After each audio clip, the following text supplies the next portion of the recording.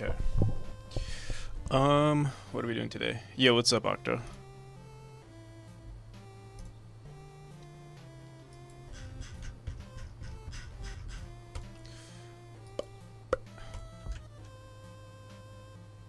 Didn't join your stream before you started? Anyways, have a nice stream. Oh, damn, I'm sorry.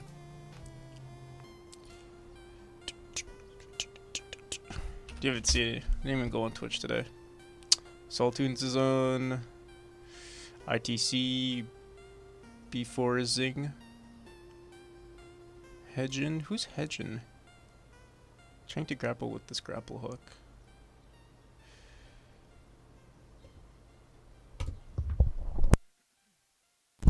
Alright.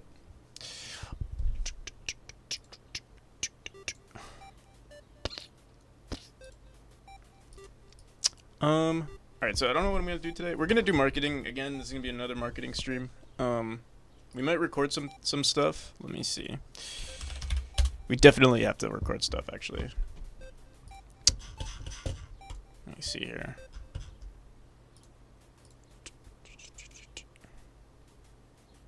Um, 20 days until next fest. We have 15 days, 14 days till next fest. Let me update this. 14 days until next fest. Make a chapter 3 video. We definitely have to do make chapter 3 and spam it all over the internet. Make video. Look into that today. Alright, 6/5/23. We might work on the Kickstarter page again. Oh, we actually might start working on the Kickstarter page. Like, actually work on it today. On top of that, maybe do the GDD, our game design document. And maybe, yeah, making another video for the interwebs. Okay. Those are the top 3 things. We're gonna start a 30-minute timer for now. The first 30 minutes are going to be kind of chill. We can do whatever we want, sort of. I'm going to explore some stuff. And then the next 30 minutes, we'll start working, and then we'll do our 5-minute break, and then we'll start our Pomodoro, typical Pomodoro. 1 hour of work, 5 minutes of relaxing, back and forth. Okay. Let me see what else we want to do. There are some bugs in the game. I'll write it down. Wait, I'm sure we have it here, actually. Make a press kit. We do need to record a lot of videos today. Maybe I could record the entire gameplay today as well. Maybe that's what we'll do after the 30 minutes. Oh, we also need to start our timer. Yo, how's it going, A98? Welcome, welcome.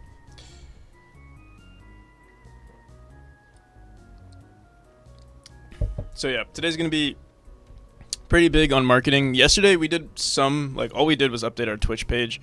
We have to do, like, crazy stuff today. We're gonna be working on our GDD and our Kickstarter. Honestly, what I think what we'll do, like, I'm gonna focus on the Kickstarter. I don't know if we're gonna do it. Like, we don't have that much time to start it. But yeah, we'll see. Also, I need to contact the. Yeah, I need to give videos to Chris, like, ASAP. So I'm gonna try to finish all the recordings today. We gotta make sure that we polish the game too. Oh my god, there's, like, so much to do. I think if we could fix the bug too, it'll make playtesting really easy because yeah, like, that teleportation bug is kind of annoying. Let's do that today as well. Fix teleportation bug. Maybe we could do that right now. Let's see. Let me see what our Kickstarter currently looks like. We also need to set up, like, here, let's actually do this. We're gonna make another note right now, specifically for our Kickstarter. I don't think we have one yet, right? Alright, yeah. Sounds cool. Hopefully it's cool. Kickstarter. So we need stretch goals. And actually, I would like to get some ideas from you guys too. Well, when we brainstorm and stuff. Kickstarter, stretch goal brainstorm. We'll be looking at other Kickstarters, sort of copying them. We also need to figure out like how we're gonna get this. How are we going to get the? Figure out how are we going to get the art/banners for the page. It's gonna be a tough one. Stretch goal, brainstorm. What else? Let me see.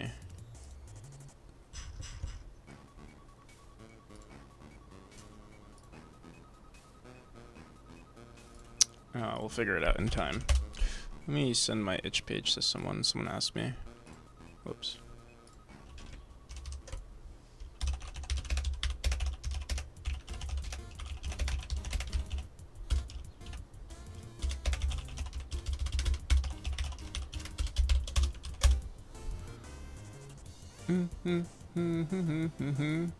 Someone added me? Let's see. Okay. Yo, how's it going, Shady? What you been up to? Alright. The only issue I have with like working on bugs or like, you know, working on the game itself and then working on admin stuff is that it's hard for me to switch. I think maybe with the Pomodoro we can probably focus on that a little bit more. Or like it'll be easier for us to switch. Let me see the Kickstarter page again.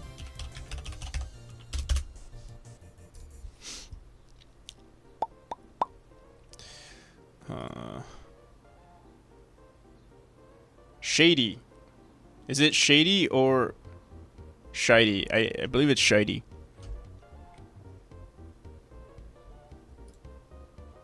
Yep. I don't know my Kickstarter path. Oh, it just logs in for me. Thank you. I think it takes a hot minute for it to load. So yeah, this is what our Kickstarter used to look like. I mean, it's what it currently looks like, but we do need to make some. We need to make a lot of updates. One, we need a video here. Also, can I already share this page? Let me see.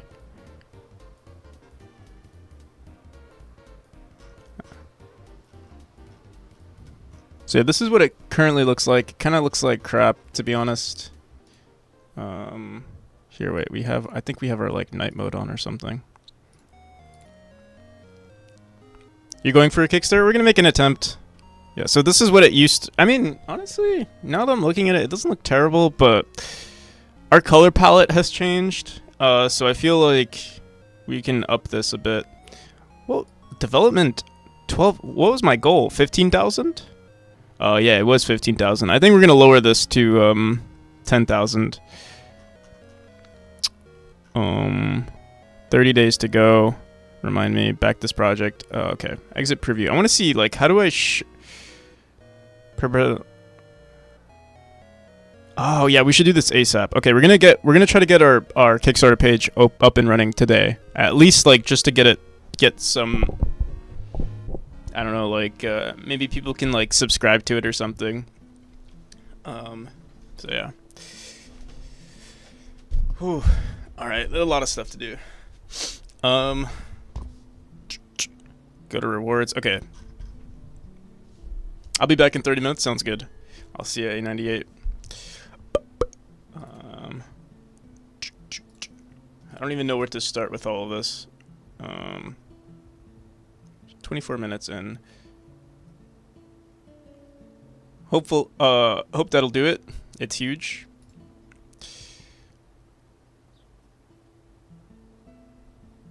Yeah. We'll see. I'm not too worried. Like, I'm obviously going to stress to make it work and like, you know, make everything perfect, but you know, whatever happens, happens. Yeah.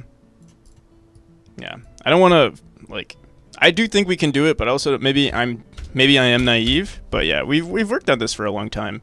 I am starting it very soon, but like, it's also not starting it. I'm not as prepared as I should have been. But I think that's okay. I think it's better to just, you know, go into it. I'd rather just get it off the table and not have to worry about it ever again. We've postponed the Kickstarter for a long time now. Like I wanted it to do it like 6 months ago. But the thing is, like, my game is so much better now. But if I prepared for it like long enough, but like the thing is, you can only spend so much time on everything. So it's not as easy as it seems.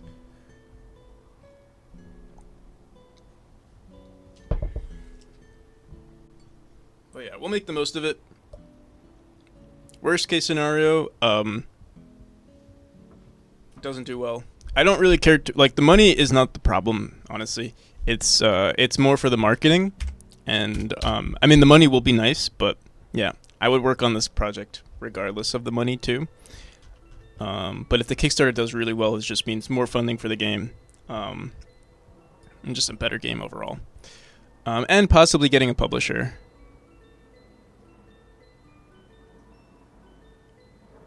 I mean, I perfectly know what you're talking about. 24 hours a day max.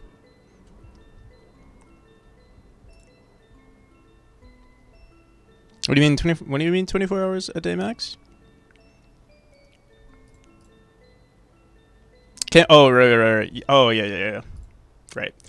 Yeah, it's hard to wear multiple. We're actually getting better at it now. Like where I'm doing admin work. Like, you know, we had this whole thing where I'm like setting up my days, and it does seem to be. It does feel nice to like have variety in my week now, because now I can like focus on things like the Kickstarter or the Steam page, and it works out in the end. I think, like, you know, the sooner you work on your Steam page, the sooner you work on your marketing. Like, it's just better overall.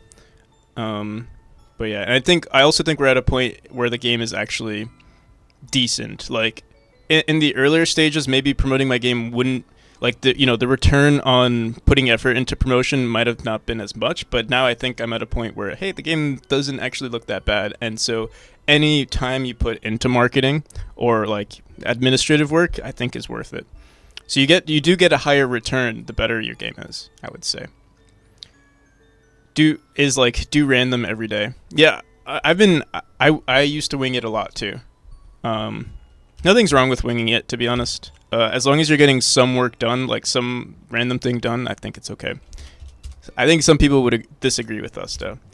I think a lot of people like structure in their days or something, but also, I don't know. Sometimes I get criticized, like, "Oh, you're not supposed to wing it," but I also have a more a more full game than most developers on the internet, or most people that talk on the internet. You know what I mean? So yeah. Whatever works for you, I would say. Doing random stuff is not a bad approach. Doing nothing is probably a bad approach. Okay. Let's fix the teleportation bug, because while the administrative work is going to be tedious, it's not going to be difficult. And like, I think switching from I don't think fixing this bug will be difficult, but I don't actually know what's what's wrong with the bug just yet. I know we did mess with our collisions on the death state of the player.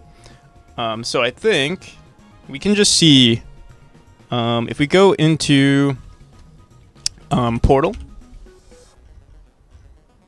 We teleport our player almost immediately, and when they enter the birth state, they're going back into the idle state. We just need to figure out when do we reset the player's position. So that's going to be on Portal 2. I'm going to open up, let's say, we're going to do this in World Demo.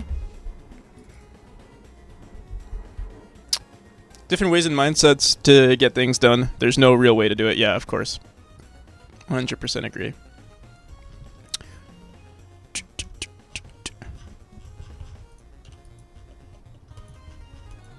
Whatever works for you. Alright, we'll try it out here. So I'll show you guys what the bug is. Let me go into Level Manager real quick.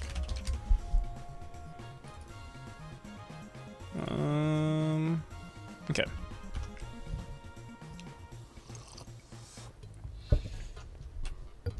So if you die while you're in the portal, let me see if we can get it to work. This might not be a good spot. Here, let's keep going forward. Maybe there's better room. Probably this one right here. Right there. So yeah, you can see we teleport. It's hard to.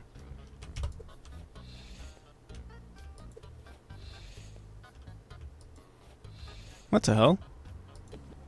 Oh, you know what? I think I messed with the hitboxes here, and now we die super early. Yeah. Yesterday, I was like trying to figure out why. I was lowering our hitboxes for our spikes, and for some reason, it didn't update until. Well, it seems like it doesn't update until I restart the entire project. Let me just make sure that's the case here. Visible collision shapes. So yeah, you can see these hitboxes are huge. So yeah, let's lower that. And I'm thinking I'm actually gonna lower all of our pixel, like our spikes. The size of our spikes by 1 pixel. Like that. Sometimes we get 2. I wonder, is there a way to like just delete in like a point? Because like sometimes there's double. Sometimes we create double or something. But yeah, I'm gonna lower it by an entire pixel. Like it used to be up here, but I think this might be one. It'll be easier for the player.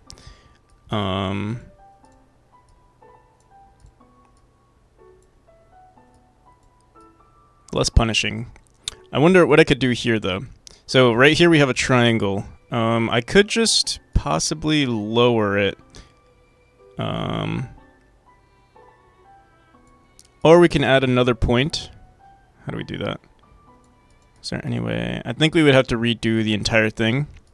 And I would just fill it up to this entire like little, we'll make like an L shape collision right there. I won't deal with it just yet. Just gonna leave it like that. But yeah, the annoying part I think is that I'm gonna start the scene up and it's not going to update. Oh, okay, it does update. I wonder what happened yesterday. For some odd reason, it was not updating until I restarted the entire game. Looks fine now. Okay.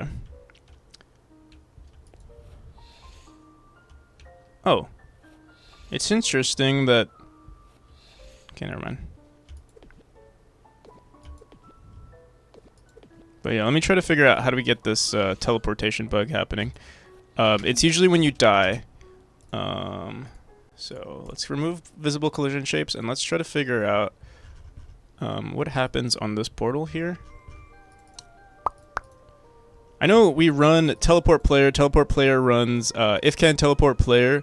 We teleport the player after the timer. But I think what we also do. Let me see. When do we set visible to true or visible to false? Visible. Maybe we just need to reset can teleport player. Let's see. Can teleport player.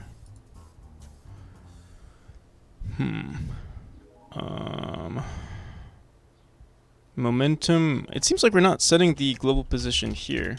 Global position is equal to. Yeah, this might be on the player state actually. Player 16. Let's see. Global is equal to a bounce object. This is on the bounce state. Zipline, rope swing, neutral, teleport. So self.global position is equal to teleport portal import node.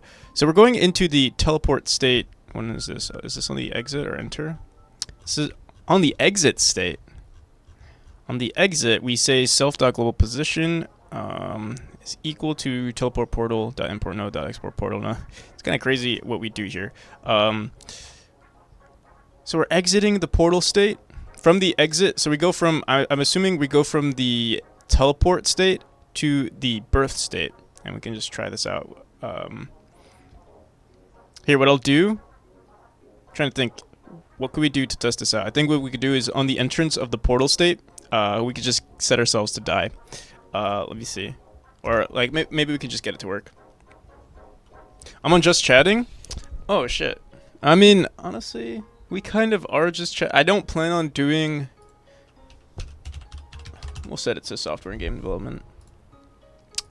This is gonna be a pretty short, like, in terms of development, I only want to fix this bug, and then what we're gonna do is, it's all gonna be marketing after that. So yeah, maybe we'll change it afterwards.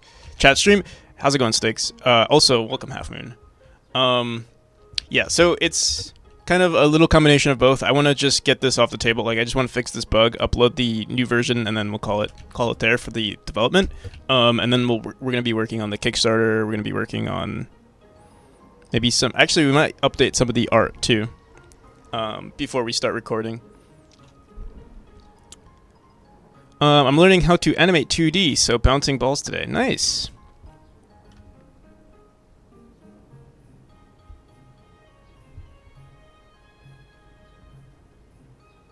Tomorrow, probably more of them. Stumbled into that.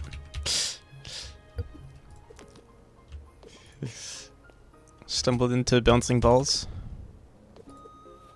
Alright, so, yeah, you can see we're spamming motion here. You guys can't see what I'm talking about here. Let's update that.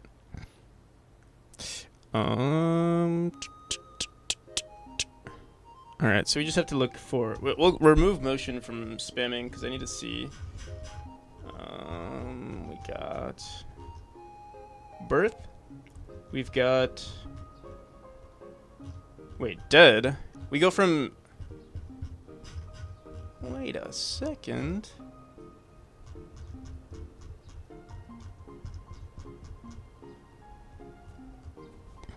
It's hard to tell what the hell's going on. Here, let me remove motion from spamming.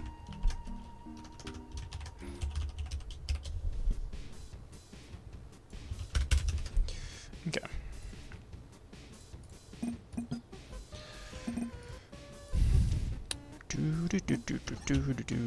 Okay, so... Okay, that's where the thing happened. Do we see... Actually, I don't think we ever go into the teleport state. We go from the fall to the dash to the dead. Move, idle. Move, fall. Dash. Player handling. Teleport portal node. On this exact point, the player enters the dead state, and then from the dead state they go to the birth state, and then back into the idle fall. Interesting. So, yeah, our global position is just not being updated when we hit this node. Let me see one more thing. If we dash through this portal and then die right here.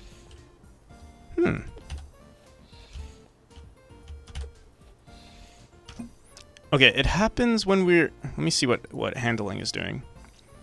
Player is handling our portal. So we add to queue portal.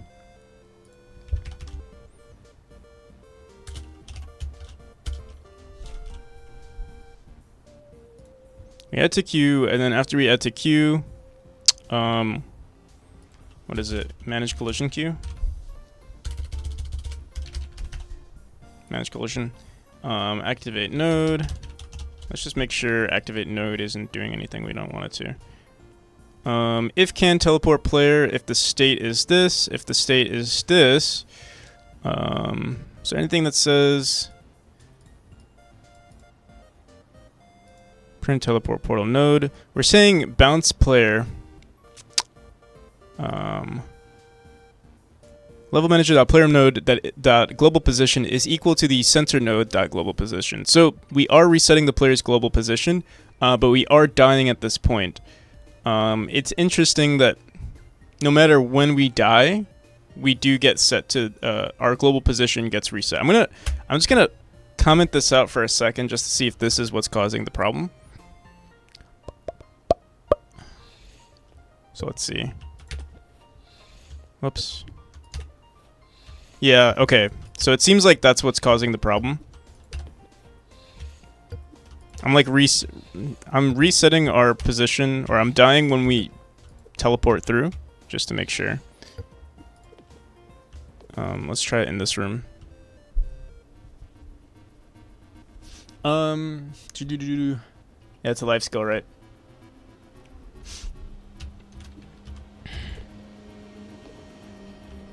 Okay.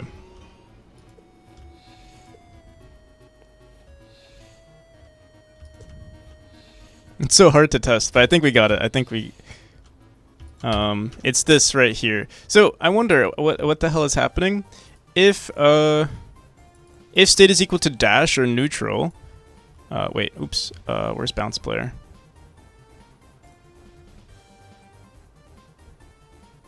I guess we just need to check what state the player is in at this point. But I'm afraid that it doesn't matter what state. Let's just print this out. Player node.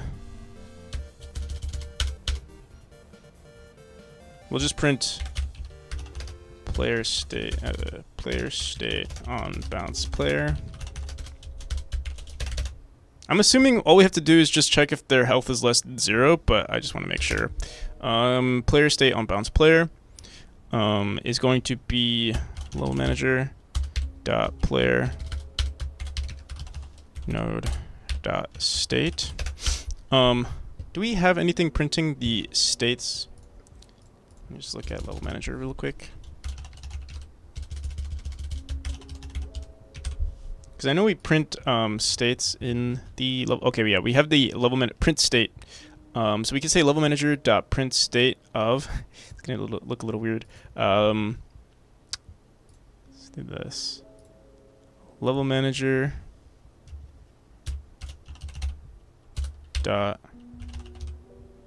print state of player node dot state. Okay. That should tell us what state we're in, and yeah, I'm just curious. Like, are we setting? We're probably setting the player's position on the death state. Oops. It's hard to test out. Okay, wait. Whoops. Let's see. Here, let's actually add that function again because we'll know exactly when it's happening. Not the function. The level manager. Okay, yeah, we did add it again.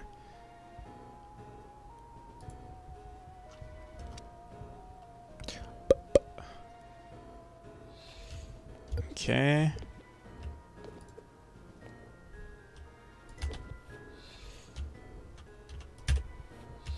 The bug seems to not happen anymore. What the hell? There we go. Okay. So you can see our position gets reset right there.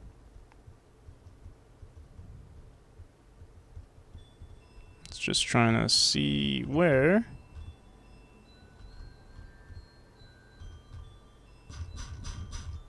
Okay, fall, birth, dead, dash. So we dash into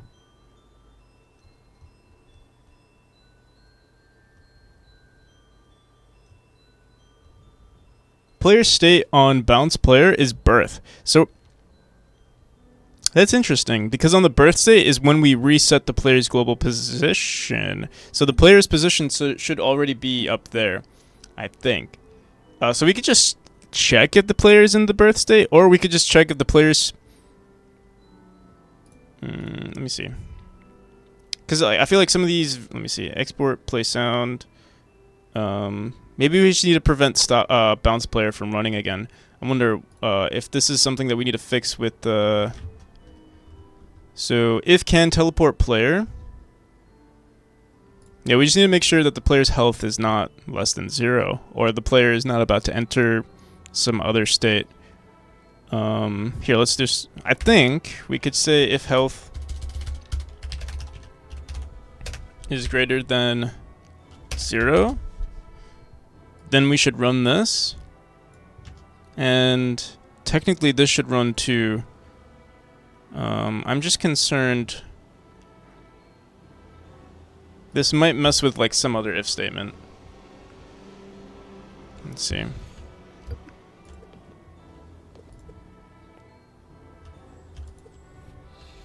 Oh no, it's still happening. Okay, cool.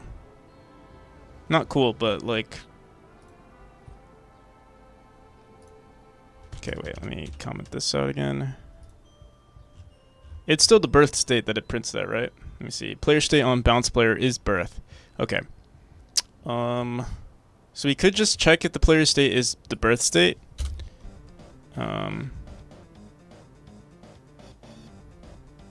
There is a stop frame here. Let's try this out. Level manager dot player state. The only issue with this is I wonder, like, because we're just solving for one edge case, and I wonder if there's just something, like, you know, deeply wrong with this. Like, if there's another solution to this that's not just solving for one edge case. Like resetting all objects at this point.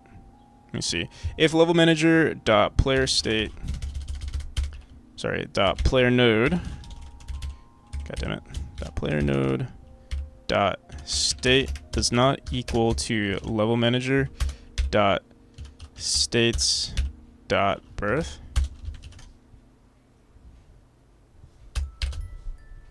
Then we run all of this.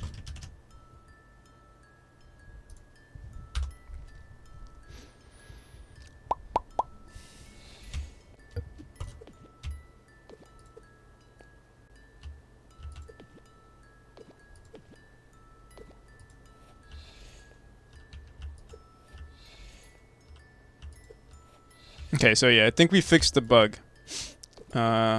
We did fix it. Again, yeah, this solves the problem. I'm trying to think if there's something else that we could do to fix it. Octo! Surprise, surprise.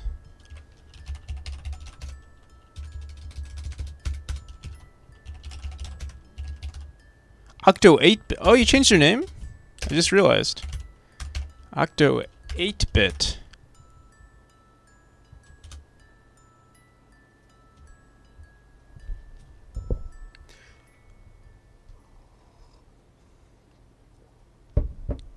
I gotta change the credits and everything now. Or, you know, maybe I'll just leave it.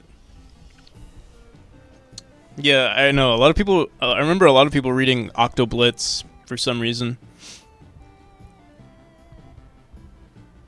Octo Blitz. Octo 8-bit.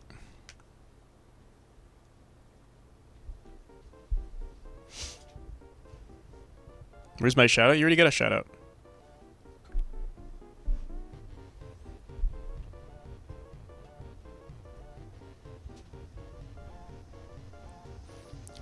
Thanks, no problem. Is that all you rated me for the shout out? I see, I see.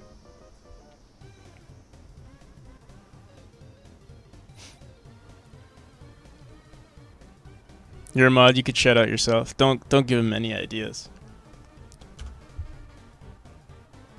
That's what I'm here for. Yo. Missed the opportunity. You know, I know some people shout out like often. I wonder, like, should I be doing that? Like, it's not like I don't want to. Like, I don't care if I shout out people, but also I wonder if that like removes the significance of a shout out, right? Or maybe maybe I'm overthinking it. Everybody gets a shout out. But yeah, maybe I should. If you guys also, if the mods ever want to shout out anybody, feel free to. But don't shout out yourself. I mean, maybe once in a while.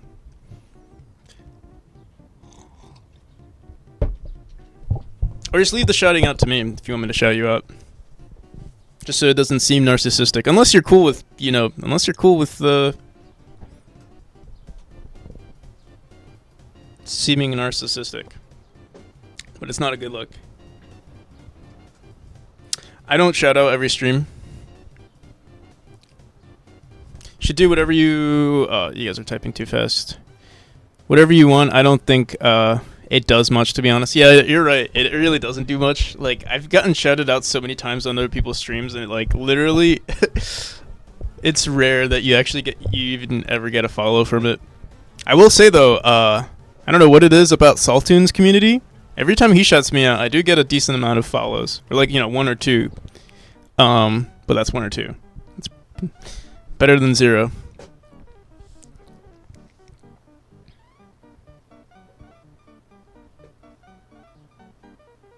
Should have rated Saul. Yeah, you should have. You should have rated the better channel. All right, so that's great. We actually fixed the bug within the 30 minutes. 2 followers away from affiliate. Are you sure? You need 100. What is it, like 100 or 75? But you also need to make sure that your average viewer count is, I think 3. I think it has to be at least 3. Oh, it's 50. I see.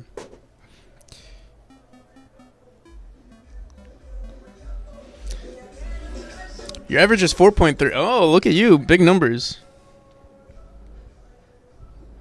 For me, it took way longer to get. I think it was because like I was also multi-streaming, so like people who preferred my my YouTube streams were always there instead of Twitch. But yeah, it took me a long time to get like past that 3 mark. I think I got 100 followers before I even reached the 3 average viewers. 2.57. Oh, damn. Yeah. I would love to watch your streams more. Just like I wouldn't mind, like even if I'm not watching it, like I could click on it, but yeah, you'd have to ping me. Like just DM me. What you were working on? Oh, let's start let's start this timer. I'm gonna do a 5-minute timer.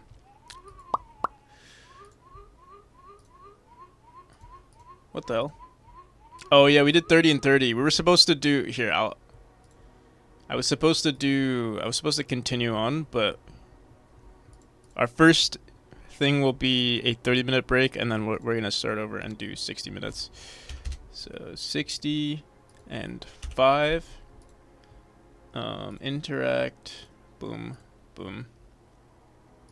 We'll have the yo sound. I'm trying to get rid of that yo sound. It actually bothers me. Control audio via OBS.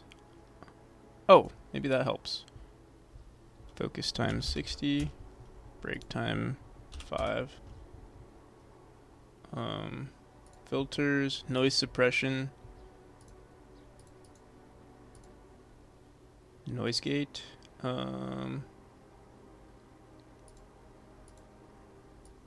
Close threshold. I think.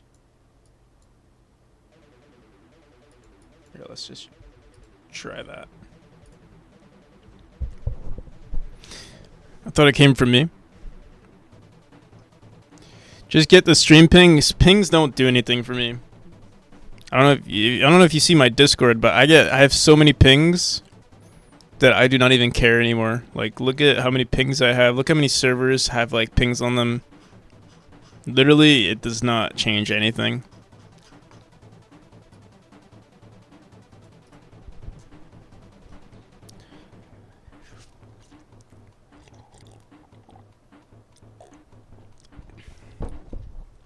Yeah, you could DM me. It's not guaranteed that I'll also see your DM, but it's more likely. So you worked on a trap asset pack. Nice. Boom, boom, boom, boom, boom, boom, boom, boom. What if I send a nuke to your house?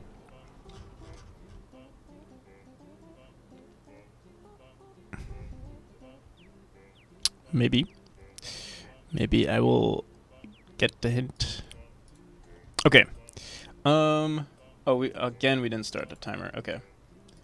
Boom. Let's just start it. You know what? I'm not even gonna start it. I don't want to hear that yo sound. We're gonna start in like 2 minutes.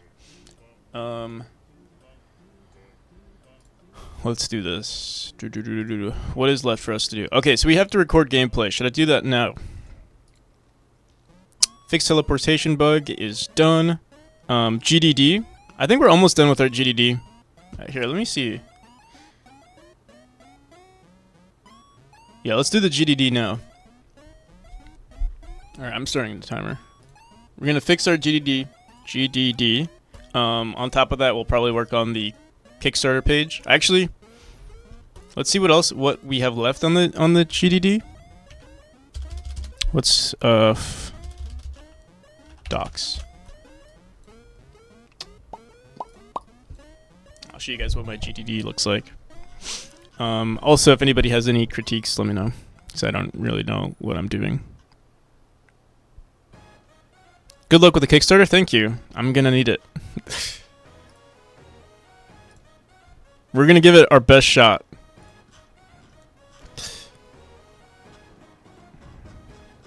Alright, let's see what we got here. Target audience. Do I have one? Do I have a target audience? Speedrunners, hardcore players, friendly towards casual players with intricate level design.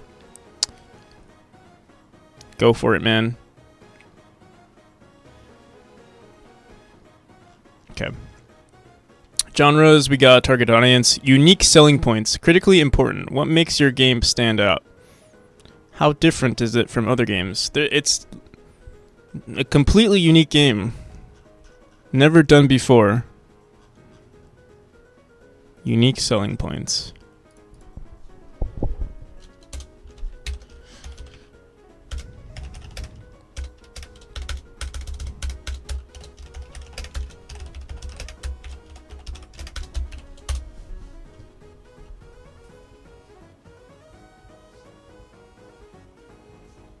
Where do you have inspiration from? No. No inspiration. It's all from my brain. What can I say? I'm just really good at making video games.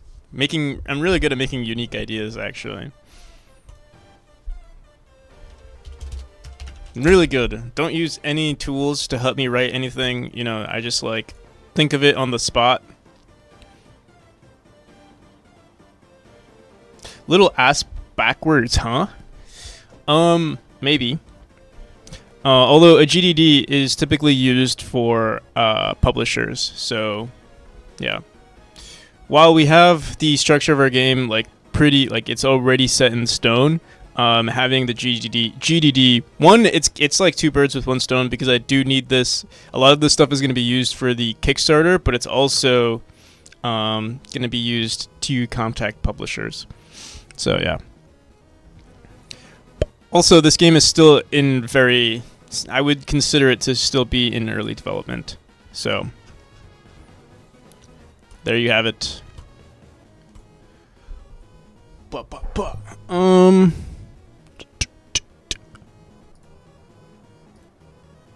So, unique selling points. I'm not sure what we could consider for unique. I mean,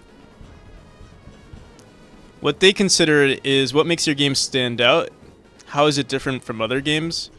Well, I would say precision platformers are not as big as people think they are, but let's see. Or they don't become as big as people think they do. Maybe that's what makes it the perfect game for us. Make some unique selling points for a precision platformer. Maybe we can like kind of bullshit it. How we bullshit everything. Impeccable precision. Customizable controls, unique power-ups. Challenging level editor. Leaderboards. Honestly, the text is not too important. I think our gameplay will speak for itself when we have like video GIFs and stuff. Is built with meticulous attention to detail, ensuring that every jump dash maneuver requires absolute precision. This is not technically true, but I think this is what would be like the main selling point. I do have to rewrite this though, because it's not requires absolute precision, because that's just wrong. Is there any other precision platformers? I haven't seen any.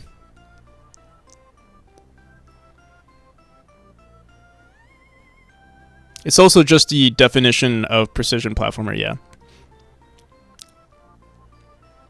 Like, not actually a unique selling point. Yeah, well, like I said, this is just fluff, to be honest. Like, in between all of these, there's going to be, like, actual, like, you know, basically the money shots that we have on our Steam page, that's what it's going to look like. So, like, if there are publishers that maybe aren't, like, I would assume a lot of publishers that we do come in contact with are not, like, familiar with precision platformers. So you do need some text to just, like, formalize everything. But in terms of, like, you know, following exactly what this page says is, like, you know, a precision platformer isn't unique. What the hell am I gonna say? I'm not gonna lie to them and be like, oh, this has never been done before. It has been done before. So yeah, we just need something to fill up these certain sections like this. Levels, bosses, items on their trailer. It's like, yes, games should have those. Those aren't selling points. No, yeah, you're totally right. Totally not a spam bot. But if you have any better ideas, let me know.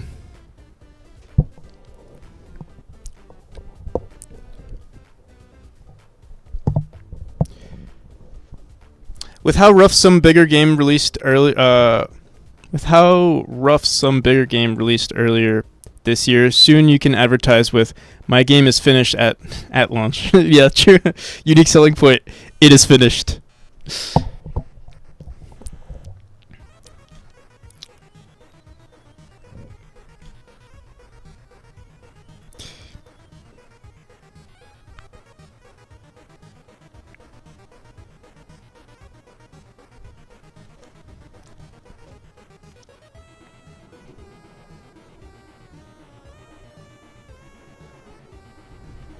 My game starts and it does not crash. Yeah.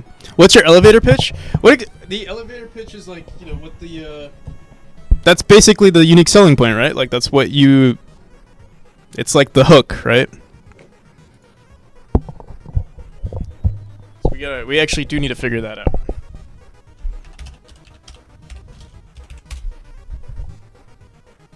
"30 seconds way of introducing yourself, getting across the key points." So yeah, we do need to figure this out. And I feel like that's probably going to be what is basically what this is in a nutshell, our unique selling point. We could even ask ChatGPT right now for that. Our precision platformer is a game with meticulous attention to detail. So I'm going to copy something similar to this, but we are going to update this because this is not really... Oops. And our precision platformers with meticulous. So I mean, this is true, ensuring that but this is not true. It requires absolute precision. This is a precision platformer, but honestly, a precision platformer that requires absolute precision is like a bad precision platformer. It should reward, precision, but it shouldn't be the requirement. Without using ChatGPT, how would you describe it to the chat? If someone new came to the stream and said, "What's the game about?" So I mean, we say this all the time. It's literally just it's basically like Celeste, but how would I describe? Lately, I've been like, actually, I've had this like weird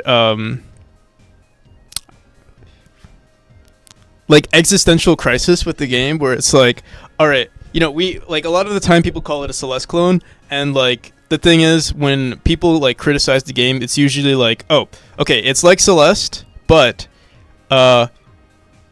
people will criticize it for being a clone, but then they want it to be like Celeste. So like there's like that weird like this back and forth, like this I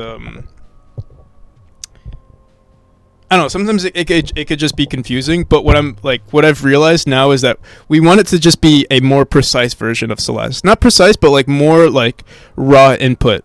Whereas like Celeste has like all of these extra, like I want to say it's like extra fluff when it comes to movement, like momentum and stuff, where like there's like things can be unpredictable sometimes with Celeste, and I think that's what we're trying to remove in our game.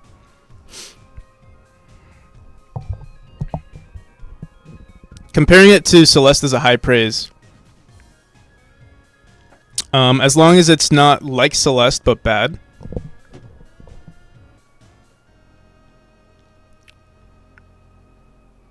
Fewer handrails? No, I don't think so.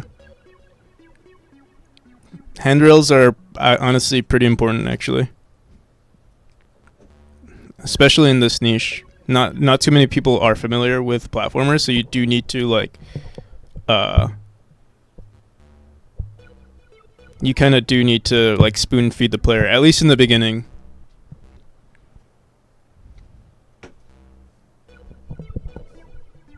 In later chapters, maybe not so much, but yeah, definitely in the beginning. Handrails in the sense like, you're kind of not handrails as in like hey, do this exact thing, but more so like splitting up each mechanic into like really small parts for the player to understand. There's no assumption that like the player is that the player should be good at platforming. It's precise without being unfair. Yeah, but I think that's any precision platformer. That's like what makes a good precision platformer. It's like the base. That's like the minimum. Any good game should be challenging but fair. Any game that's unfair, like literally, is bad level design. Any game that's unfair is bad level design. Has bad level design.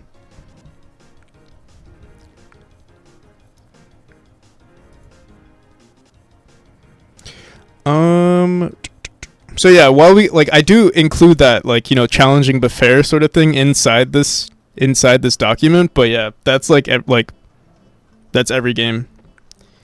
So it's more of like when you say that sort of thing, it just makes it helps the, I guess, the publisher know, or like your audience know, like, hey, I'm not a bad level designer. I'm not a bad game designer. Like, I know what it takes to make a good game. But yeah, in this day and age, like, that's the minimum requirement. Like, you should be good at those things, in my opinion. How Celeste described itself in marketing, yeah. That's not a bad idea. Let's just finish this real quick because, honestly, I don't think this is a bad. I don't think this is a bad unique selling point. Or honestly, we're not gonna say unique because nothing is unique. We're just gonna say selling points or selling point.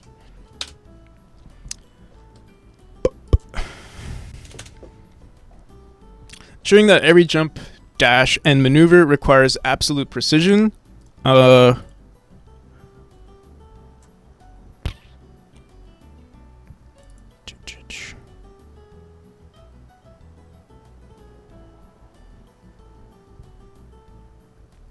It's not absolute precision.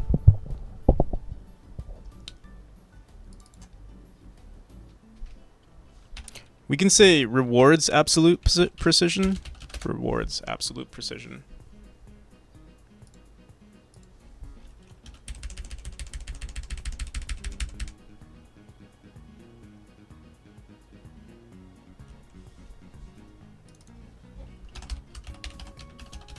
Encourages absolute precision. Allowing for like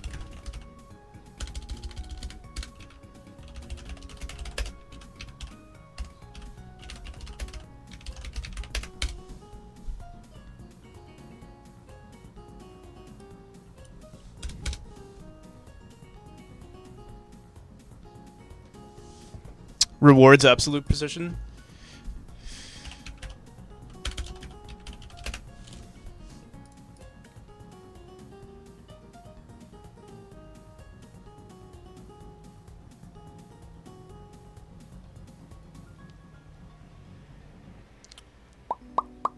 Okay, we'll just leave it like that for now. I want to get through this real quick. We'll probably update it as we go on. This is kind of like our draft. And I think honestly we should add more bullet points, like instead of it just being like, you know, more TLDRs. Because I don't think, like, if we were to give this to a publisher or when we put this on the Kickstarter page, people are not gonna, honestly, I don't think people are gonna read through this. It'll be good for like just being there, but yeah. I think people are gonna look at the GIFs way more, and we can actually throw that in here right now. Let's grab our Steam page. Oh wait, what? This is not the game we want, but this is also a good game.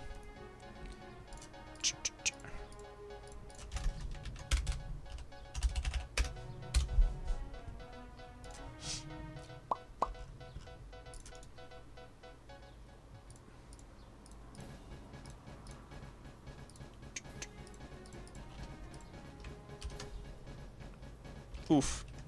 If we control V, dude, I don't know why this night mode does that, where like we have to turn it off, then input it, and then actually, I wonder, will this flip everything? Interesting that it does that, but okay.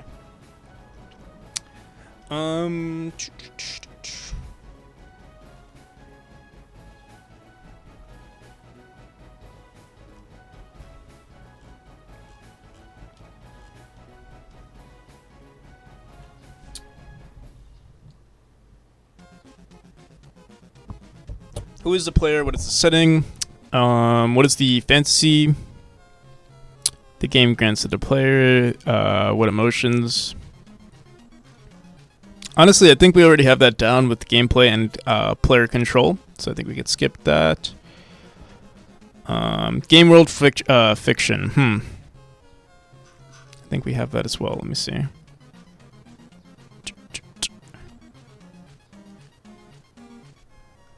We don't have any world building just yet. Which I think would be pretty important to have, at least for the Kickstarter. Like, just something brief.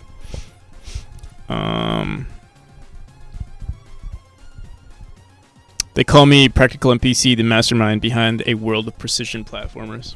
Did you see the new Twitch page? The new Twitch description?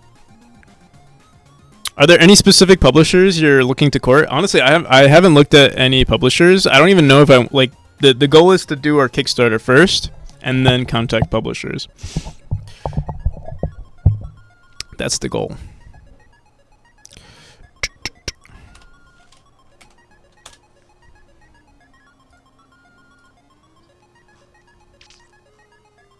What did I say? Greetings, traveler. I bid thee warm welcome to my humble abode. I like it. I like it.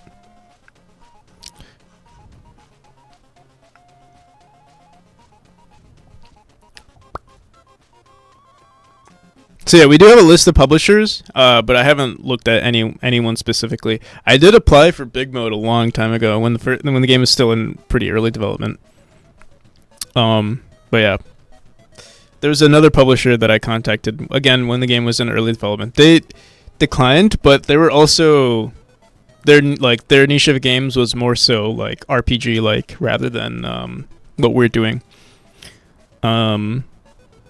Less action based, like movement based stuff like that. All right, let's see. What else do we need to do? Platforms. Okay, so I'm gonna write this in the notes because world building is gonna be something that I need to like actually spend time on. I can't just bullshit it right now. Let's just do that.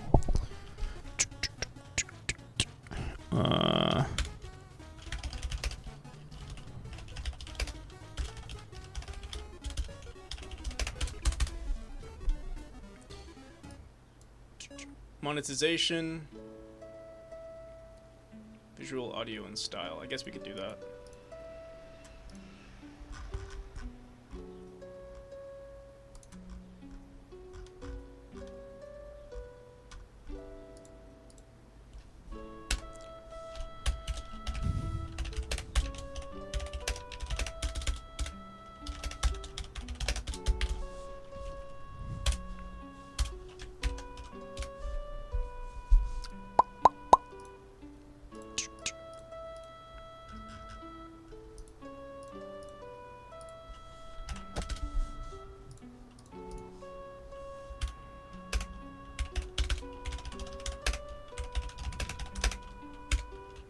Perfect pixel art. I mean, juicy audio sounds. And think of references of games that have like all of these things.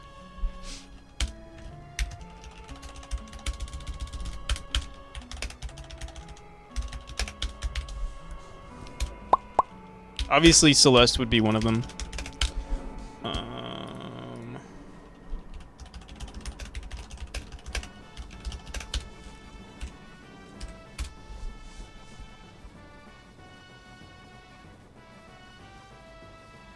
Blasphemous? I think Owlboy is probably a good one. So is Enter the Gungeon in terms of art style, or like it's like highly polished, but also still like, you know, low resolution. Let me see. Enter the Gungeon. Just see what they got here.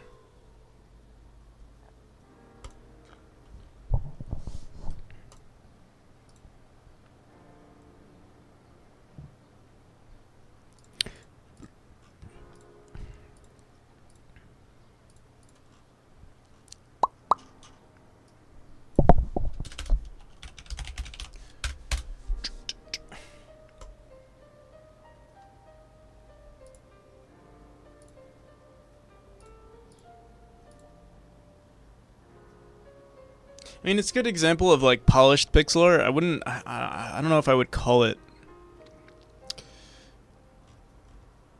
a good reference though. I know Celeste is definitely a good reference. Let's see other things. Eastward.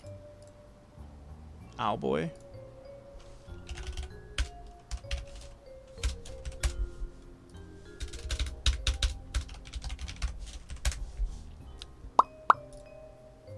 Owlboy is like super high resolution though, compared to our game.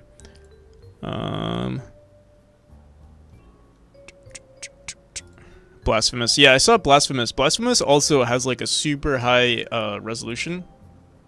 I love their art style, but it's also it wouldn't be a good representation of the game.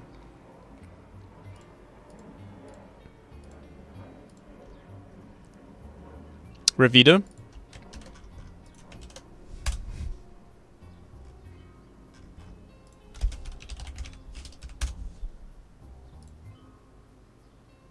Yeah, this is a lot closer to our art style. It's also like dark in the background, which is what our game looks like. Like dark background and then lighter foreground.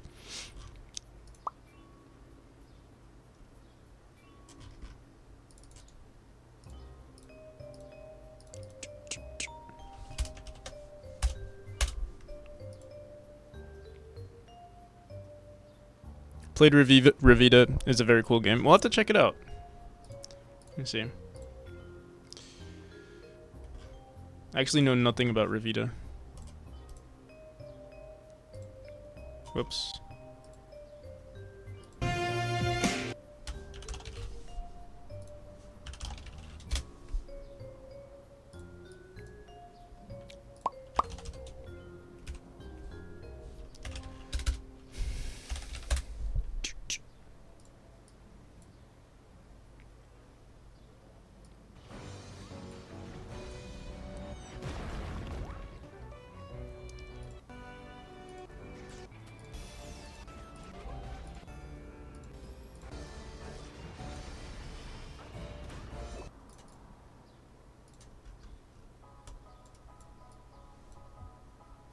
It's a good example.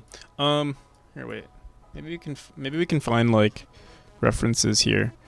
Realm of the Mad God, Enter the Gungeon.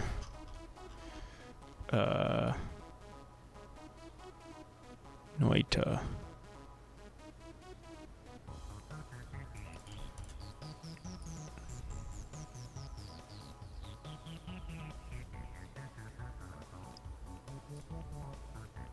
Oh, what's that game? I haven't played much of it. Something Drifter. Hyperlight Drifter. Let's say it has like a very good art style to it. It's obviously a different art style, but like the colors and everything I think would be a good representation of like some of the world building that we might want to do in the game.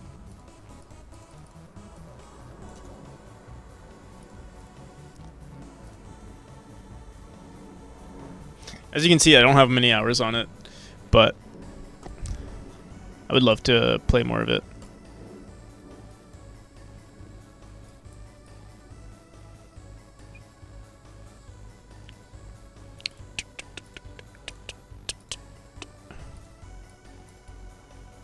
Here, instead of saying references, yeah, we could keep it as references or like inspirations. Art. Yeah, I'll say that. Hey, what's that other game that's coming out? Something Megabat? Something like that?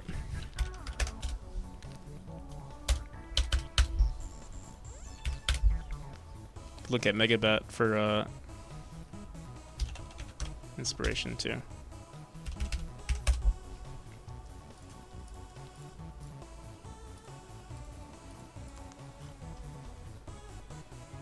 Hollow Knight. Oh yeah, why didn't I think of like? I mean, Hollow Knight is not pixel art, but like their work, like the way their art is set up is pretty good. I mean, like how their environments are set up. Same with Limbo too, actually. I'm just gonna put all of them down. Limbo, Hollow Knight.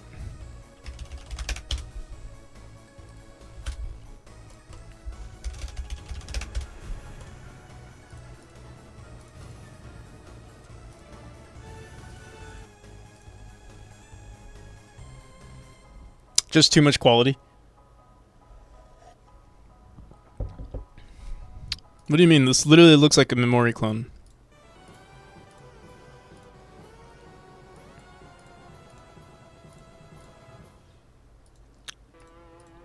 Damn, it came out in 2017? That's crazy.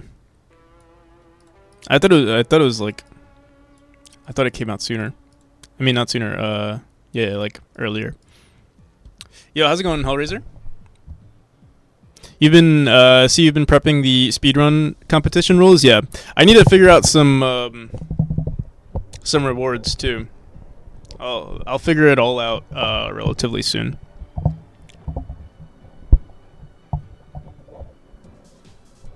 They invented time travel to clone Memori. Yeah, exactly.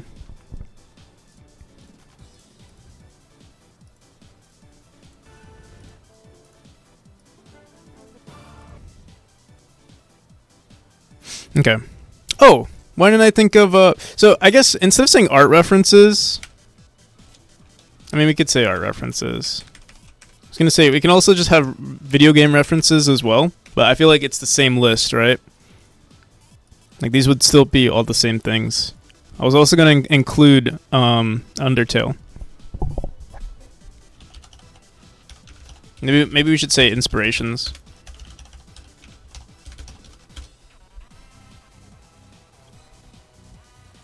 So 100%, how do you track that when there's no counter for the memory stones?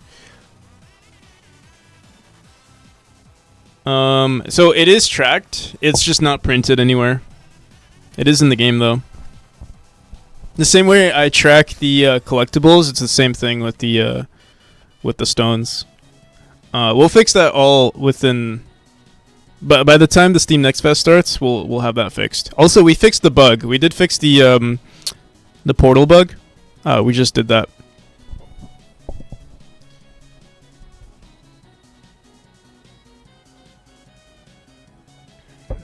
I do need to add more secrets and stuff like that too for the 100%. Like, because we're gonna have both 100% and just. I think those are gonna be the two competitions: 100% and any percents.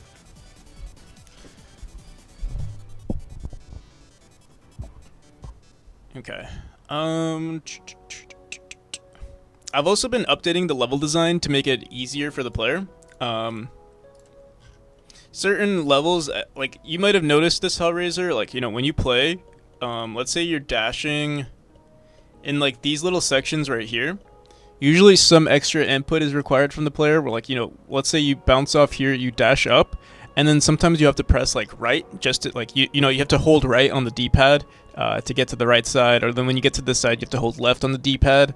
When you dash up, then you have to, you know, etc., etc. Also, there were no spikes here, now there are.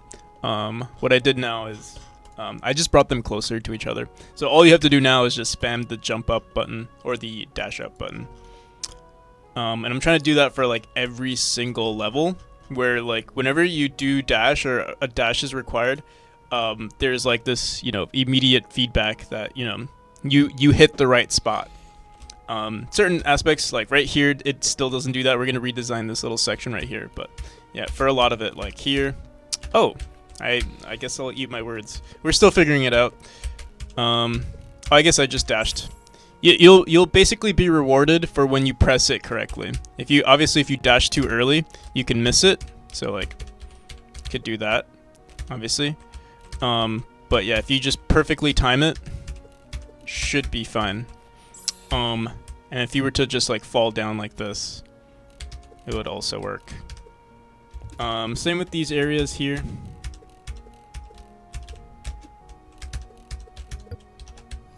So it's a little bit more, I would say this makes it like a little bit more rewarding when, like, you know, there's no extra oh, do we not have it? Oh yeah, it is working here too.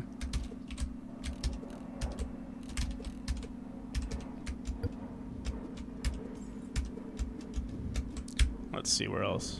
Certain areas like this, we got to make sure that I might need to push. For certain areas, it's kind of impossible to figure out where the exact position, well, like what's the exact position of the player, because there's so much input here. Where like you could do a coyote jump at this spot, you could jump early and still get to this point, and then still dash. Let me see. You might even be able to fudge here. Maybe not. Let me see. Yeah, you could technically fudge over this entire piece. So yeah. What the hell is playing?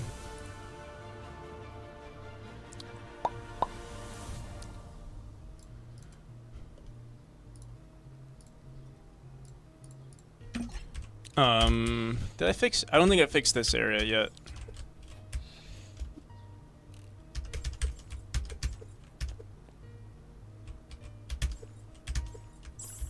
Let me see. I think we did update this a bit. Oh, but yeah, this was in the current version of the game. This area, I didn't do anything. But yeah, I do need to fix this area. The hitting this orb here allows you to, like, when you hit this, you dash upwards and you get to this point, but then you don't really do anything here. So yeah, we need to figure out, like, a better spot for all of this. Same with this. See, when you like dash straight up, you don't hit this at all. And same with this. So either we push this to the left a little bit, or we push it all the way here and require a up left dash. For both of them or just one of them, we'll figure it all out. I think all of the portals though, the portal levels are pretty good. There's no inconsistency with that. Like every time you dash, you're going to hit something.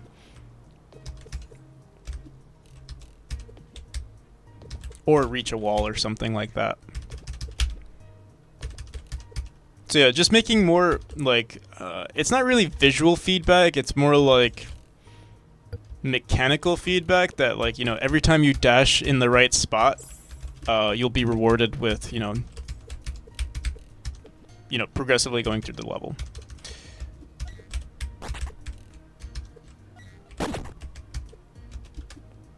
I still haven't polished all of these rooms, but by the time the new demo comes out, it should be pretty good.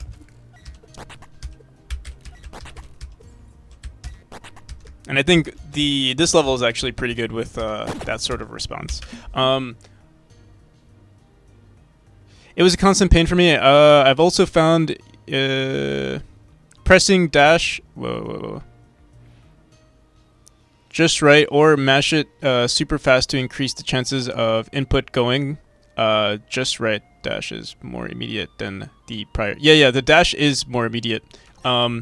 There's two things that made the dash faster. One, I've reduced the neutral state. So the neutral state, you enter the neutral state faster, and the duration of the neutral state is shorter. So there's two things, and the speed of your dash is faster. So yeah, there's a lot of things that have made it faster. Yeah.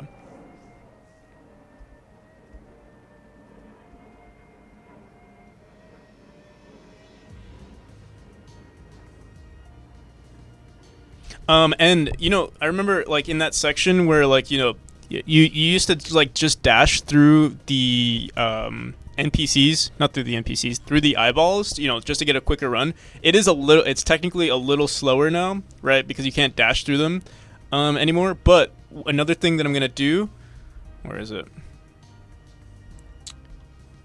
Where is that section? I'm still gonna, I know you die, I think you die right here if you spam the dash button. I think I'm just gonna raise the ceiling so that you can still dash through. Where is it? It might happen here too. You didn't watch my last speedrun, did you? The one that you posted? Let me see.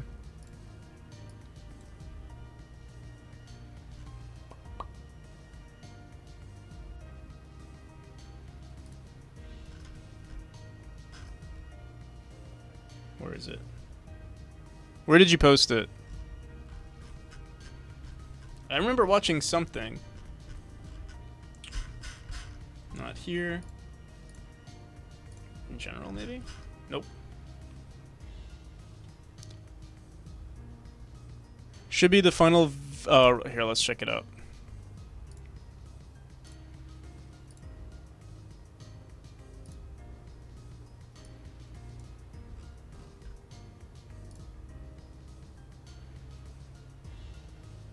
Oh, oh wait, was this? Okay, it was okay.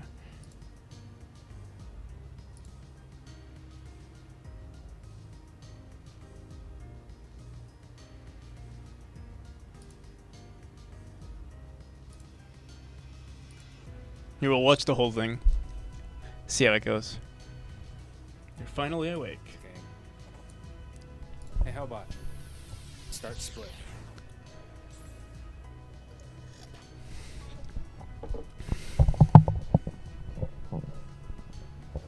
But how do you like the faster dashes? I feel like it's more satisfying now, or like, yeah, speedrunning is just quicker now, I would say. Hey, how Certain elements, I guess. start split? You like it? Nice.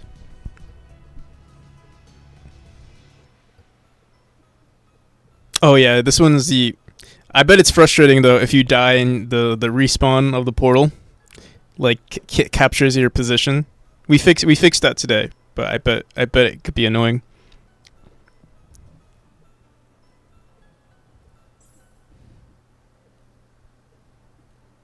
We also fixed this section right here. It's a little bit more responsive now, or not responsive. Like yeah, the feedback for like if you dash in the right spot, it's you'll get through that part quicker.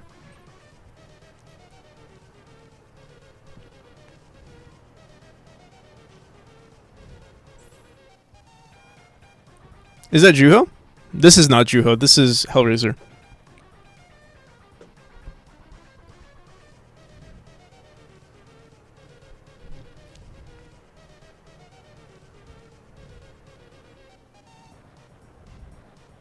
Oh, nice. You just jumped through that section right there. It's pretty clean. This looks cleaner than like your previous runs. I wonder, like I'm sure you've gotten better, but I also wonder, like, if it's because of the new movement. It looks a lot cleaner now, and I think with this new version that I'm gonna release, it's gonna be even cleaner. Since when did Juho get so good? This is not Juho. Why do you keep saying Juho? Can you guys hear me?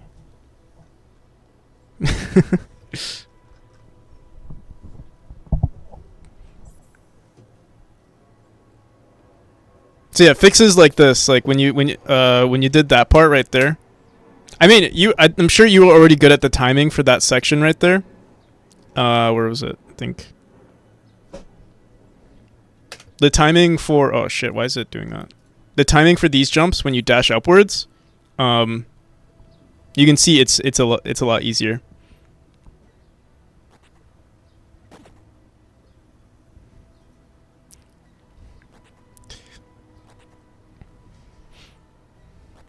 So yeah, like for example, in that exact spot, I saw you like for this spot you had to wait like just a split second.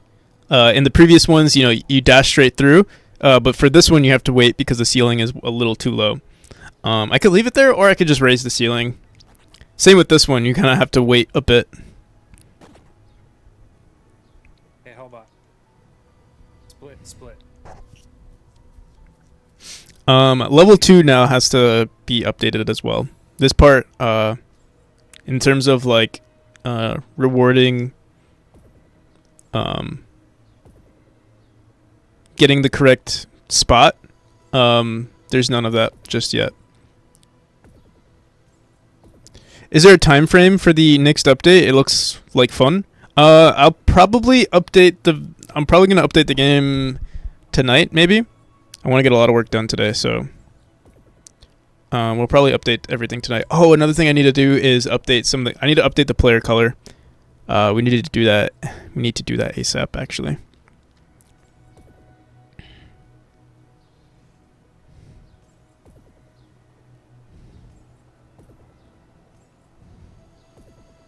But yeah, it's very clean. Hey, how about split? Linux version, please? Yeah. Well, I'll do that today, too. Promise. Give it a try after the update. Alright, sounds good. Yeah, most of the game is updated, like, or polished, I would say. The only bug that I've noticed from this version is, yeah, the whole portal thing. But that only happens if you die as you're about to enter the portal state. Oh, actually, it's not Hey, Hellbot. the portal. Oh, you. Split. Oh, damn, that wasn't a good run for you, huh? Ain't getting me anywhere close.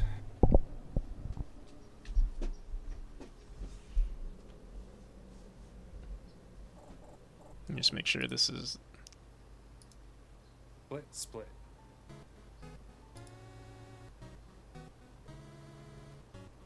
Let me see, 33 to. What is it saying? No.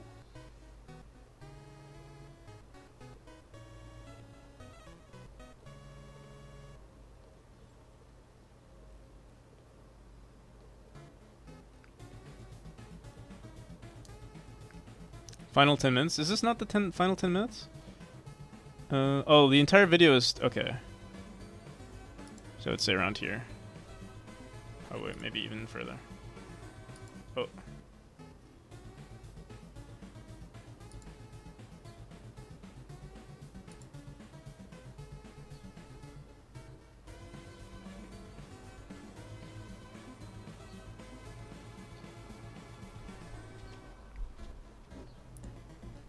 I assume this is it. We're at 21, and the entire video is 33. So, yeah. Unless you restart here, too. This also... I feel like I saw this already. Let me see.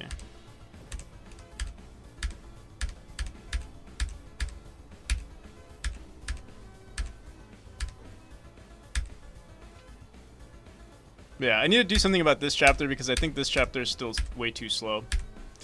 I need to figure out something to reward faster gameplay. We might add a dash to the game. Oh, this was your 615.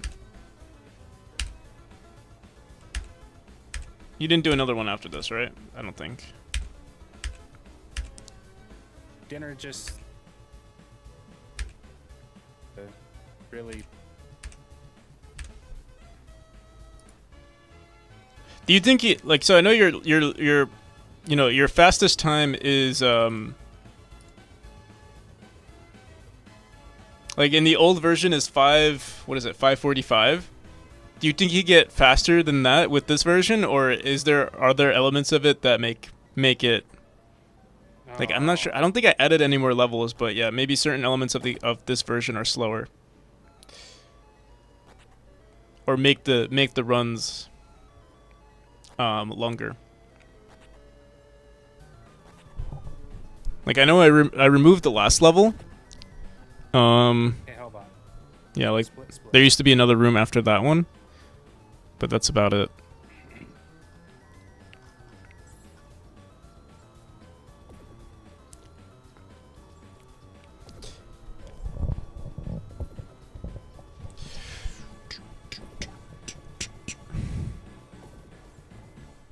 So yeah, this room needs some fixing.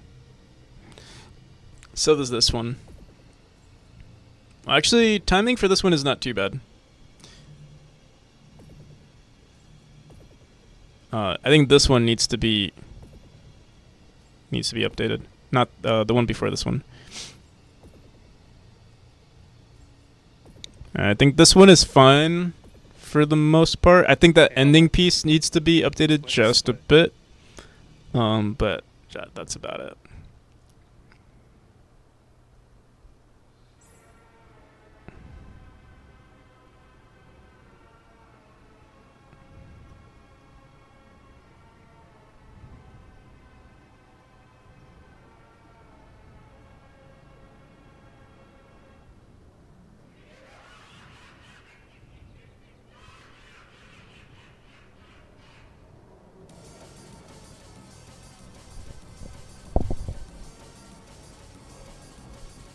Also, I'm updating the hitboxes. The hitboxes are going to be smaller now.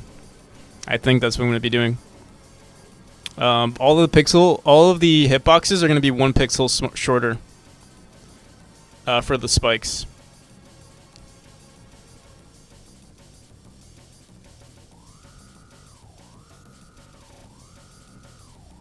Oh, this is not updated right there.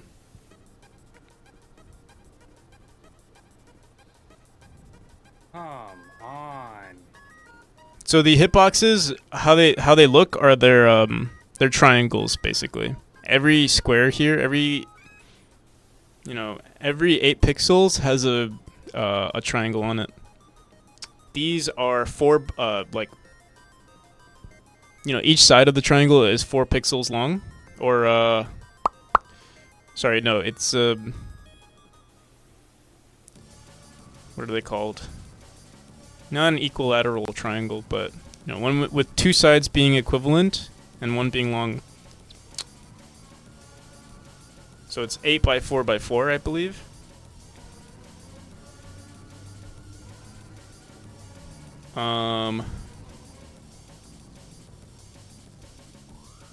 So yeah. Isosceles, yeah, an isosceles triangle. Wait, is it an isosceles? One with 2, yeah, like 2 equivalent angles and... Or is it, what's the... Oh, dude, it's been a long time since I did geometry. What is it, like scalene or something like that?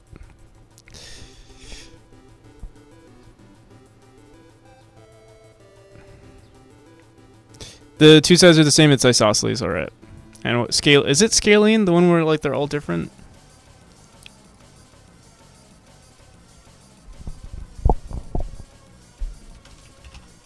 Yeah.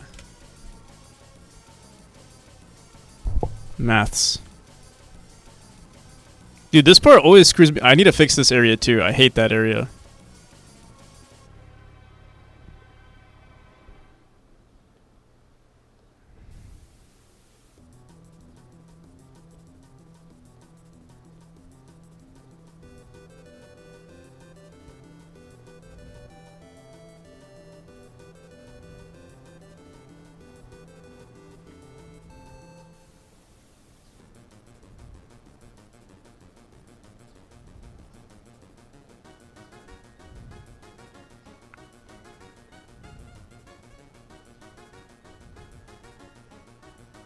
Look at that. 6:15. Split.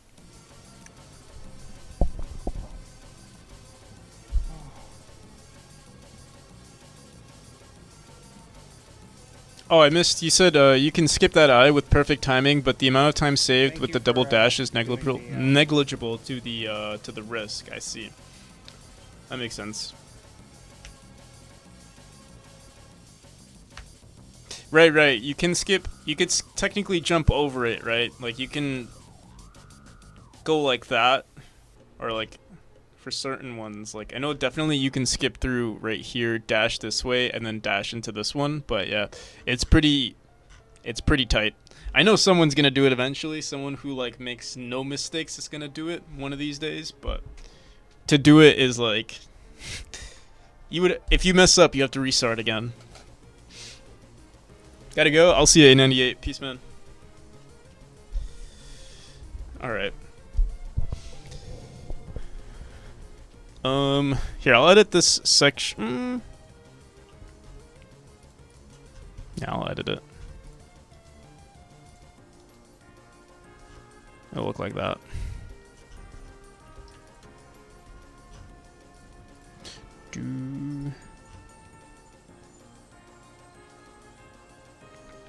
You drop below the eye, dash diagonally up, and then dash quickly through. I see. But yeah, here it is. There, now you have that extra space if you do want to dash through. Like just like the same way you dash through these, you can dash through this one now, and same. I'll do the same thing here too.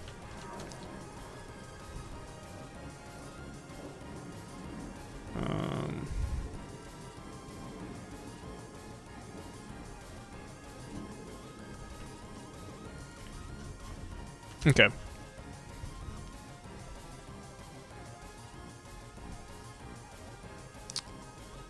I might even want to add a spring somewhere. I could totally add a spring here to not punish the player. In case, like I've noticed some people, I think what they like to do is they like to hit this spring, they like to hit this, and they don't know what to do, so they dash back. And then once you dash back, you lose your dash, you can't do anything about it. Now you have to restart. But this is the final section. It is the final section.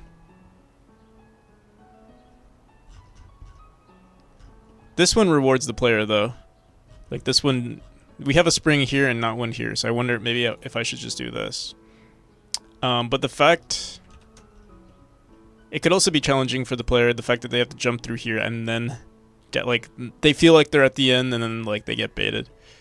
Yeah, this is still the first chapter, so maybe we should leave it like this. We'll see. I'm gonna leave it like this for now. Actually, let's give this a shot. I'll put it right here. See what it looks like.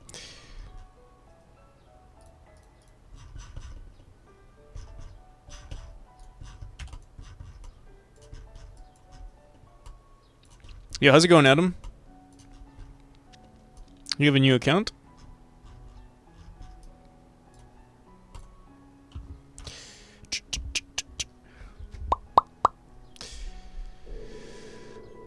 Made a new account? I see, okay.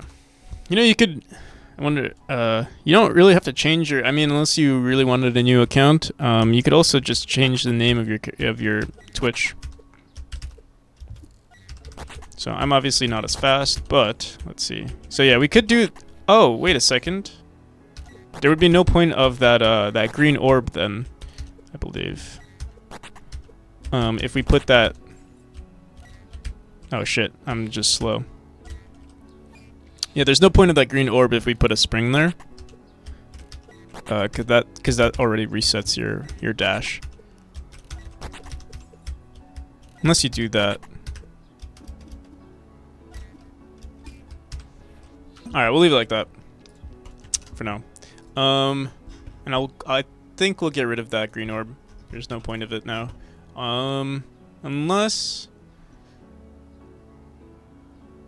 Unless we put this here and we get rid of this spring.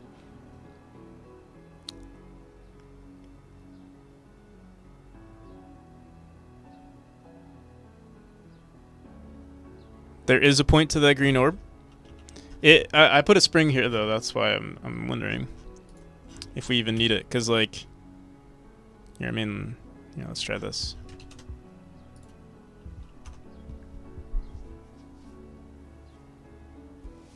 No way you get through? Are you sure?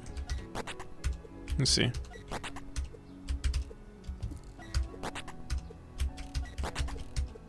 No, you can get through.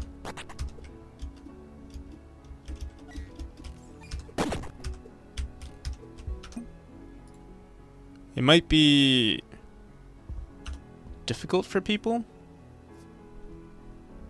Like I guess I am W keying it forward. If you're not W keying it, let's see. No, even if you...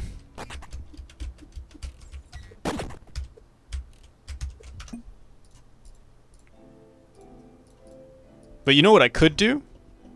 I think we're gonna add a collectible up here, maybe. I might put like a collectible up here. And keep the dash orb. Put one up there, you have to catch it, and then... Let me see.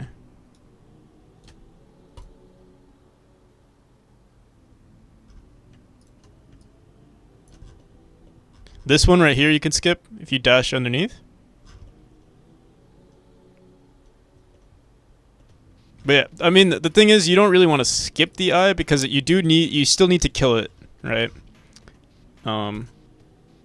Above it now. Yeah. You can go above it, actually, yeah. Anyway, this does not look symmetrical. 1, 2, 1, 2, 3.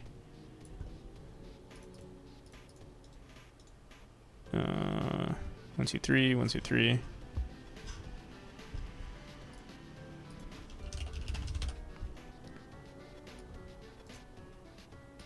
Alright, I think we'll make it... So you would have to dash up. You use your dash at this point. Not sure where the player could go from there.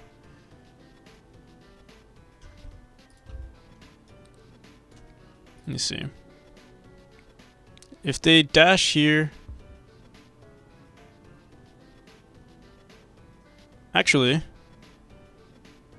They can dash up.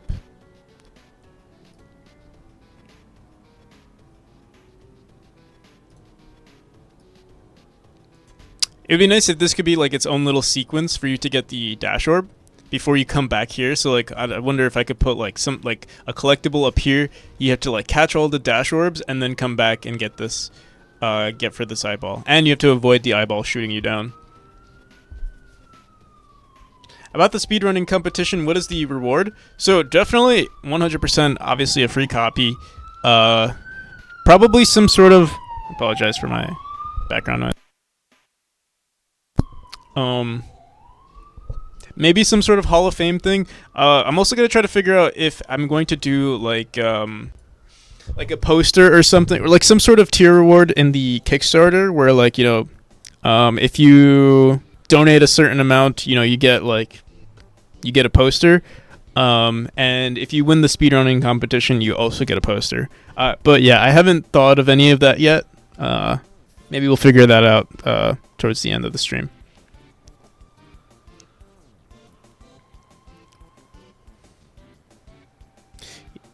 You can bounce that spring and reach the end of the spring without the...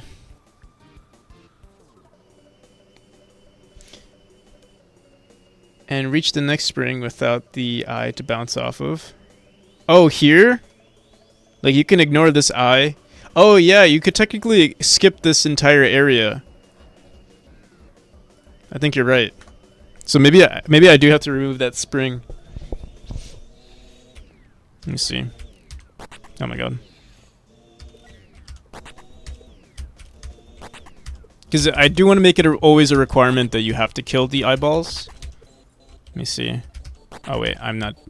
Let's try to skip it. Oh shit.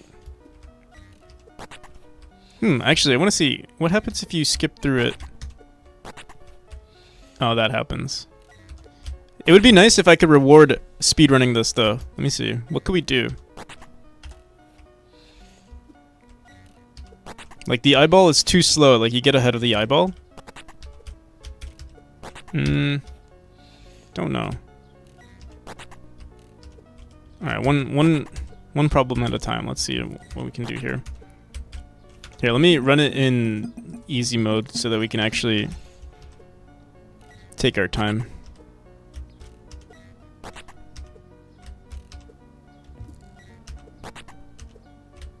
God damn it, bro.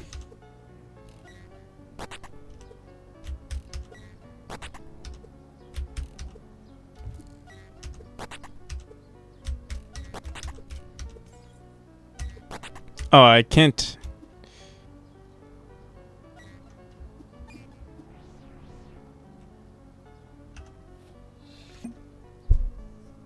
Just downloaded the last version and I'm watching this stream because I'm staying at my uncle's house until Friday.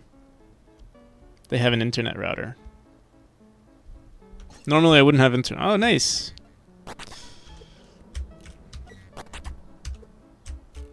Gotta use the spring. Alright, let's see. God damn it, bro.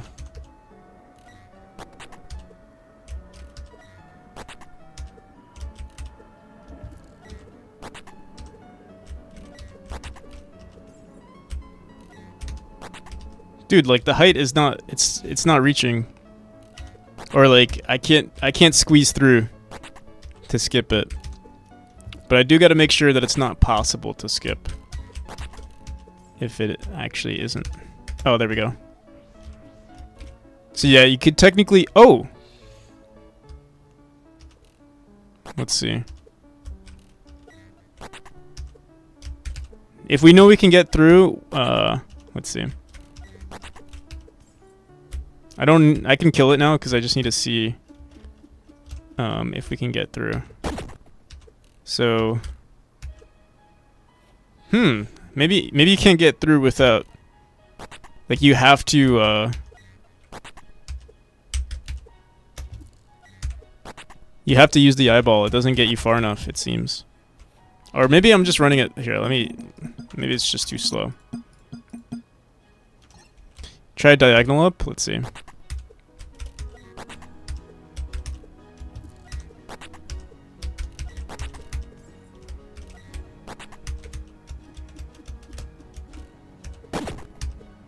Oh wait. Oh shit. I was supposed to test it out.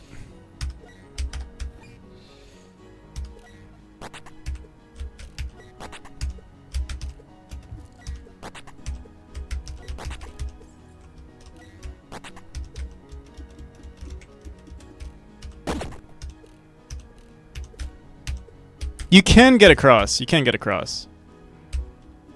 But I don't know if I want to make it so that you have to kill the eyeballs. Just because that's usually the progression. I don't want.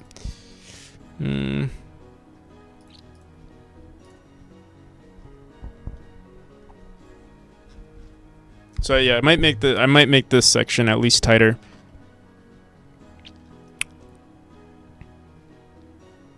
But then you can actually skip through this. Like, if you could skip through here, you can. Yeah, if you could skip this eyeball, then you can skip all of these. Because if you could skip through here, you can dash up here, get to this side, dash here, get across, hit this spring, and yeah, get across the entire time while the eyeball is still over here. As for the, so yeah, we actually might lower this. And as for the collectible, you hit the spring.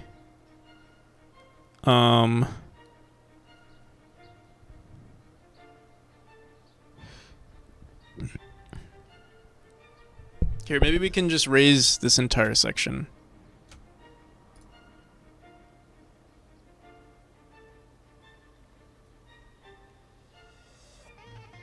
So lower the spiked ceiling again. You can try. Is that a viable strat though? The lower ceiling. What about Goomba stomping the eye?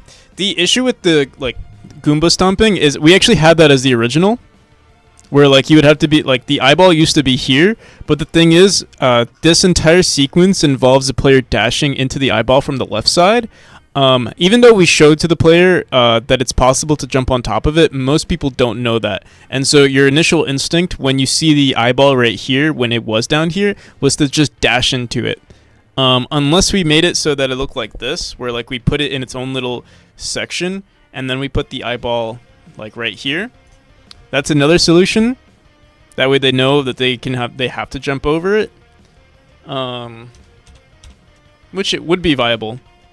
But yeah, originally I had it here, and every time before the spring was here too, they would dash into it, and then they wouldn't know what to do. That's why I put it here. But yeah, if I make more levels, it would be better for the player to understand, or just add variety to this level.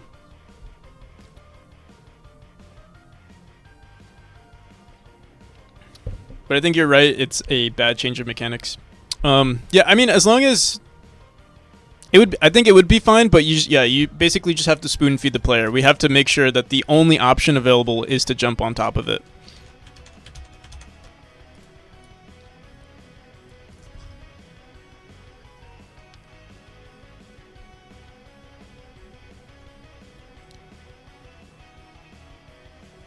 I was imagining in the next room where you have the two walls. Yeah, you're talking about the... Are you talking about this one? Oh yeah, and this one where you have to jump on top of it. We removed that room just because the level design of this room is very... it's not perfect yet. What I think I'm going to do is I'm actually going to make this a secret room somewhere in the game. Probably we're going to fit it somewhere here. Oh, the final jump in this room right here. Or...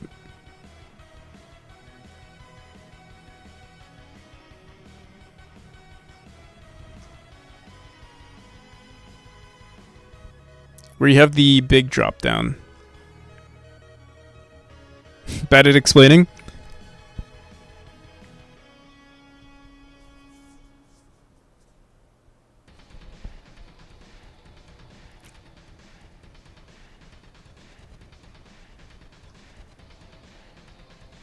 Oh, Hellraiser, you're saying you don't think it saves you time.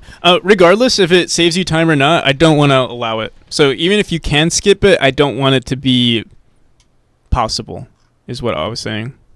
And maybe it could be possible in the future. As I wouldn't mind it being a speedrunning strat, but currently there's a slight bug with the eyeballs where if an eyeball captures you or like the crosshair captures you and you go into another room, it still points at you, and that would be more noticeable. Like you beat this whole section, the eyeball, the crosshair is on you. You go into this room and the eyeball is still shooting at you. I know it's a bug in the game and I can easily fix it whenever, but like it's not a priority at the moment, and allowing the player to skip would just expose that bug even more. So I just don't want to do it yet. So yeah. And as for the I'm not sure which room we're talking about, but either way, I think the conclusion is that it wouldn't look good in this room to have it give the player the ability to jump on top. Let me figure out how we can add the collectible here, though. I'm thinking.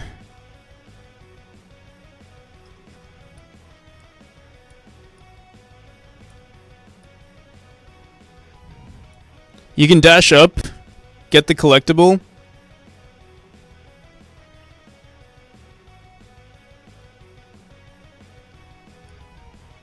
Let's give this a shot. We'll just run it like this. I might want to put like a wall here or something, to make it even more challenging.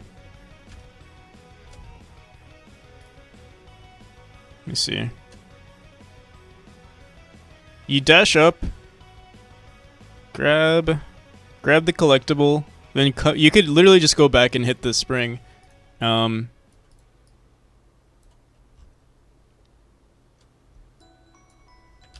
Just give it a shot. So much for marketing today. But this is important stuff too. Yeah, I'm not going to spend too much time. Let's just add the collectible and then we have to get back to working on the Kickstarter. Oh shit, I meant to go up. It's hard to see too, actually. You might want to lower the collectible. So you can just collect it like that, but... Oh! Timing could be pretty difficult with it, though.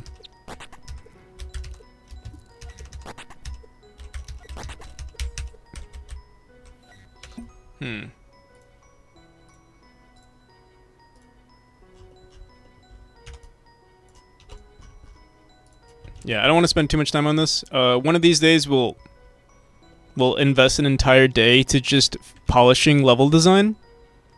For now, I think we're just gonna leave it like this. I'm gonna add spikes probably, so you can dash up and then just come back to the spring, grab it, hit it. Or maybe, what if I put the collectible here instead? And there's a wall.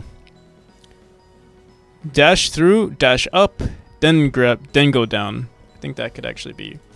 I think that's a more viable design. So you don't want to accidentally skip that eyeball. Yeah. Yeah, exactly. I don't want to accidentally skip. I don't want people to accidentally skip it, and just because I don't have every edge case solved for, if they do skip it. But I think eventually it wouldn't be a bad idea to allow people to skip it.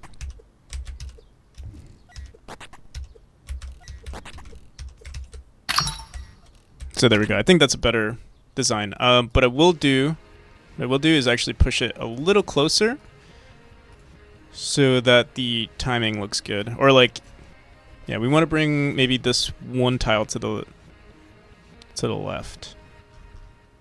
And maybe even make it a tighter jump, like put spikes everywhere.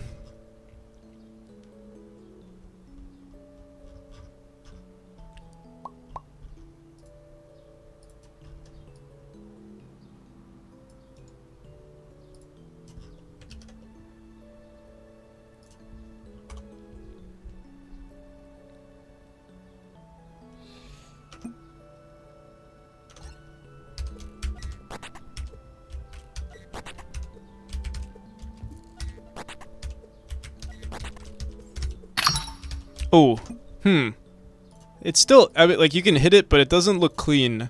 Maybe I have to push it one more tile to the left.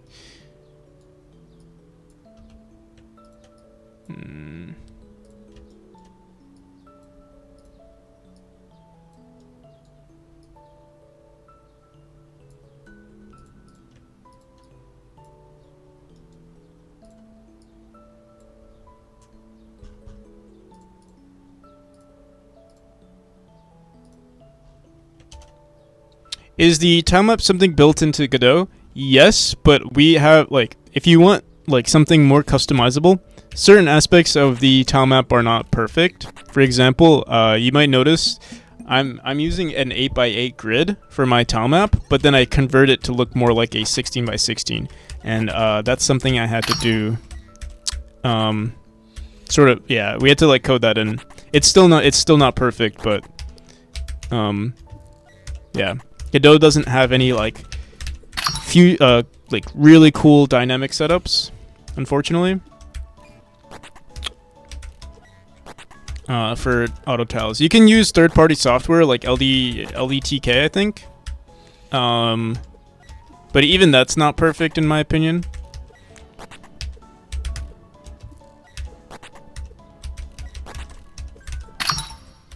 All right, I think we'll leave it like that. Obviously, I'm not that good. There are a lot of differences in 3 and 4. Yeah, oh, that's true too. I'm using 3.5.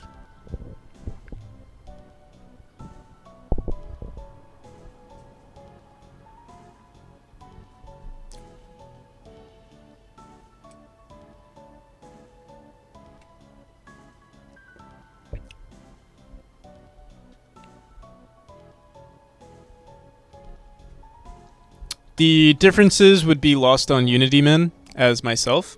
What do you mean? Oh. Yeah, what do you mean by that?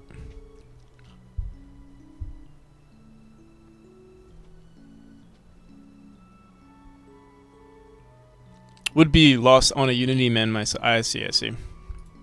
Yeah, I mean, it's mainly like the Godot, even in 3.5, I don't know how good the auto tiling is in 4, but I mean it's not terrible in 3. It's just at this point in my game, I'm like, oh yeah, I want it to be even better. So like to make it better, you have to code some of it yourself. But honestly, that's what I kind of like about Godot is that like. Some aspects of it can feel like it's limiting, but like it doesn't stop you from making your own version of it, you know? And adding like tool scripts is really cool. Like you can edit the source code, but you could also just add like tool scripts, which is what I've been falling in love with lately. Like I love making my own tool scripts for the tile map specifically, or like the aesthetic of the game. It's been really nice. But I'm considering switching, and Godot looks interesting. I see. Yeah, I mean, I guess it depends on your like workflow. I love Godot personally, but I'm not gonna tell anyone to switch. We do joke about Unity sucking, but it's all memes.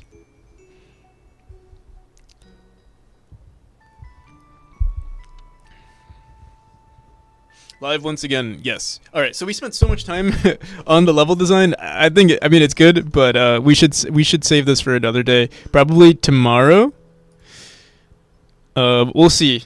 We spent a lot of time already on level design. We probably missed like an hour, unfortunately. But yeah, let's get to it. I'll take like we'll start at 3. It's 3:45 for me right now. We'll start in 5 minutes. So at the 2-hour mark. We'll chill for like a second, and then we're gonna get into the Kickstarter, the GDD. I don't know at this point. We'll see.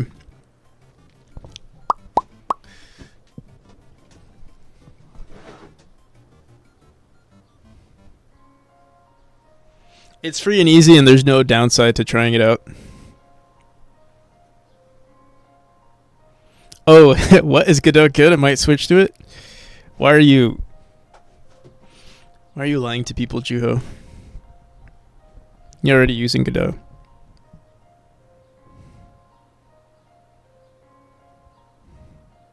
New level design? No, just polishing level design. For the most part. Oh, we do need to record videos today. I'm trying to think. Should we do that? Let me see now. Stretch goal. If you guys have any ideas for stretch goals too. Let me see. We can do that now too. Strain, stretch.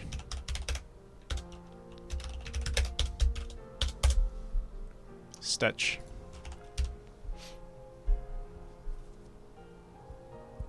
What are some good what's a good stretch goal for like 15? Also, again, I don't need anyone telling me, "Oh yeah, your goals are too ambitious." I know what I'm doing. I know it's risky. I know Kickstarters in general are risky. I know everything about it, or I know as much as I do. We're still going through with it. All or nothing, guys.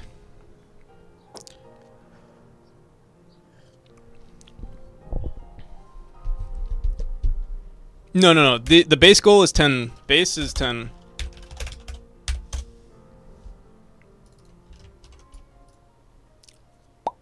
Stretch goal is 15. I want to create a stretch goal for like. I'm gonna create one for 15 and 20. Obviously, like, I'm not expecting this, but it's still, I think, good to have for a Kickstarter. So when exactly is the Kickstarter? I'm gonna try to run it simultaneously with the Steam Next Fest. So as you're playing the Steam Next Fest, I'm gonna be like, hey, I also have a Kickstarter running. Actually, I wonder if you can even promote that sort of thing on Steam. I know you can do it on your. I know you could definitely link towards a Kickstarter. We'll have to actually do some research on that. At least, I mean, I could also just link to the Discord and people can see it there. Do you need an account to donate? Most likely you need something. PayPal, a credit card. I mean, they have their own payable, like paying. Again, I also don't want to. I'm not asking anyone on stream for donations either. Do you want to support the project? You can. It's not expected. I will not think any differently of anyone here. If you do or don't.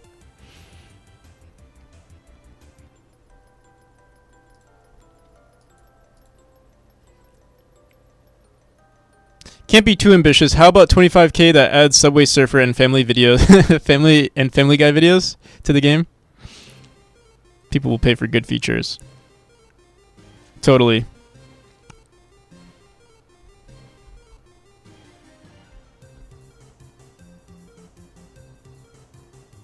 No, I don't think you. Well, let's actually see. I don't know if you need a Kickstarter account. Let's see. Let's look at Solarpunk. They have. Oh my goodness. Oh wait, I already have an account. Here, let's see this in incognito. $156,000. They pledged 32k. That's crazy.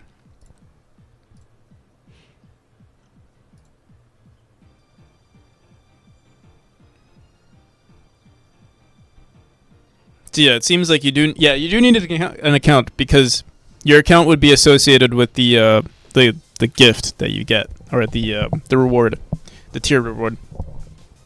How do you plan to get people for the Kickstarter? So yeah, it's gonna all be, what I'm going to do is I have a lot of friends and family, so I'm hoping, like, I'm not expecting anything from anyone. Like, I'm just gonna tell all my friends and family. I'm also gonna put a decent amount of my own money into the Kickstarter, and hopefully the algorithm just pushes it through. Especially, we're gonna do a 30-day Kickstarter. I'm gonna put a decent amount also with friends. I know my mom would be down to put some, and I think whatever she puts in, I'm probably gonna give her more money to put in. Like, I'm gonna put more of my own money into her, donation, stuff like that. And then with like my friends, if my friends want to do it, I'd be like, hey, if you want to put in some, I'll match you or whatever like that. So that's the goal, and I'm hoping the algorithm helps with that. And then we're gonna do our own campaigns with just posting on a bunch of social media. I might even ask some influencers or streamers if they're interested, for me to pay them. I heard contacting influencers has the least amount of return on if you advertise towards influencer, like, you know, if you have a YouTuber and you tell them like, hey, can you promote my thing, you can pay them, but yeah, usually it doesn't work out. But we might try it out anyway, just for the experience. Yeah, if it's a smaller creator, obviously if we ask someone like, you know, XQC or someone like famous like that, but that's equivalent of like thousands of dollars. I don't think he would just accept a random internet stranger's request. Mr. Beast, yeah. But yeah, that's the plan. I'm hoping that like that's enough. And worst case scenario, if it fails, it fails. But yeah, we're gonna do our best with that. When it comes to marketing, like the marketing aspect of it might not be great. Like I said, my current, like whoever's on my Twitch, obviously, like again, I don't expect anyone to do it, but I'm sure some people on Twitch would do it. Same thing with like people on Discord, same with my friends, same with my family. And I hope that like basically when it comes to starting a doing a Kickstarter campaign, your seed is super important. So if your initial investments are like pretty high, so like if my goal is 10,000 and like on the first and second day or like within the first week we reach like 2,000 or 3,000, that's already, I think that'll already push it up. Considering, you know, we searched up video games the other day on Kickstarter and we saw like someone got like $100 put into their thing and their goal was like $3,000 and they were on the top page. So I think if we do the same thing and we'll have like a better investment, I think we might do well. And my Kickstarter page is going to look so much better than that person's. Let me see if we can find it. Remember we had that equivalent page here. I actually have it in my notes. My notes of what not to do.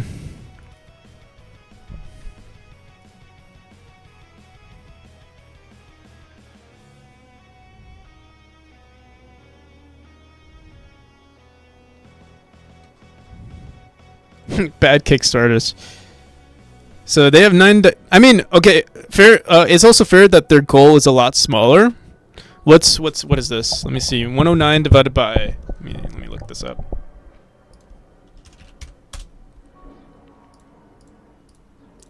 Divided by 2,247. 4%. Yeah, they've only reached 4% of their goal. I don't even know if they put their own money into it. They have 5 backers, and I mean, whether or not it's strangers, they would need to put way more money than $109. Yeah, like 5%. What I plan, like, I mean, I don't know what I plan on doing, but I have a decent amount of money saved where I could, honestly, I could put 50% or more, but yeah, I'm not sure if I would do that. So yeah, I think with like friends and family and everything, and like I guess my side of like non-internet strangers helping out with the Kickstarter, I think we can reach 50%. And I think that would help with the algorithm. That would push it up to like at least the like page. And someone mentioned the other day that if you actually contact Kickstarter and tell them like, hey, you know, could you promote me on Kickstarters we love or something like that, it would help out with that too. So I do have a lot of planned. In terms of like marketing itself, I don't have too much planned with it, but we're gonna the closer we get to the deadline, I'm sure I'm gonna get super desperate. I'm probably gonna post on TikTok, probably gonna post on Reddit a bunch, probably gonna post on Instagram, like, you know, everything. Dewdrop was like 30K or something, I'm not sure, but someone put 6K on the last day. Kind of felt like it was the dev. Yeah, it was more likely, it was probably the dev itself. If you put 50K, then what's if you put 50%, what's the point? The point is that you get to keep the money. It's worth the risk, I think. Because one, it also, like, well, if it helps your campaign, one, you get, again, the money doesn't really matter. It's the fact that it does well. So like if you did really well on a $10,000 campaign, it's gonna get noticed by a lot of people, and you get the money back. So okay, if it fails, you get your 50% back. If it succeeds, you're paying 20%. You lose 20% of 50K, but you're also getting I keep saying 50K. Here's some quick maths. Hypothetically, if I put of my own money, if I put 50%, they take around 10%. Kickstarter takes 10%. So it would be what? Okay, let's say hypothetically it's 5,000. Our goal is 10,000. Let me see. 0.1 times 5,000 is only 500. Honestly, yeah, you're only losing $500 if you put in I'm not saying I'm putting this much, but hypothetically, if you put $5,000 in, you're only losing 500 plus taxes. But as your own business, you can also only 500. I mean, yeah, also you have to understand, I live in a first world country. I've also saved. I've also worked. I also don't have nearly as many bills as other people. So, I'm fortunate enough to be in this situation. I don't know what to say. Otherwise, I don't know what to say about that. It's just, you have to, work with the cards that you've been dealt. I'll just say that. Wait, you get money even if it fails. That is not what I heard. No. You get your money back. So if I put 50,000, if I put 5,000, hypothetically, if I put $5,000 in and the Kickstarter does not succeed, I'm getting my $5,000 back. That's what I'm saying. Same with everything. Like if everyone puts, if you put in $100 and the Kickstarter doesn't succeed, that person gets their $100 back.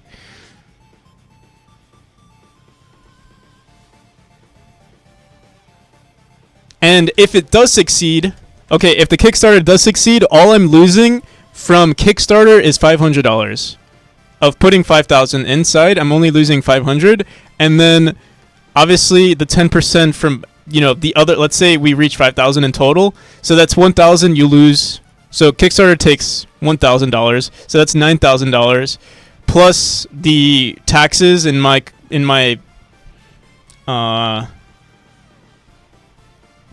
state and country and all that. I would say, no, let's just be generous. I don't even know. 0.2 maybe? 1,000 times 0.2. 1,800 minus 9,000. So 7,000. I would have 7,200 minus, let's say I put 500 my own money into it. That's 2,200. I would literally only have $2,200. But it doesn't matter. Like I said, I mean, it's a nice sum of money. But again, it's the marketing aspect of it. It's the fact that it did well that will do good for the Kickstarter. I mean, this is a good sum of money too, but it's also like, I mean, putting this much money into a video game would not equate to that much, like in terms of quality of the game. It'd be good though. Like art would improve. I think that's like the biggest thing. Art and like aesthetics of the game. Do you have to pay taxes on your own contribution as well? So no. You might have to. You would pay it initially, but then when you do your tax returns, you would be able to write off this 5,000 for sure. Also, this is under the assumption that I put 5,000 in. I don't think I would put 5,000 in.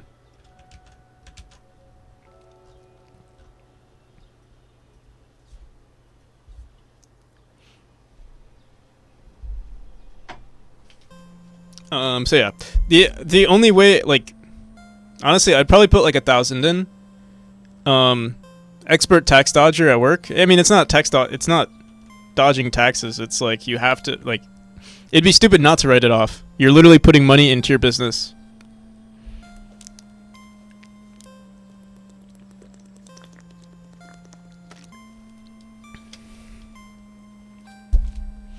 Tax evasion stream 1, yeah.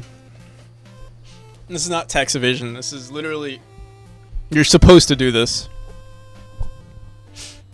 unless you like giving money away to your government, then go right ahead.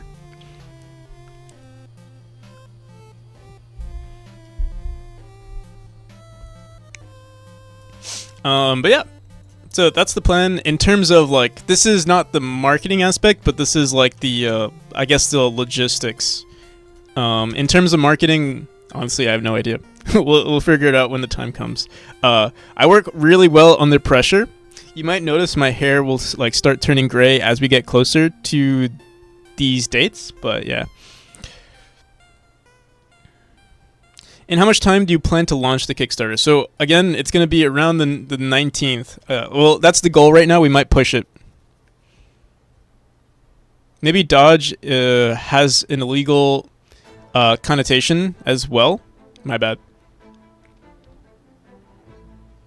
Yeah. I guess that was my bad. Tax dodge, but I mean, yeah, it does have a negative connotation because it's like you're not dodging taxes. You're literally writing off things that you're supposed to write off.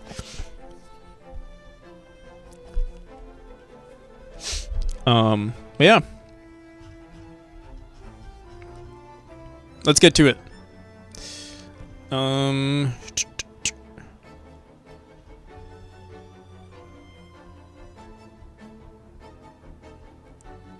I don't think I missed anyone's. Oh, I would tweet at this guy, you said. They feature best indie games. Clemmy games. They get 2 weeks ago, 3 weeks ago.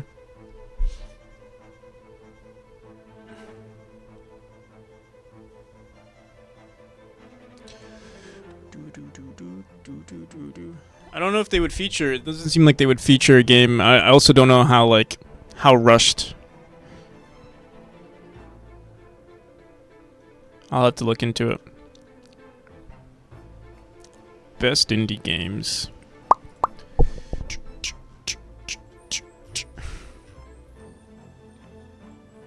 They have videos where they feature Kickstarter games. Oh! And then I guess we will... I wonder, like, do they feature them for free, or do you have to, like, contact them?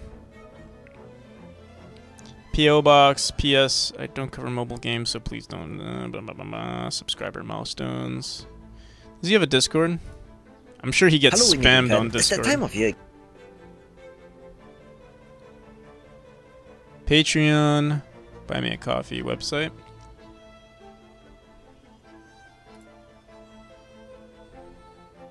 Singapore. Interesting.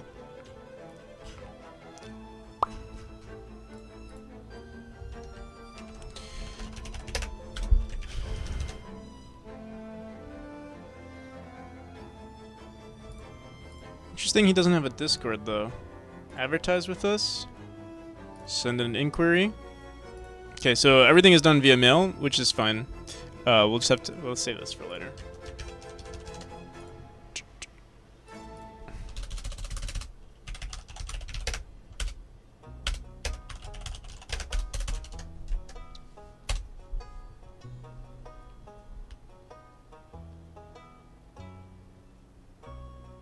They're free as far as I know? Okay. You probably won't do a mobile version. Why are people against mobile? People are against mobile because it's very predatory.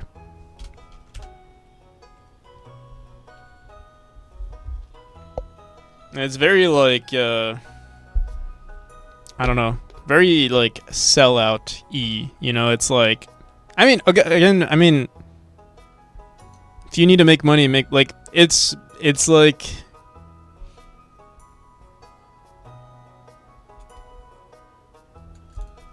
usually with a mobile game, the motivation is, hey, I want to make money with my mobile game, which is fine. Whereas it seems like with Steam games or like, you know, bigger platform games, it's more about, or like for indie developers, it's more about passion.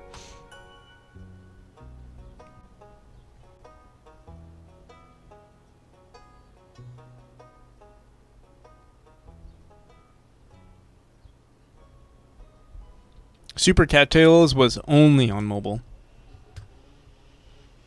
and the game looks like a pretty good game. I mean, yeah, maybe they just wanted to dominate the mobile market, or like maybe. I mean, eventually, also they could have just anticipated that maybe like they wanted to change the entire mobile industry or mobile game industry, where like serious games were made on mobile. My mobile game dev job was morally bankrupt. Effectively told to make bad clones. Yeah, that's another thing, is like every game, a lot of games on mobile are just clones. So you see on Steam it's different. There are no clones. I'd be very ashamed if I was making a clone. Or even remotely, if my game was remotely similar to any other game, then I would switch it to a mobile game.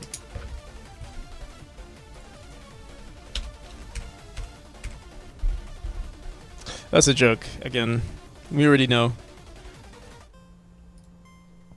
We already know there's a game similar to ours. All right, so stretch goal is 15K, 20K. What's a good stretch goal for 15K? What are base? What? Base game is 5 chapters. 5 chapters. Base game.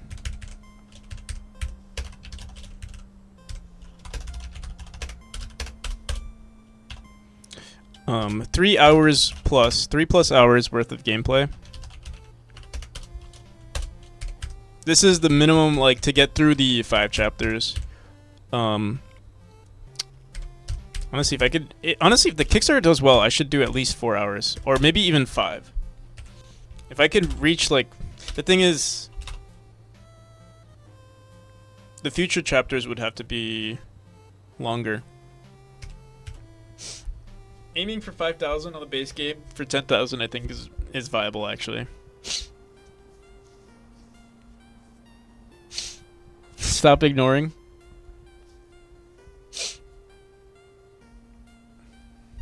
What has Mr. Glick said? You haven't mentioned. Oh, dude, you are undervaluing story. People will get frustrated and bored when they have very vague goal. You're right, actually. Many games with bad gameplay have people playing because of the story. You're very right. Huge investment. Engaging story. There we go. Sorry for ignoring you, Mr. Glick. You know, it's not on purpose.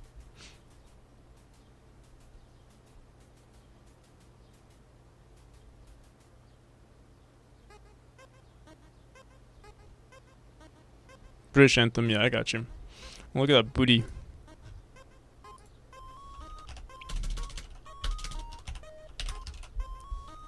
Britches.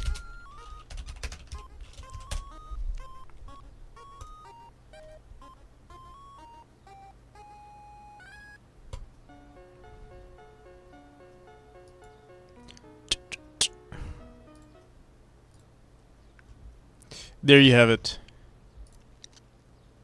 Whoops.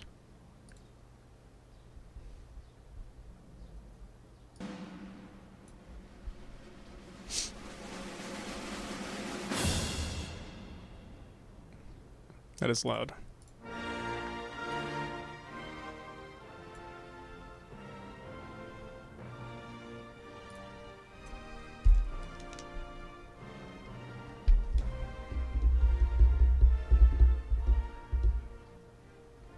Raid Shadow Legends has a great story. Had to copy 9 games and stuff them into one game, I see. So yeah, I think this is what the base game involves, and honestly, maybe a lot of the story might go into maybe hiring a writer or something. Like, I do have a decent idea of what the story is going to be like, but to put it into words is difficult for me. I mean, yeah, ChatGPT obviously is a given, but still, even with that, I would like to expand on it more. Can't just be all ChatGPT. and then like cutscenes. Even putting money into cutscenes would be good too. And maybe that's what the 20,000 would be for. What is let me see something. This is a $5,000. See something. 5,000 for an extra $5,000 times basically 0.3 is 1,500 minus 5,000 is $3,500 to put into cinematics. I would love to have cinematics in the game, and maybe that's what the 20,000 stretch goal can be. Cinematics.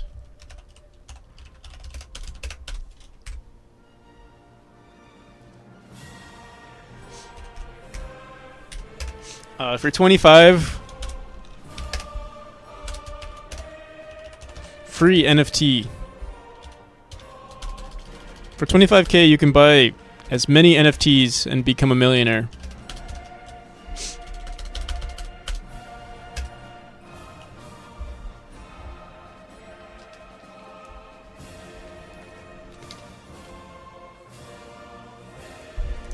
What is the budget for the cinematics? It would be this would be the budget for the cinematics. It wouldn't be amazing probably, but honestly, if we're reaching 25 at this point, if we're reaching 20K, contacting a publisher would make my life so much easier at that point.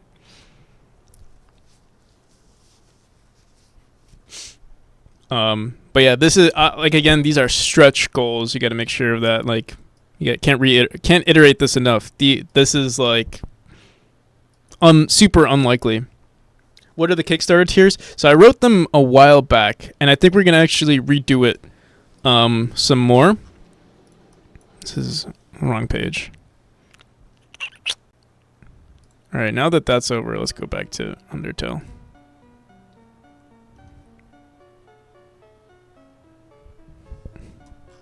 The flags are back, and now they're gone.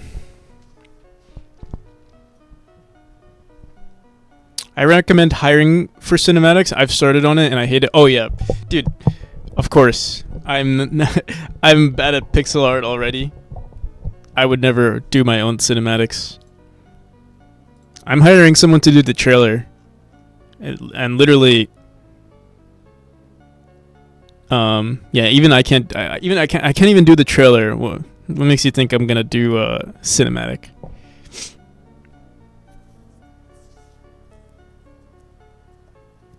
You take a vacation and hire people to work for you. I mean, yeah, that would be the goal. Like, dude, imagine getting as high as these guys did.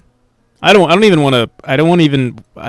live in like this imaginary. Like, I'm not even gonna humor it. If this 20K does well, then cool. But yeah, 10K is the base, and that's all we're gonna go for.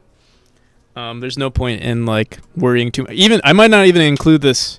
We'll go up to 20K, but going above that, there's no point. We'll figure it out as we go. We'll do a 15K and a 20K. I don't know what to do for 15K though. Maybe I'll switch this. Maybe I'll do cinematics here. And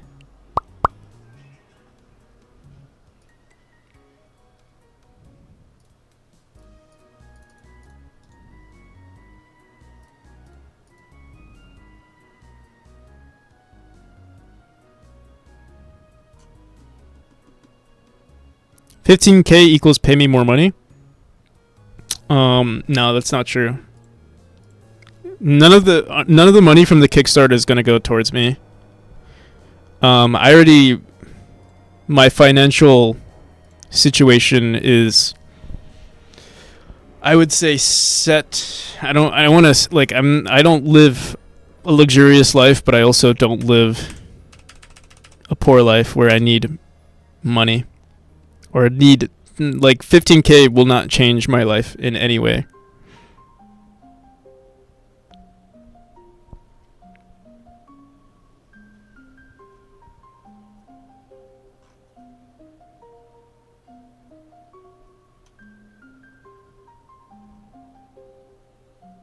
Are you a full-time indie dev? Yeah. So I call myself a full-time. I don't know if you would like.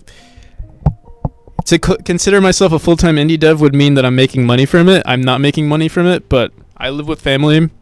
My bills are very. I don't have too many bills. And I do have money saved from when I did have a job.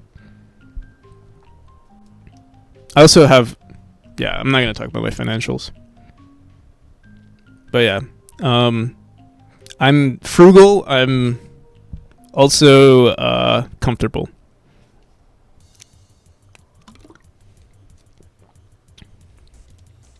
But not forever.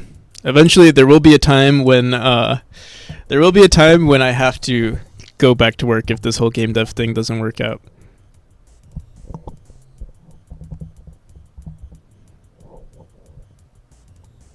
How much do you want people to pay to back the Kickstarter? As much as people want. I'm not gonna give. One, there's gonna be a minimum to actually own the game, which is $10, but everything else is up to the user and what they consider like. Here, let's see. I don't remember what I did for the Kickstarter or what rewards I had. I also wrote it a long time ago, so this might change. Let's see.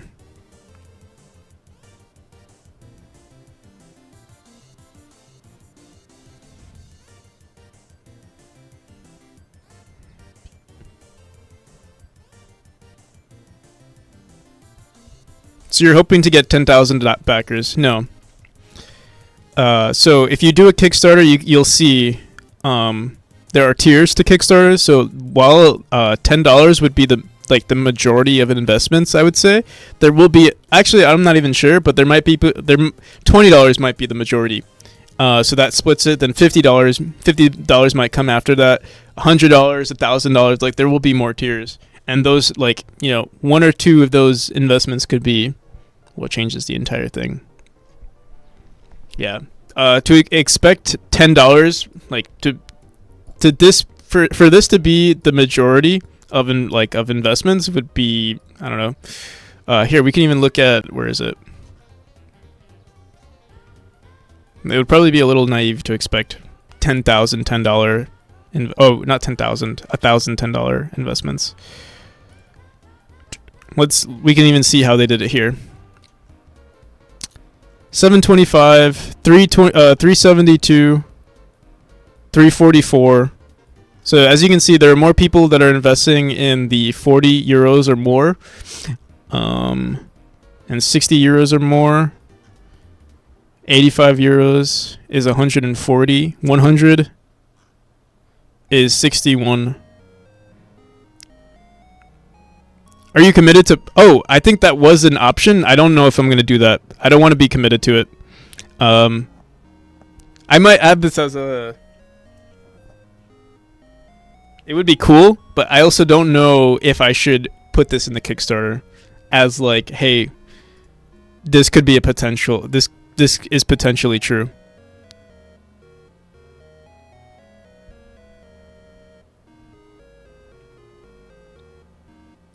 We might edit this. I think the Kickstarter would have to do very well for me to want to... Like, I would love to port to Switch, but yeah, my main concern right now is Steam, Windows, all of that.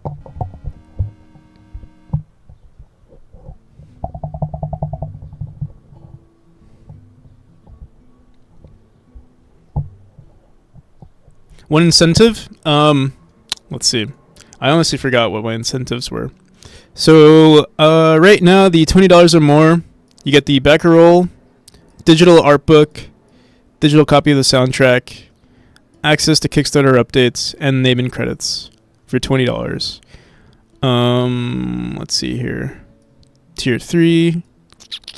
Yeah, these are the smaller ones, like the $50 or more. I mean, $50 or less. The $100 or more is when we're gonna start adding people to like tombstones. So like that's another thing that's gonna be in game.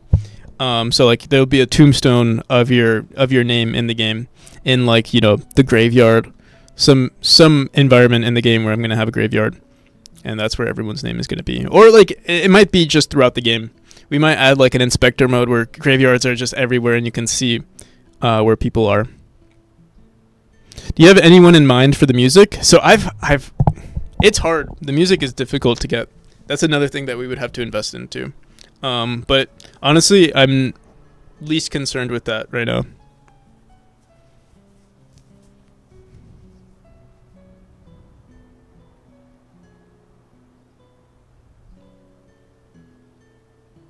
Through a test right now. Say I love platformers. I already played Super Meat Boy and Celeste. Why should I buy this game?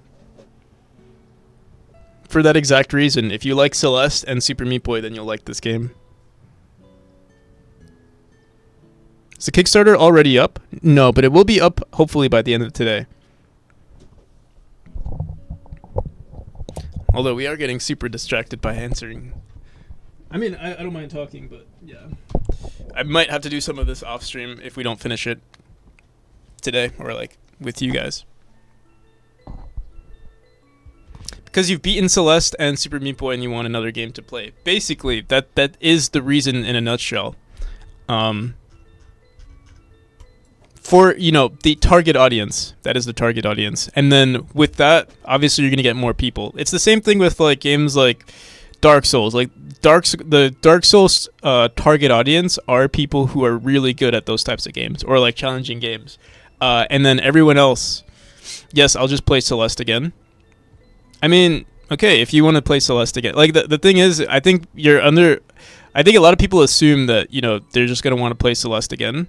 But if you have, like, the thing is, there are elements to this game that are not in Celeste, and maybe you'll want to play this game over Celeste.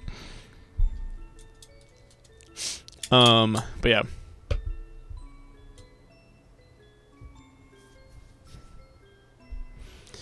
I don't know, Juho. I guess I'll just crawl into a corner. Good luck. Good luck brainwashing everybody. Okay. Let's actually try to figure this out.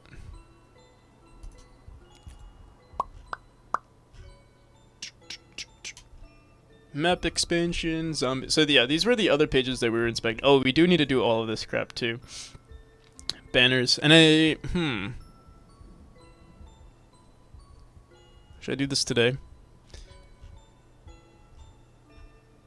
We're also going to need to hire someone for this, for making the UI. Like, maybe we can make, like, a base structure for all of this, but yeah, everything is going to need to be aesthetically pleasing.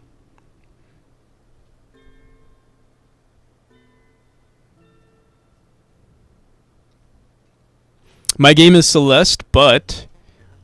so it's hard to put into words. We were talking about this yesterday. It's hard to put into words what like my game is compared to Celeste, and I want to say my game is sharper. Like if you could put like a vocabulary word into it, I would say my game is sharper. Like we were talking about this the other day. Super Meat Boy has like way less friction in their game. Like, you know, you slide off like platforms and stuff like that. Whereas with like Celeste, it kind of has something similar, but Celeste is sharper than Super Meat Boy, and then I would say my game is just sharper than Celeste. And what I mean by that is like Celeste has like that friction. There is a delay with not a delay with input, but it's like, you know, if you dash, it's sort of punishing where that momentum is kept, or like if you jump on a platform, or if you jump on a those mechanical bricks that you jump on top of, and then like, you know, it keeps your momentum. There's none of that in my game. It's all like, you know, you dash into something, there's an immediate response. There's no physics involved other than like, you know, gravity and stuff. But yeah, for the most part, it's like it's just sharper. Like visually, if I could like show, it's hard to even I'll have to figure out what is the best way to describe it. But again, like Super Meat Boy feels like this, right? Celeste feels like this, where it's like smooth but then sharp. I guess maybe you can represent this with like the dashes and stuff like that. I don't know if that's like, yeah, it's just more like jagged, I would say. And then my game would literally just be all jagged. And like there's always like there's some sort of feedback from your input. So like if you go somewhere, if you dash to something, there's an immediate, like, there's a spring here, or, you know, there's a portal here, or there's an eyeball here, stuff like that. there's less climbing in my game. Like, there obviously climbing is a mechanic in the game, but it's not the focus. There's no momentum. There might be momentum in the future, but yeah, at the moment there's no momentum. Even, the swinging ropes in the game, it's very consistent. When you come through, if you exit through this point, you're going to go into this direction. It's not like going from here, or even from here, you're still going to go into this direction. It's all consistent. Even if you dash from this point or from here, it's not like it's slower. You're still going to go in this direction.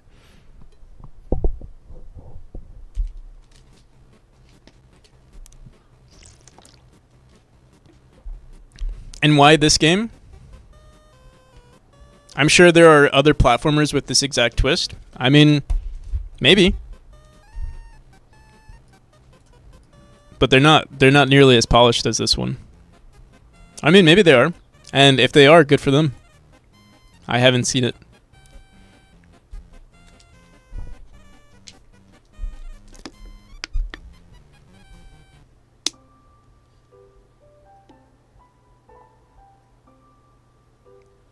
The gameplay is simply better. I'm not going to claim that the game is better. It's subjective, really.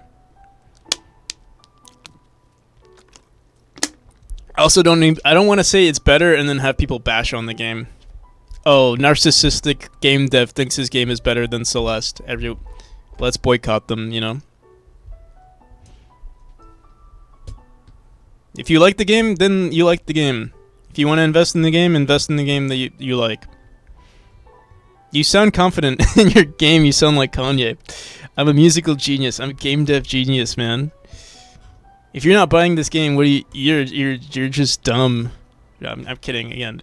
Like, I put a lot of work into this game. If people like it, great. If people like I said, if people want to invest into it and into the Kickstarter, good. If they don't, then it's not for you. That's all I can say about it.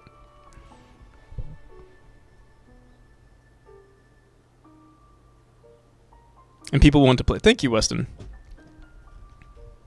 And again, I don't want to seem like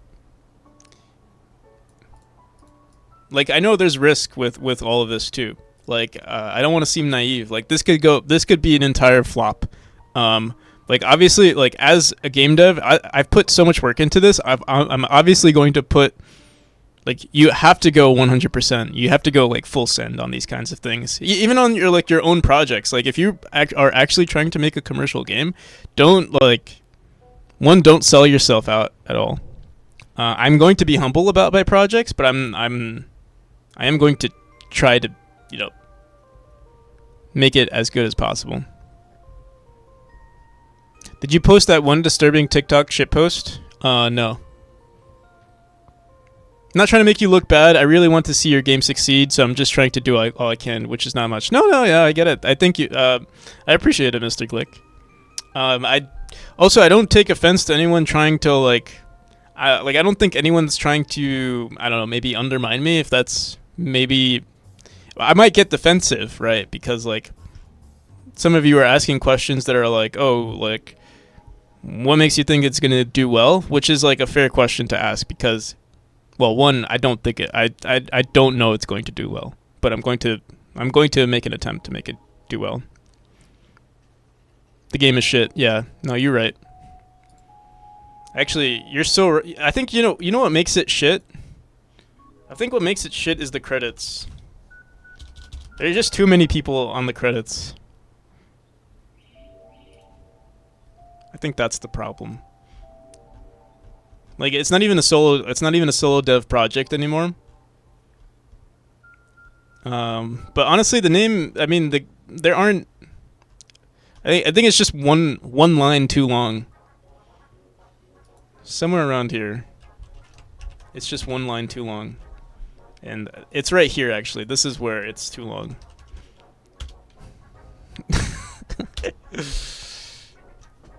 I think now it's good. I think now this game has potential.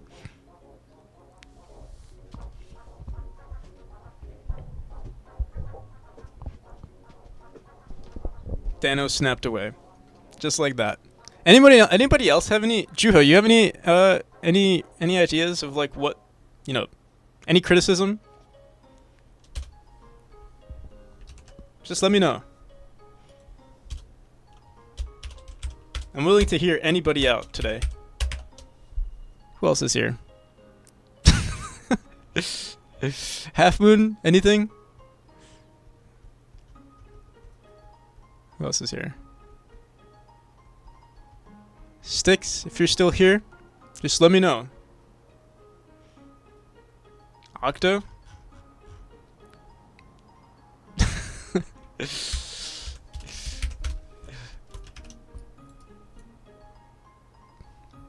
Never in the credits. Could mute you though.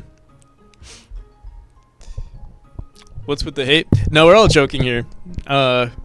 It's all memes.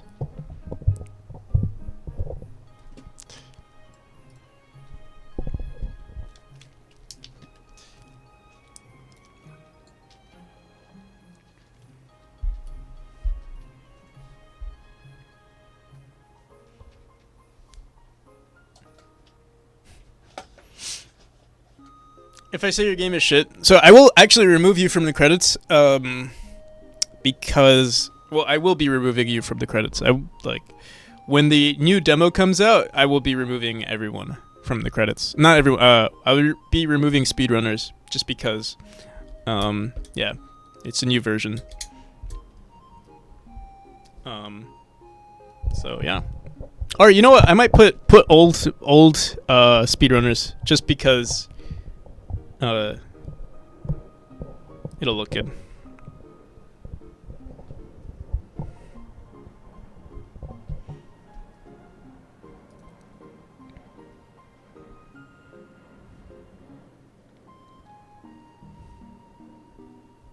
I can say whatever I want. I have fake internet points to buy. Yeah. That is the difference between, you know, the rich and the poor. The haves and the have-nots.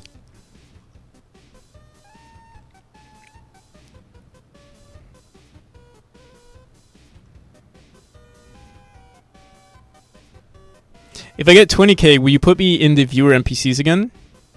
That would be awesome. You're already there. I'm not going to remove anyone. That was just a joke. Alright, I'll be right back. I got to take a piss.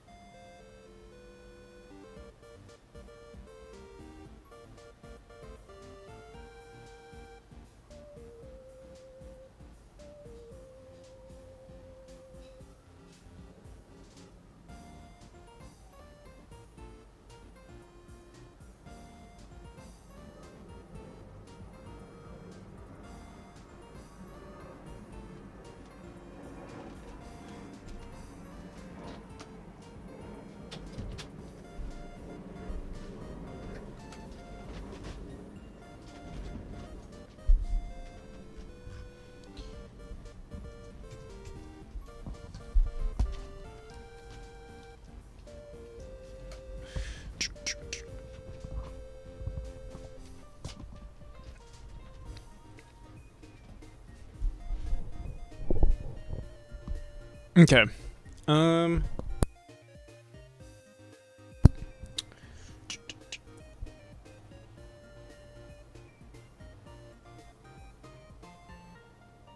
Rewards aren't guaranteed, but creators must regularly update backers.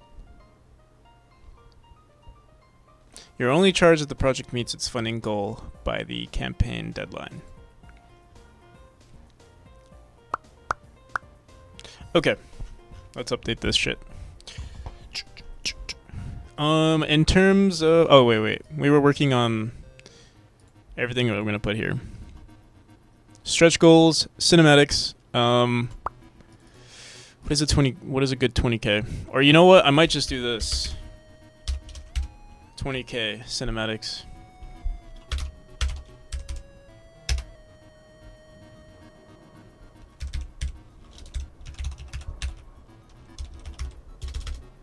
Speed running mode.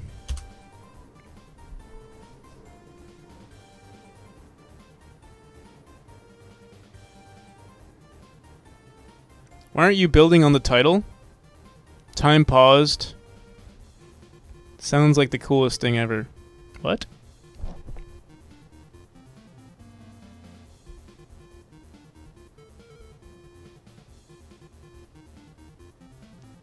Celeste, but time shifts? Because there's no time shifts.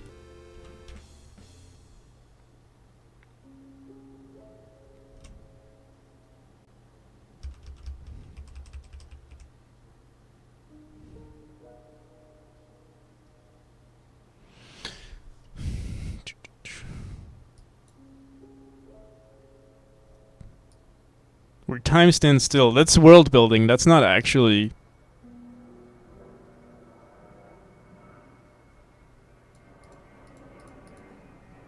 It's not a mechanic.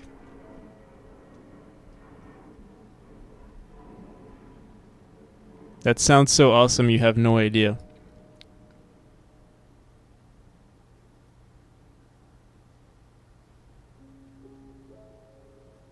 Has to be a mechanic someday? Alright, we'll consider it. Also, technically Celeste has something like that too. Technically, with the whole fire and inside the volcano, inside the mountain, the core of the mountain. The fire versus the ice. Things are slower in the ice form.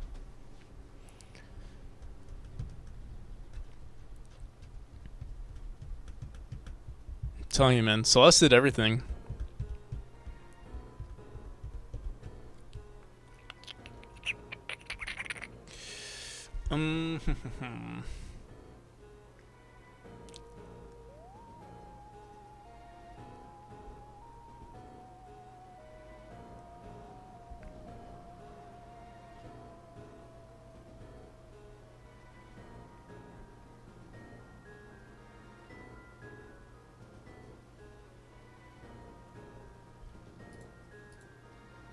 Cinematics, what the hell is 25k?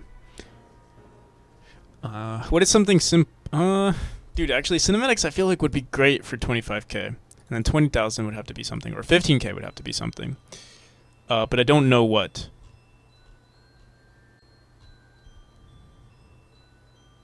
New secret room mechanic? Secret room mechanics? Like kind of like B-sides. I've always wanted to add a light mechanic to the game. Or maybe we could do that for 15k. For 20k, we could do additional chapter involving time/light. Maybe I'll do that.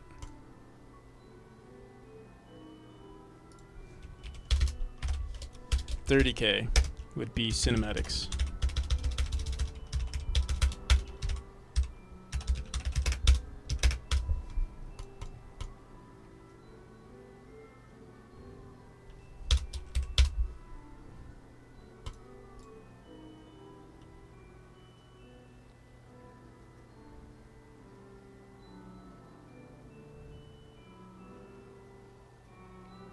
Doesn't have 3D in-game graphics.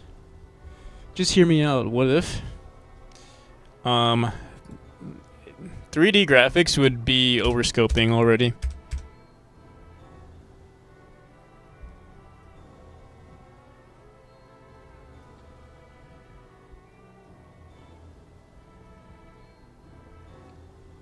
What Celeste doesn't have is HD realistic ray tracing. Add that to your game.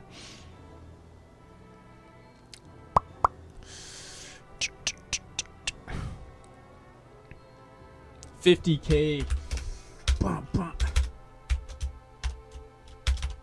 If we get 50k, I'm actually curious how difficult is it to port to Switch? How difficult? Not porting, but like working with Switch. How difficult is it to get your game?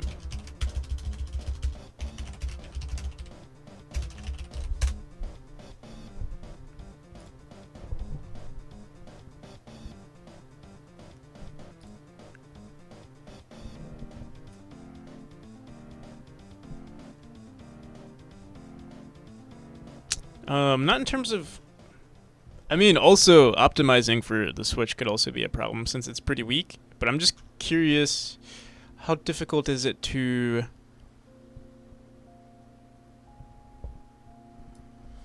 Here, let's try site Reddit.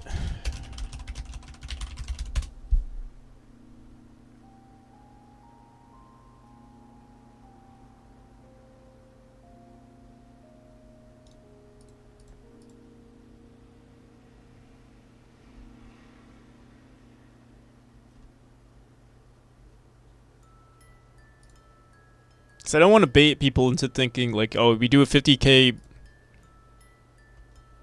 stretch goal and it doesn't do well. I mean, we get 50k and then I don't release it on Switch, right?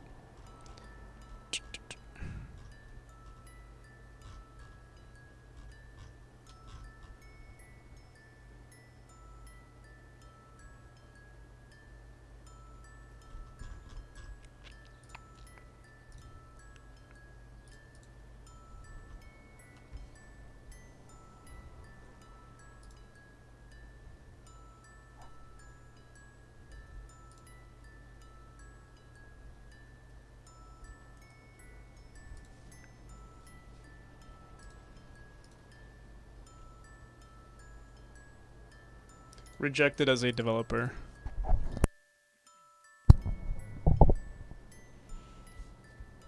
Some Kickstarter launches with no stretch goals and are like no stretch goals, and that's fine. I don't see the point in not having stretch goals.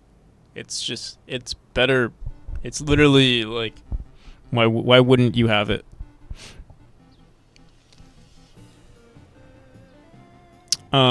The only thing is like we don't have to expand on the entire. Like we could just leave it at 20k and 25k and then leave it there, or 15k and 20k. We don't have to like make an entire. We don't have to make like 20 different stretch goals for Oh, what if we make 200k? Like I'm not gonna do that. As you go, then we could add more stretch goals.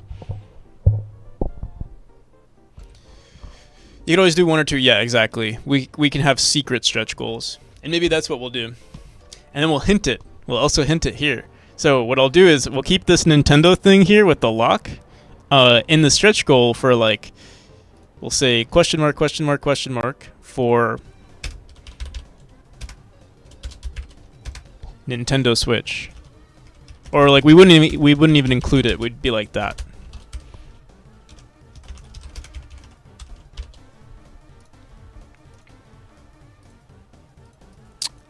With that minus this is like for us to see, but not for the people to see.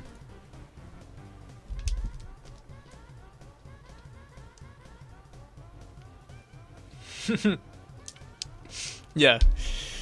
If we reach 200k, we don't do anything. We sell out, keep all the money, and go on vacation. Skip town.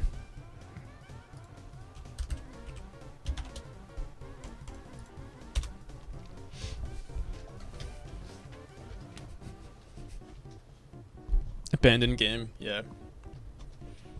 Oh, dude, 200k.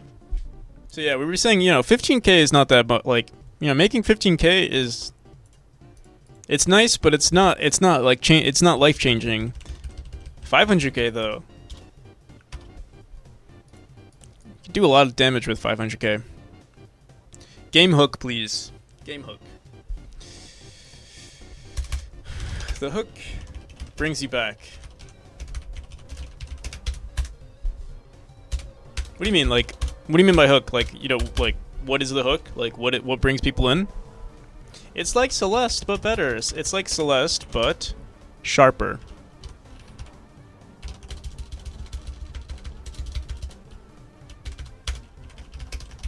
It's like Celeste, You know what it is? It's like Celeste and Hollow Knight had a baby.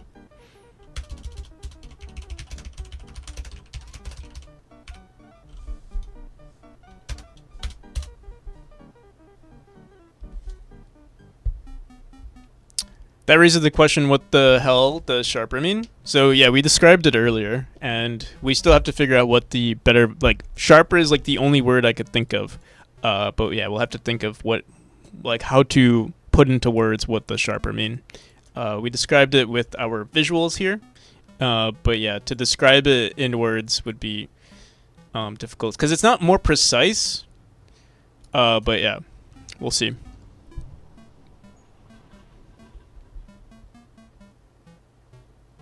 A big Metroidvania map? Nope.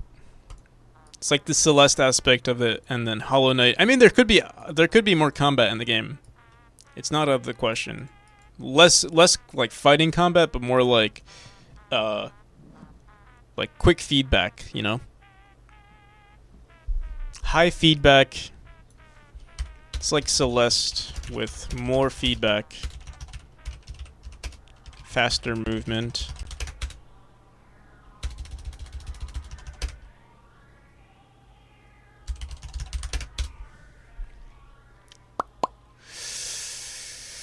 Add a building mechanic, yeah. You can, like...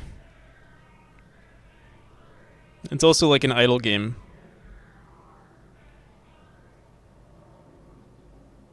Fortnite 90 degrees.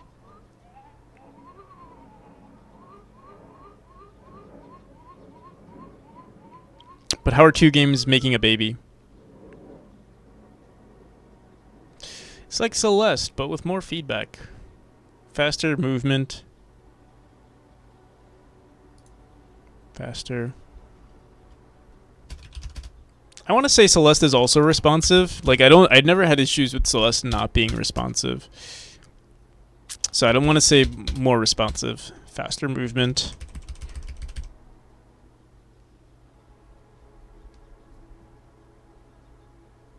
And Celeste is also more challenging in its current state. I would like to make the game more challenging, but yeah. Currently our game is faster. It's like Celeste on steroids. You can't say two games made a baby.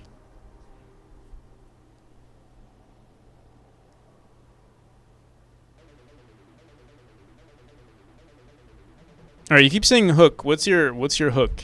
What do you mean by hook? Like literally what I'm trying to do right now, right?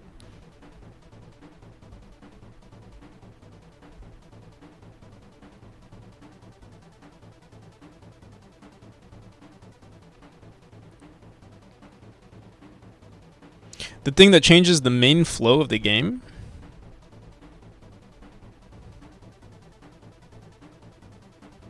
Fortnite has building. Let's look this up.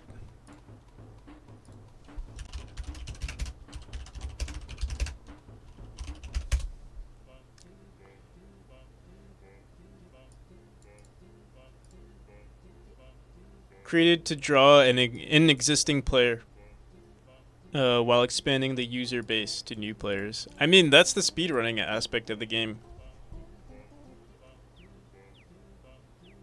Oh wait. Feature or enhancement in a game that is marketed or created to draw an existing player while expanding the user base to new players.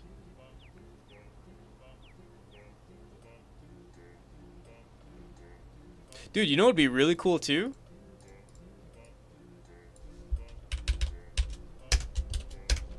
Multiplayer mode. I'm thinking about adding a co-op player mode.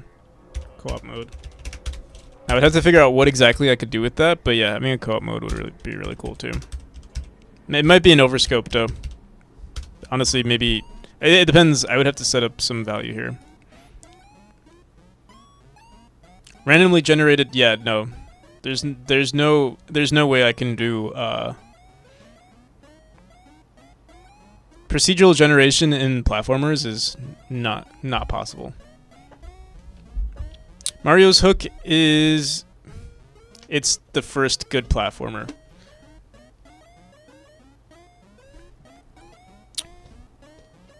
Hollow Knight's hook is that it's a good Metroidvania. Dewdrop has animal guns. So yeah, it's hard to say what the hook could be, because like the hook is just, it's just supposed to be a good game. To like give it, I'm not gonna expand too much on like unique elements, because the unique elements are just the mechanics, but to say that, oh, this has unique mechanics is not good enough. Also, the mechanics are technically not unique to just, it has been done before. Like no game is actually unique.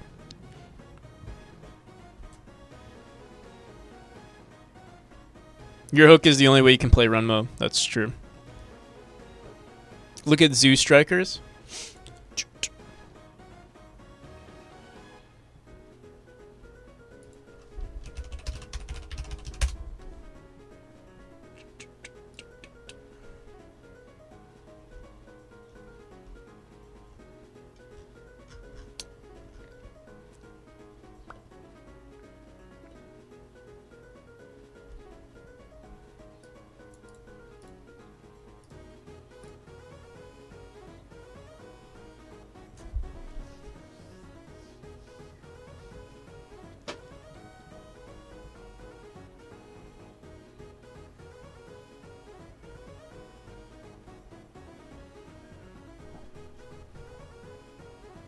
The hook could also be the story. Flashbacks. Or a thing in the game. Or a potential thing in the game. Has to be a gameplay hook. The thing is, I can't bullshit the hook. I can't be like, oh, I can't say like, oh, this is the new hook in the game. We have to work with what we've got.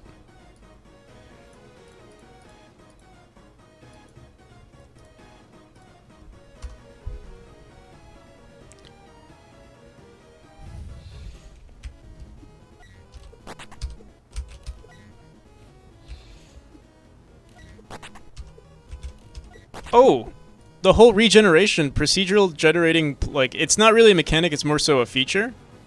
What the hell?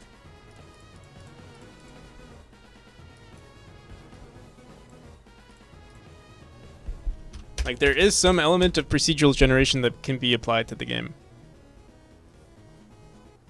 Mostly with just designs. But yeah, every time you respawn in the game, like, the furniture could change, like, it's trippy.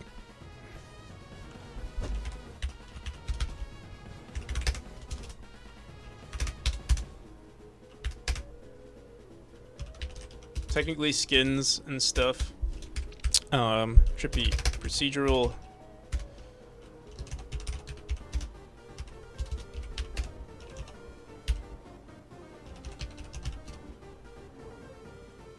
It's not technically procedural. It kind of is procedurally generated, but it's more so randomly generated.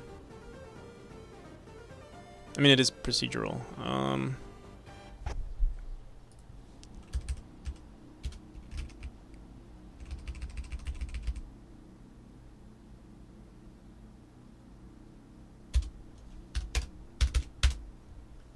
Every time you die, like, the entire environment would change.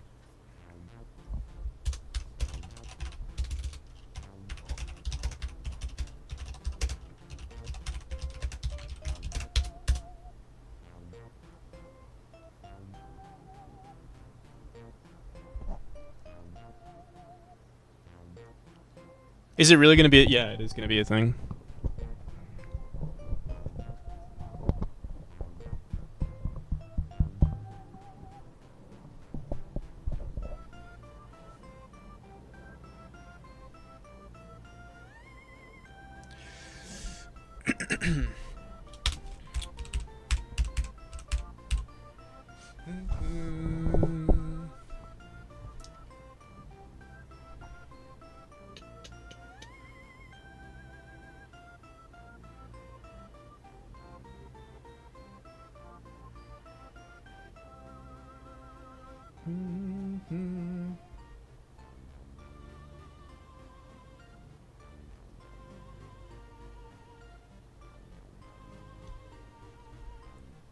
Yeah, I think so. We'll do that. It's hard to put this into the hook at the moment, like to be like, oh yeah, this is the game, because I don't have any of those mechanics implemented yet, like with the whole player face thing or the where is it? Where did we throw it into? Oh yeah, we threw it into the GDD. Someone asked what a GDD was. I think I didn't. I think I ignored them.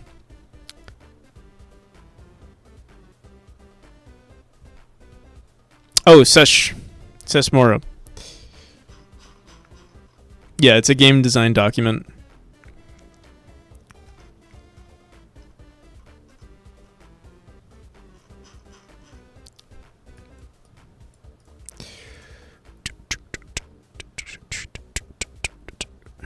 Okay.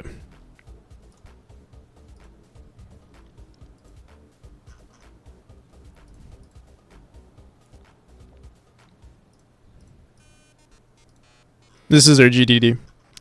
I remember putting an image here. Oh yeah. No, not this one. I could have sworn I added the image, but here it is. This is an example of some of the procedural or the things that we might implement. Shit.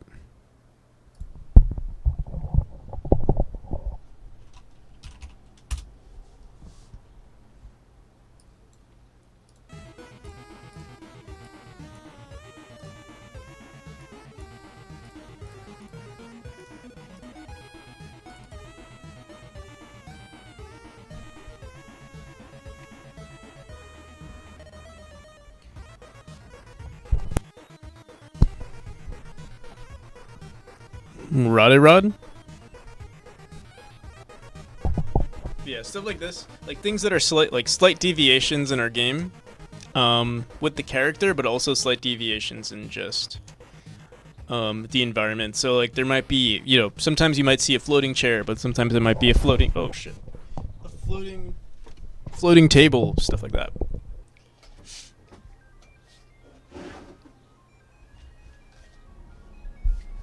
Or upside down table, or something like that. Nah, rainbow hat.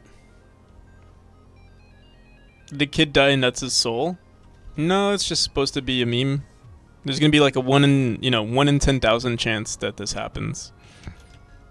Or maybe you have to earn it. So we could also make it so that a lot of these can be like, for the majority of these, they could be procedurally generated or like added to the game. Like, something like this or something like this, or even things like this.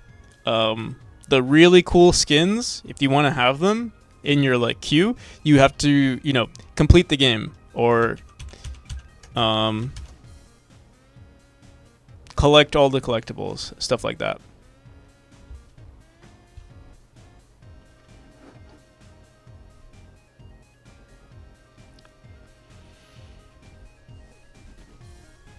People will be making overdramatic memory theories, maybe. Or maybe the game will just be a flop, too. No one will care. That's also a possibility.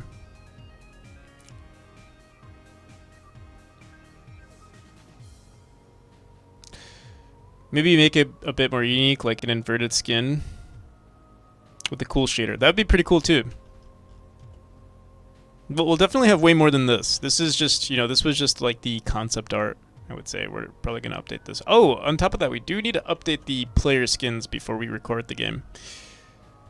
We'll have to do that soon.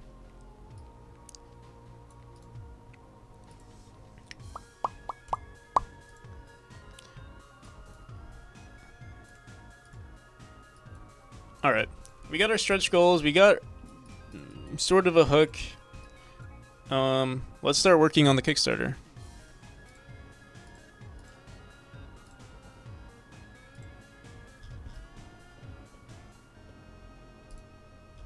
Alright, the basics. We'll go through everything because I forgot what the hell we did. Memori, subtitle. Understand your project both will appear, potentially the backers see them. Okay.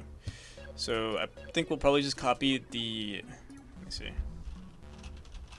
our Steam description.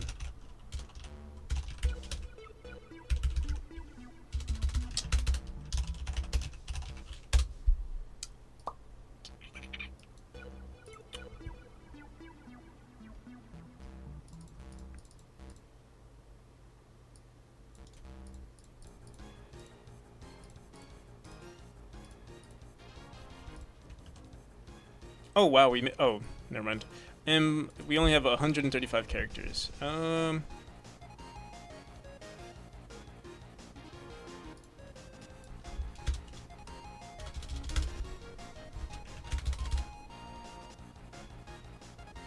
Feature-length documentary film showing.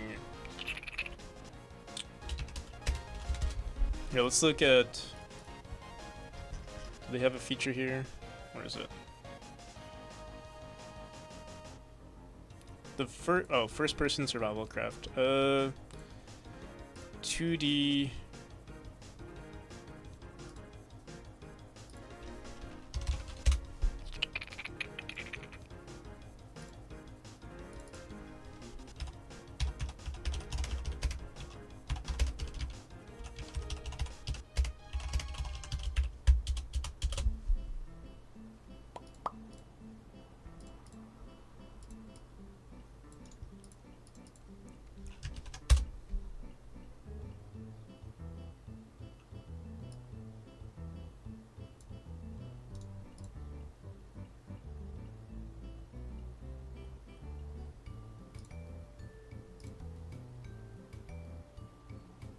Oh wait, whoops.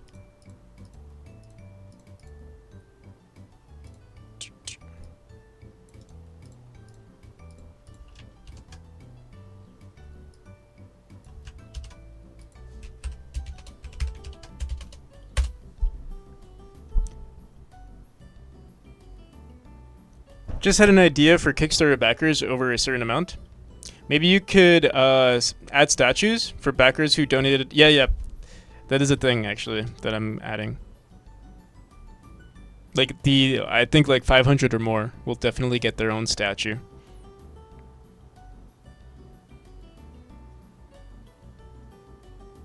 Adding what they want to say in the statue is also a great idea. But no, I appreciate the. I was gonna just put their name, but yeah, what they want to say would be pretty cool too. Or like if they have like something they want, like their philosophy on life.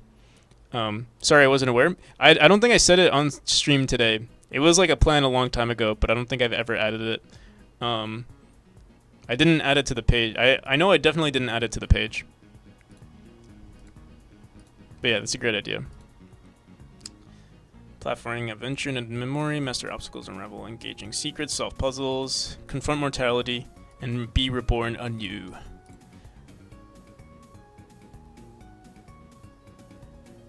Sure. Wait, I said 100 characters or less.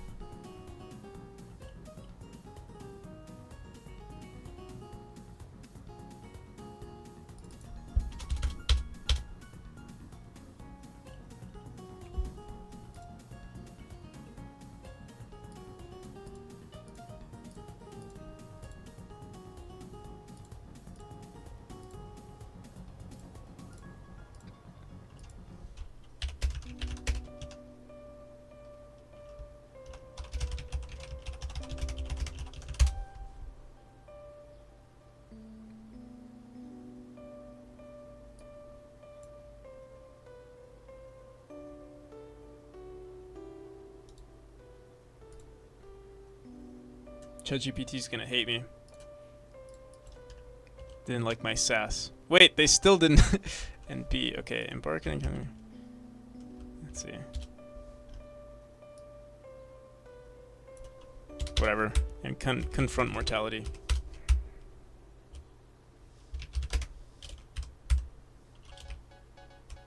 And confront your? Oh, we need a period.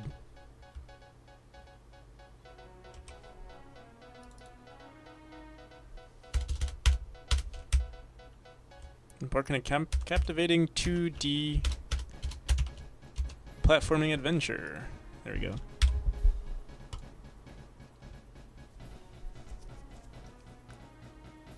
Flexibility of the playthrough.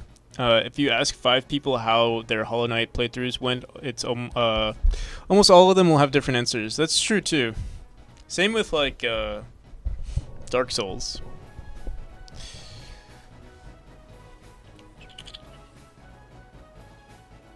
But my game is pretty linear.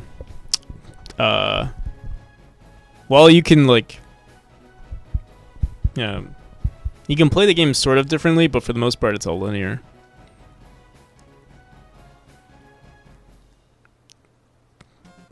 Video games. What's this? This is a subcategory. Art. Technology.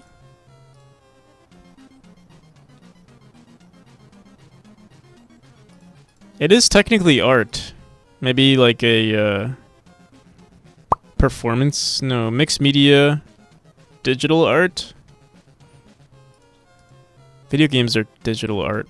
Publishing. Film and video. Design.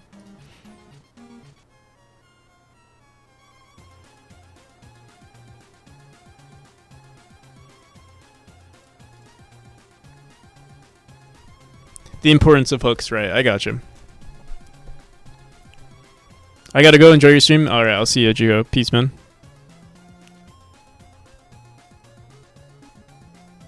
Project video. We need to do one of these as well. Funding goal. All right, let's set this up now.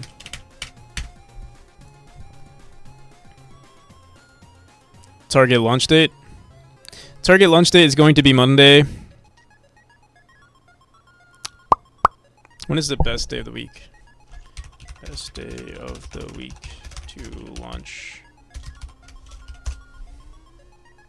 Earlier in the week. Okay.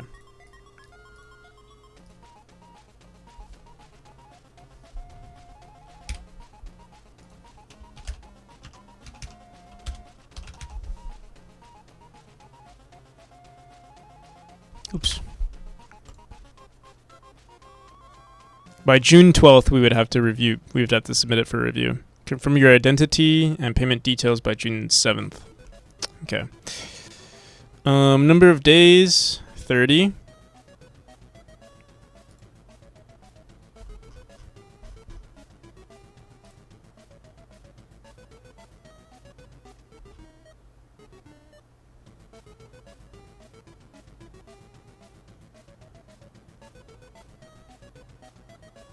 Also gotta go. I'll see you, Mr. Glick. Peace, man.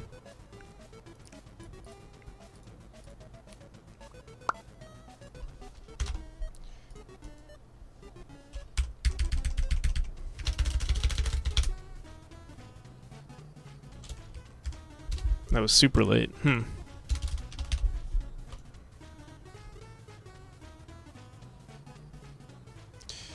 addition to everything above, this tier will get you access to private builds of the game.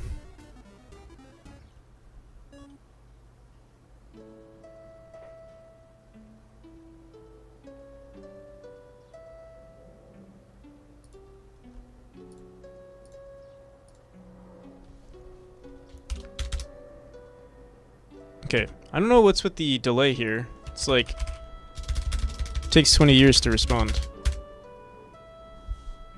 It only happens, okay, yeah.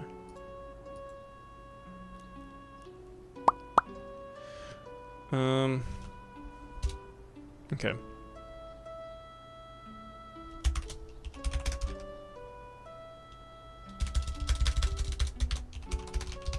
God damn it.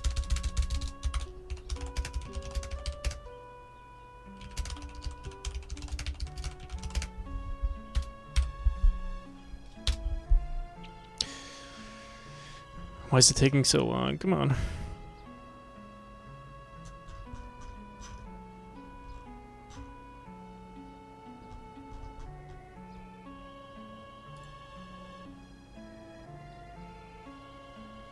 Your name in a tombstone in game. Yeah, we'll leave it like that.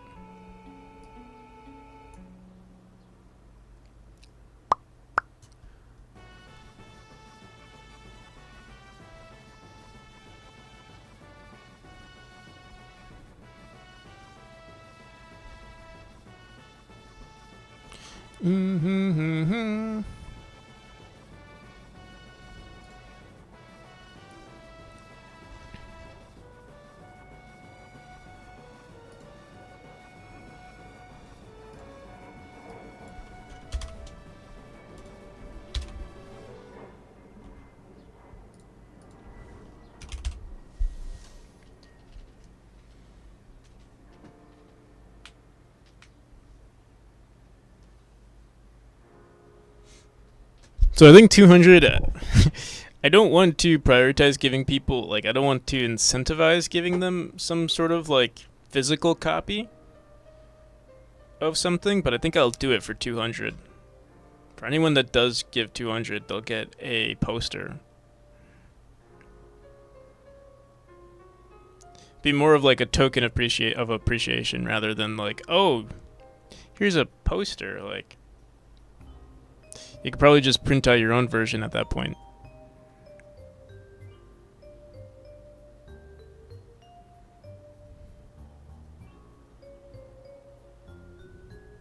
Also, within the, I'm wondering how expensive is it to ship to other countries? Most expensive country to ship to.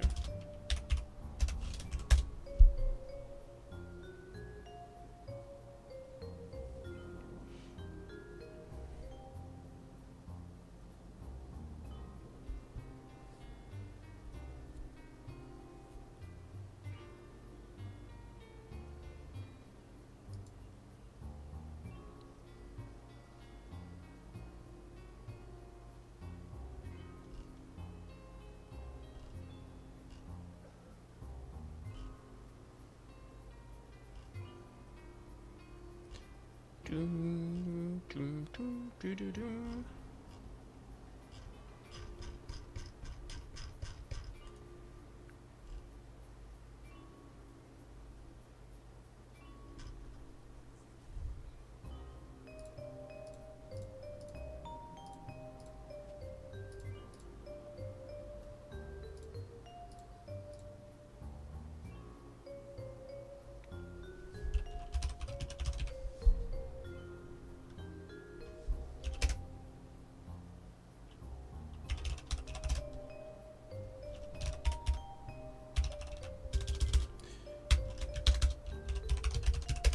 'Dude, why is there like a?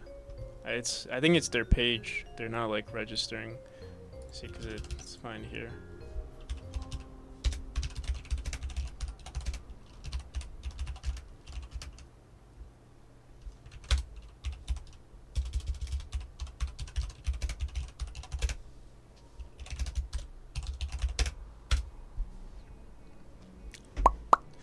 Physical poster.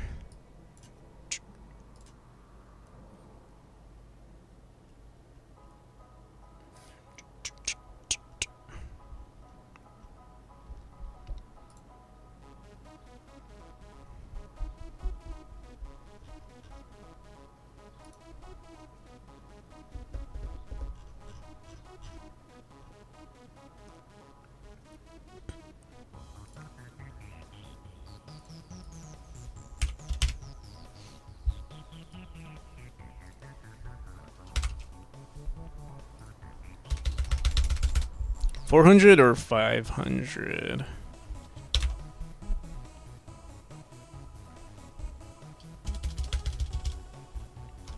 think it depends on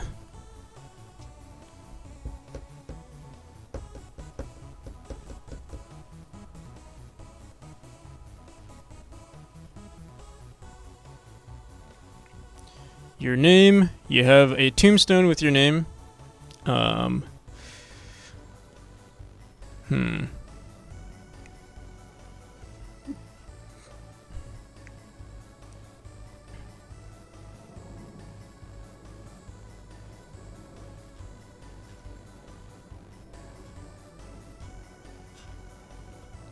For 500, we'll do what Grumble mentioned, which is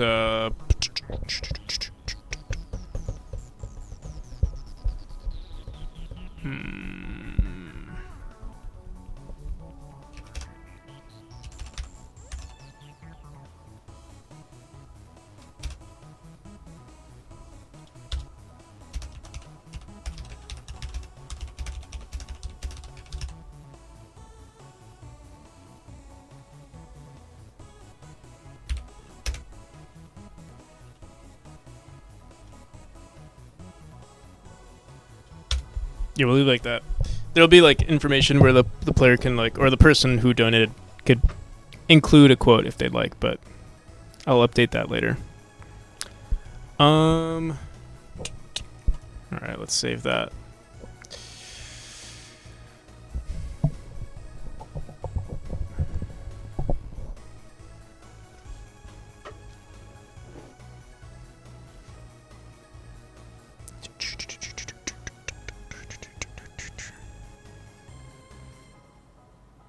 Why does it? Why is this? We should have removed this.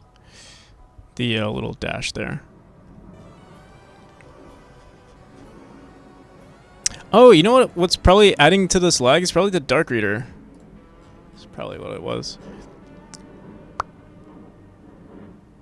Here, wait. Before we do anything, let me just make sure. Oh no, it's just. Oh no, it's fine now. There we go. Okay, yeah, it was the dark reader. It was just laggy.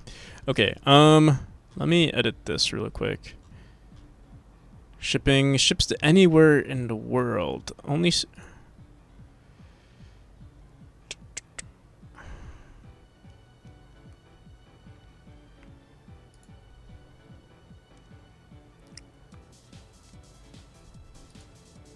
Local pickup, event, or service. Oh, there could be an additional price for the rest of the world. If I really wanted to.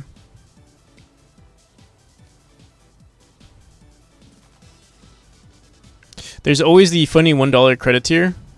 And $10 and 100% credit tier.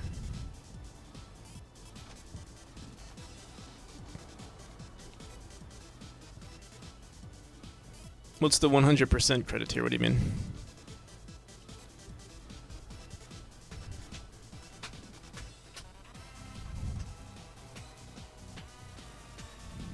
We could add a $1 tier.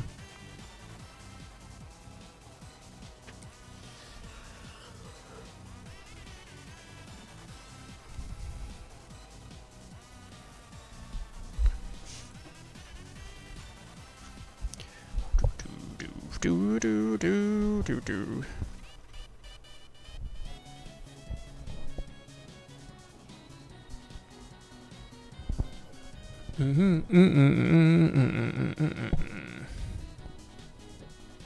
Digital art book is going to be tough.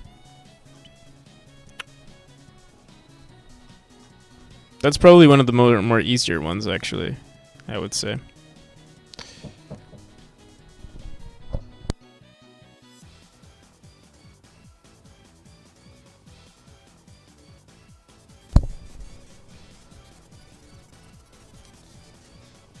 Oh, $100 tier. I see. Yeah, we definitely garnet. We're already up to 500, and we're gonna go higher. The $1,000 tiers and stuff like that are probably gonna be like, I don't think anyone's gonna do it. No internet stranger is going to do it, but we're still gonna have it. If it's gonna happen, it would happen with like, I don't know, maybe a family member or even myself. I would probably put in $1,000.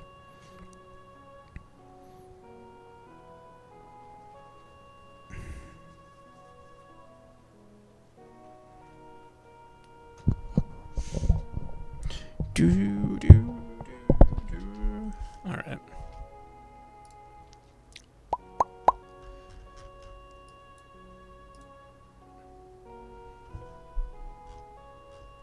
Oh wait, we did not update this. Tier 6 is going to be $750. Everything above. Is there anything else I would like to include here? Possibly design your own NPC. An NPC dedicated to you. How about that? For $750, you can have your own NPC. So, a statue dedicated to you and an NPC dedicated to you. Oh, wait, an NPC that you can help design.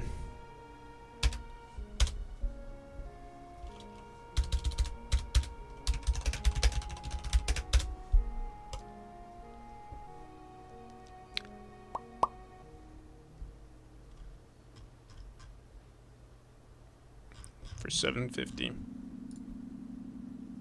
And this has to be limited, like to don't want to give like too many people. I'm gonna say 5. Project quantity limited. We'll say 10 actually.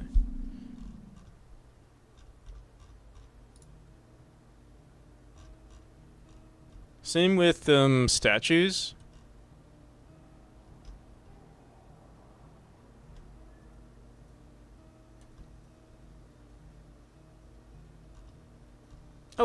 Oh, whoops, I messed up. I thought we made, this is still tier 5. Tier 5, which is 500. Which has the, okay, wait, let's remove this. A statue dedicated to you in game. You want to limit this to 15. But honestly, if people keep doing it, I'm probably going to add more, like, with the, you know what, I'll leave it at 10.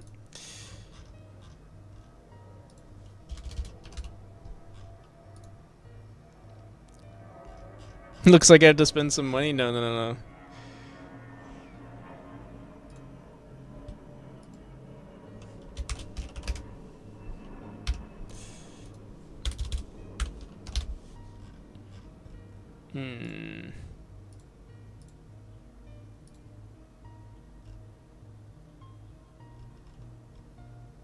Limited, we'll leave it at 5 for the 750.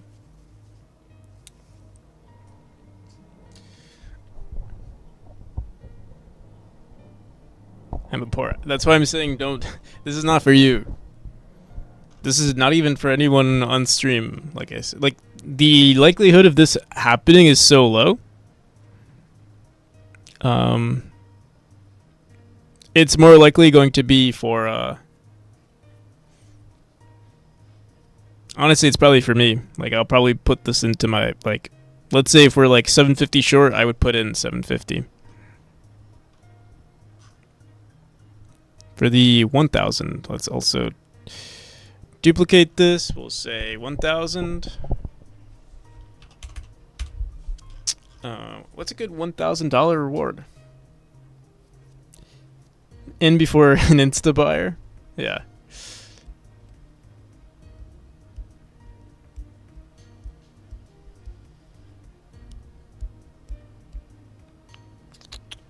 So $1,000. What is the $1,000 Kickstarter reward?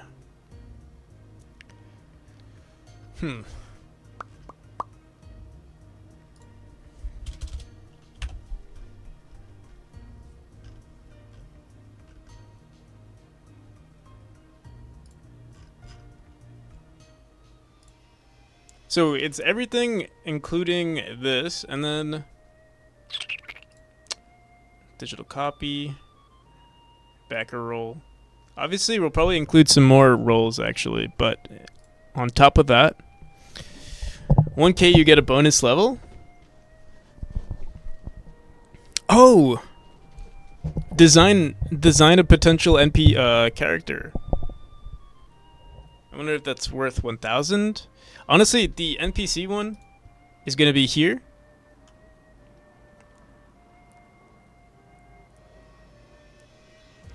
Where is it?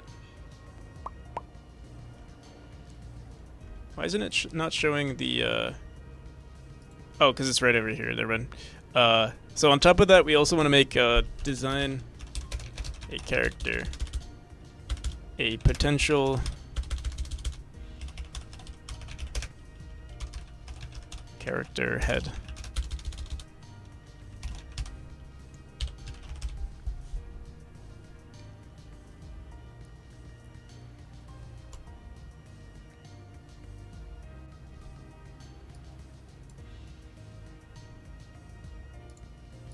I wish you could this because you can't edit this text after you add it. Let me see. Yeah, it's kind of annoying because now I have to like if you make a mistake, you have to, you know, I'll just leave it. The physical poster is more troublesome. Yeah, you're not wrong there. You're definitely not wrong there. We might remove it actually. Now that I'm thinking about it.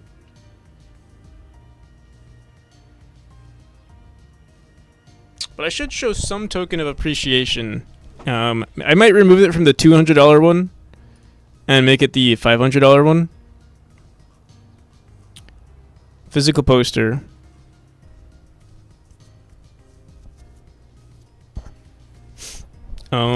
But yeah, I mean, if you're giving $200, like, I feel like it should show some token of appreciation. I think people like the physical copies of things. It's just I'm worried also that it might bait a lot of people into getting the $200 one, which is great, but then I have to ship. Then I would be losing a decent amount of money from just shipping all of this across the world.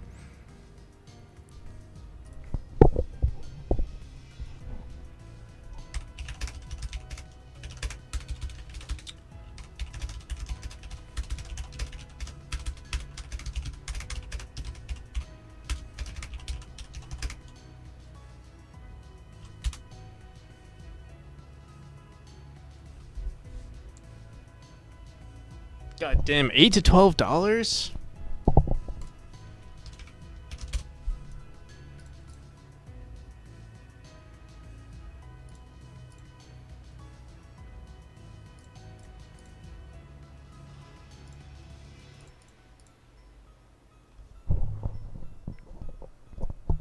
I'd be losing 25%. Around 25%. Probably, maybe even more if we added posters for the $200 one. See what metal poster cost is? A digital poster? No, a physical poster. A digital poster obviously is pretty easy. So yeah, maybe I'll remove it from 200. But I feel like also it might get people interested in the project more to have 200, like the poster on the $200 one.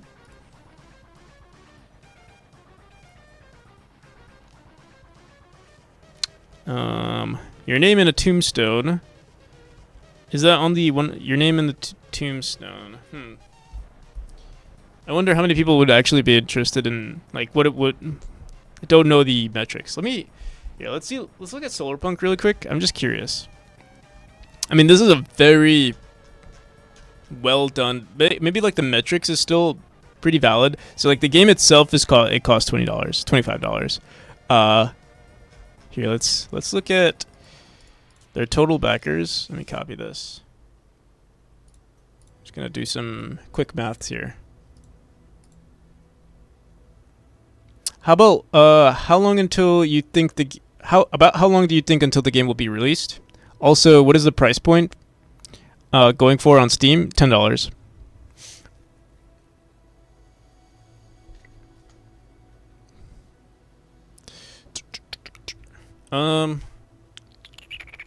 What was I gonna say? Why would I? Also, the metal poster. I don't. What do you mean? How much is a metal poster?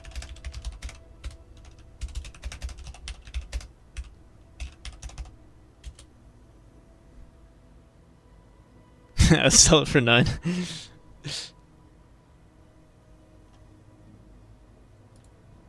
Metal poster. $10. Oh, that's a little NSFW right there.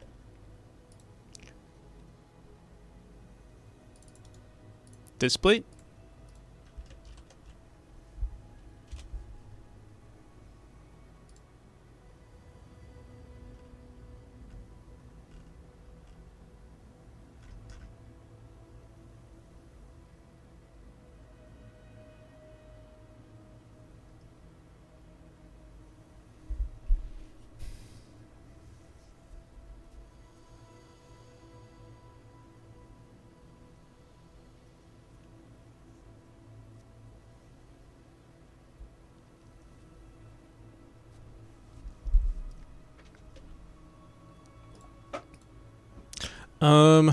Okay.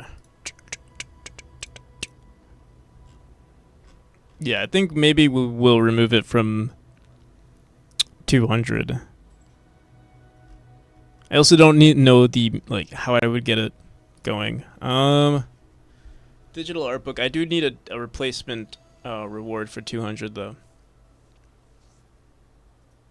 Your name in the credits. Also, this is the wrong thing. Let me see if we can find.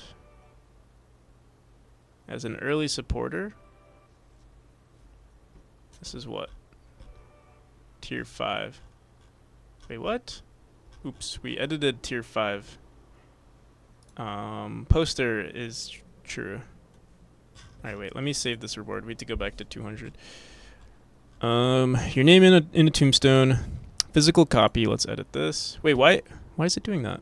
We're trying to edit tier. Oh, it's called tier 5, and it is. I'm just dumb. My bad. Here, we remove this. We do need to add a tier 3. Eventually, we'll add this. I'm gonna not worry about that just yet. Gotta go find someone to make a digital art book and poster. Yeah. The digital art book will be a lot easier to make and like produce. Same with the poster because it's just going to be art that's added to the game. So it's like 2 birds in 1 stone. 2 birds with 1 stone because yeah, any art that I add to the game will be valuable, and literally just putting that into a digital art book is as easy as copying and pasting.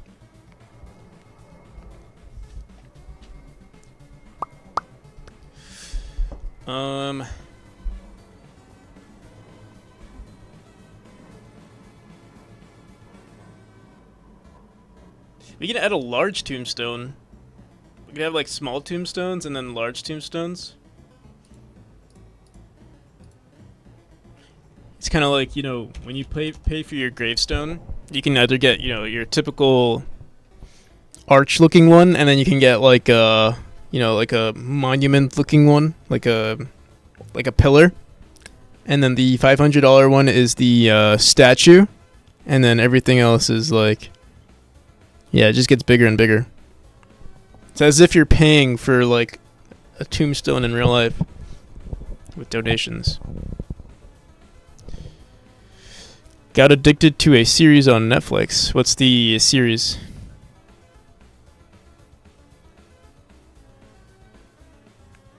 Would it be cool if you got your name engraved in Morse in the background? It would be pretty cool. Big Bang Theory.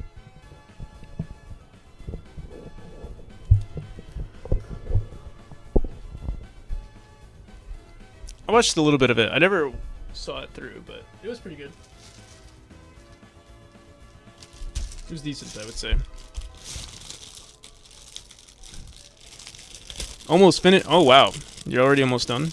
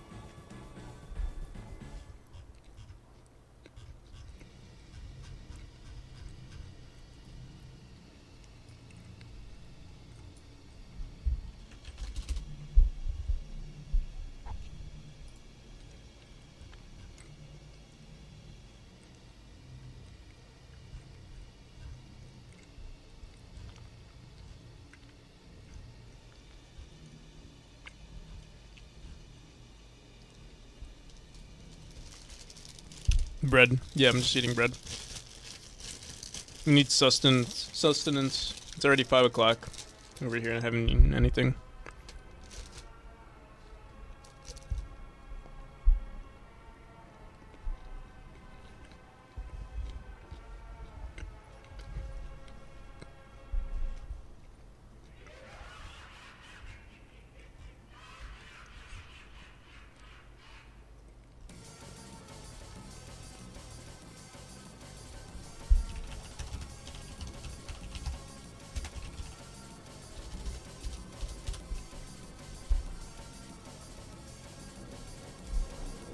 Going to bed? How do I start eating? I'm sorry.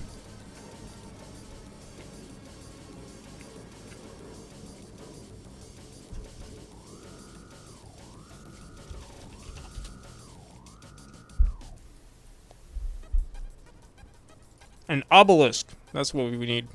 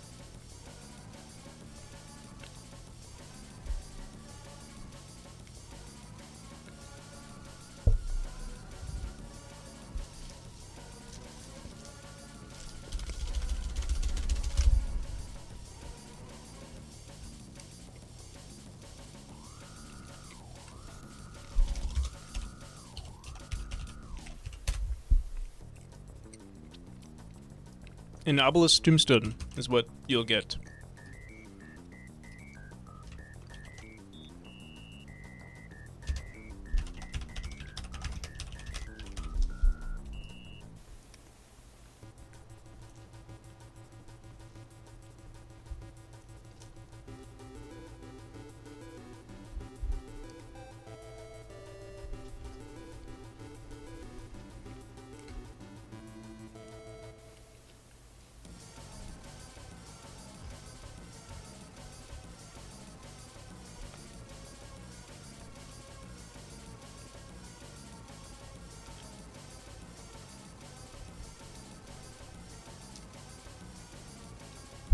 Been on stream for more. You've requested music, you've requested playtests.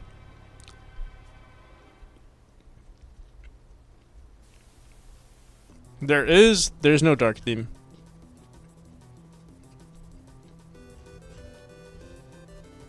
I could use one, but there's a delay to it.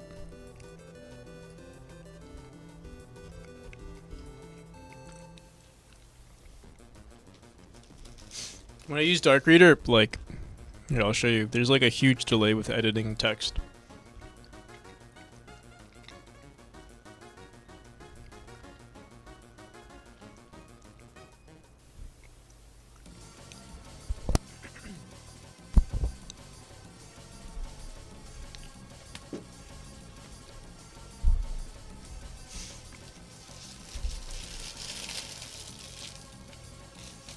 But the keys from Kickstarter doesn't count into Steam reviews?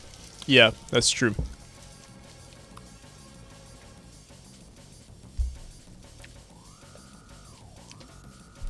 It does count for reviews, it's just that they count as free keys.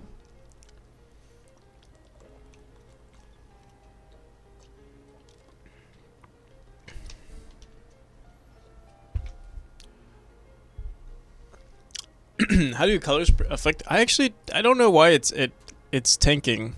Let me see. It's weird. I'll show you right now. When I type into something, let me see. Obelisk tombstone. So yeah, we need to do this for everything. So maybe 500 will also have. I think 500 is where you get the poster. That's the least I could do. As for the tombstone, you're gonna get an obelisk in 500. A statue dedicated to you will be in 1000 or 750 and up. So your name on a tombstone. Let's remove that. Where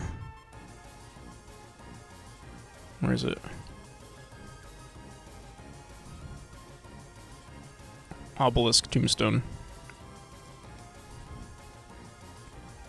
And a physical poster of Memori.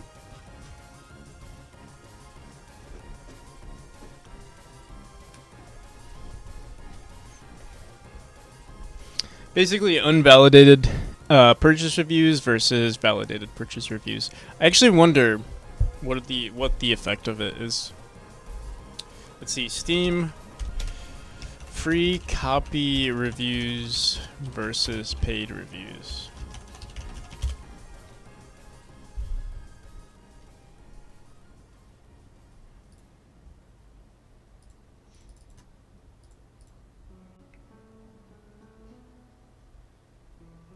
Include user reviews in a game's overall score if the reviewer didn't pay for the copy. Oof.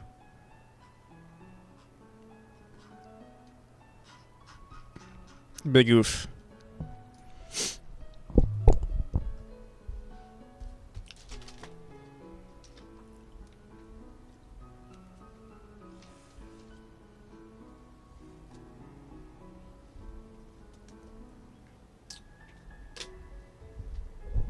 Better to have that? No, it's not better because the people who get the free copy are people who are supporters of the game, so they would probably give a better review.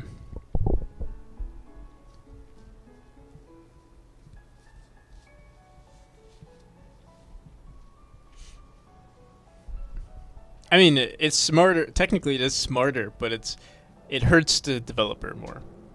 It technically is better because then you can just give away free keys and then expect good reviews, and then that would push the algorithm up for you. But in terms of like getting legit reviews from people who purchase your game, you'll have better.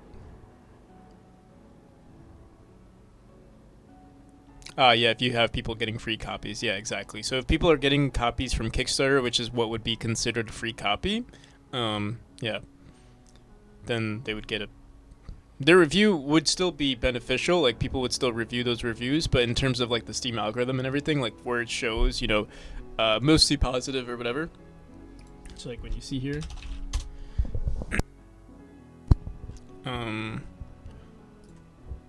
like see here. See, they gave away too many free copies. This is what our reviews are gonna look like pretty soon. It's gonna be mixed. I'm gonna have hopefully this is not us. I mean, if they make this amount of sales, then yes. But in terms of reviews, you don't want mixed reviews. But it's weird. Like you see this, like 65 hours, 1,300 hours, 3.0. I'm more afraid of. Like, if someone has 1,300 hours on my game, then that would be. If they have 13, this would be a check if they had 1,300 hours. Stuff like this is probably more likely, where like they have 3.9 hours and they just don't like the game. Maybe they think the game is too short. They might think it's not worth it or stuff like that.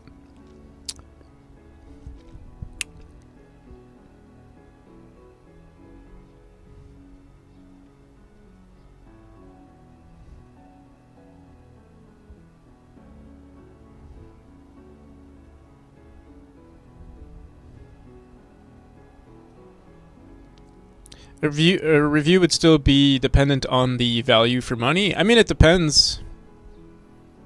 It really depends. There are games that are pretty. Let me try to find a game. What's Mizizi's games? Let me see.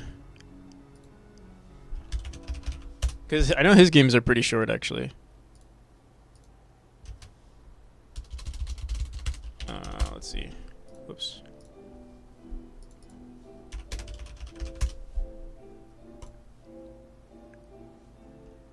What's his main game?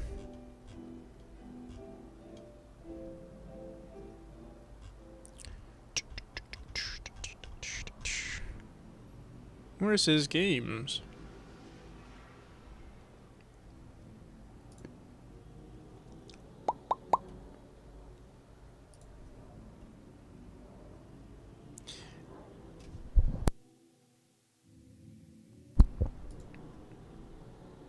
Interesting. He doesn't like showcase his games anywhere.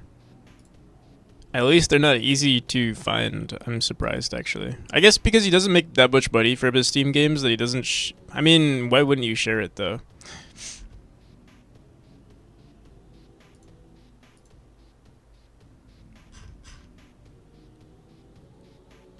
Biopunk. I mean, yeah, this is the game.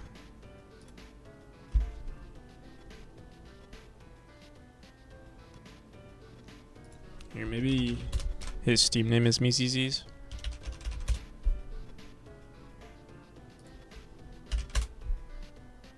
What the hell?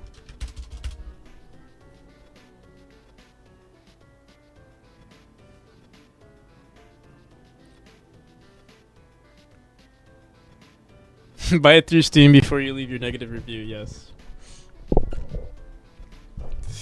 If you guys really want to hurt me, purchase the game.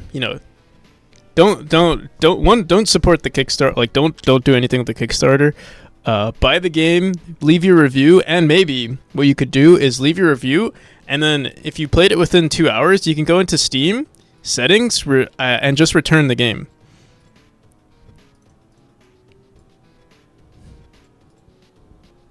If you really want to ruin someone. I don't know. Actually, I don't know if they validate if you return the game, but yeah.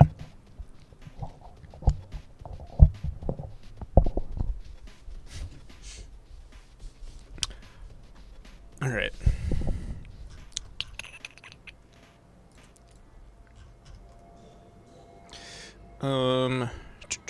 Trying to see.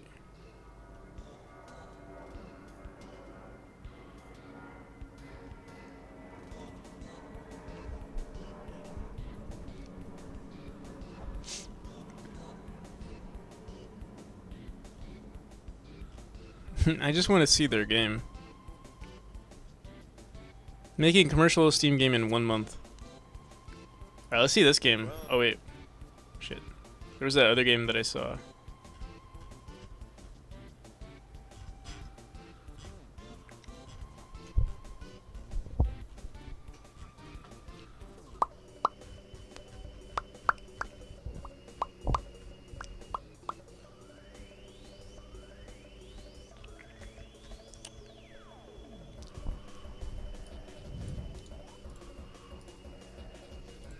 This game right here. Okay, so they got very positive reviews. It was like a 2-hour game. But they also didn't have a Kickstarter. So like a lot of people that supported their game, it's actually interesting.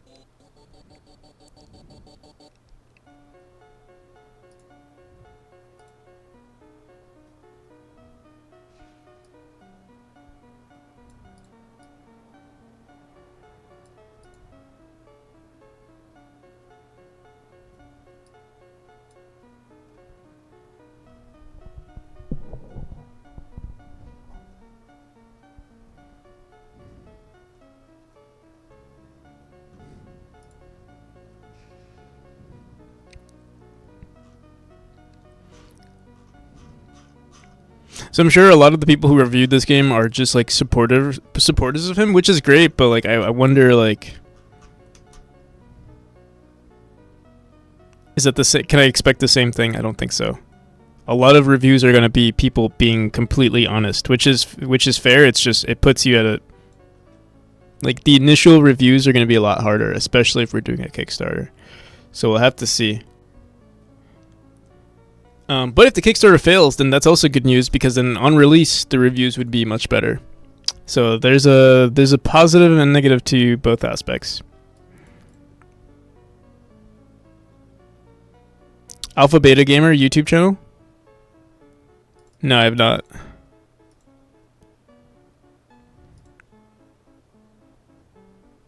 So discount for first month or not?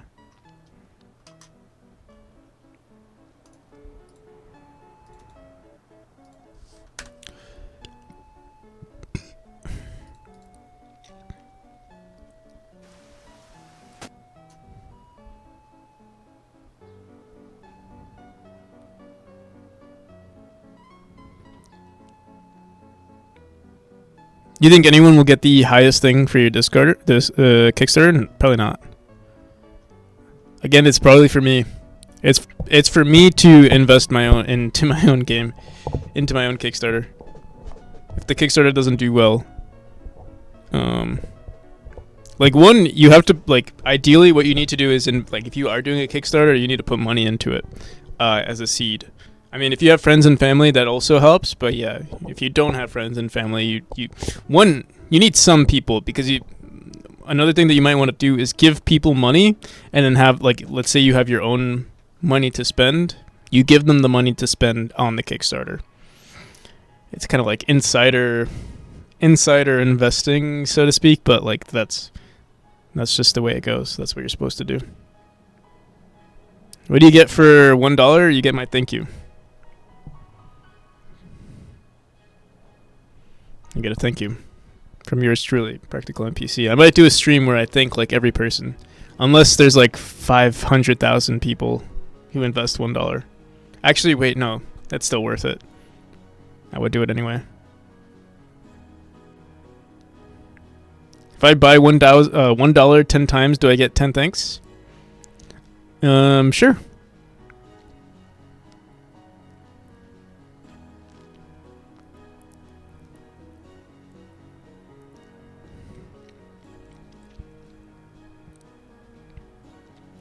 Remember names of unique games I remember on here? Like, one was a short where you play as the boss of an Elden Ring game, and he's really easy to kill at the beginning, but keeps coming back stronger and stronger. That's pretty cool, actually.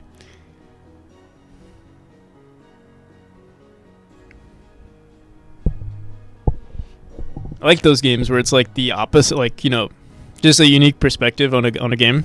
Like, I remember seeing this game where it was like, I think it might have been a mobile game, but it's still a cool idea where you were the character that picks up all the loot after the hero kills the enemy, and the whole game was you picking up loot. All right, I'll be out. I'll see you, man. See you, Octo. Thanks for watching, man. Peace. So yeah, let's try to finish this up really quick.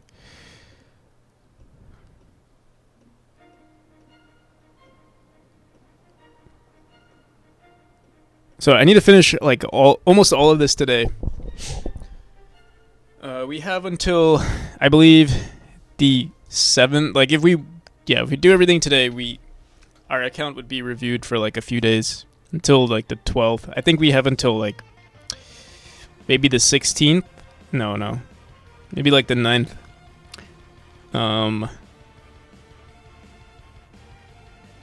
Actually, yeah, by Friday. If we could finish the Kickstarter by Friday, that'd be great.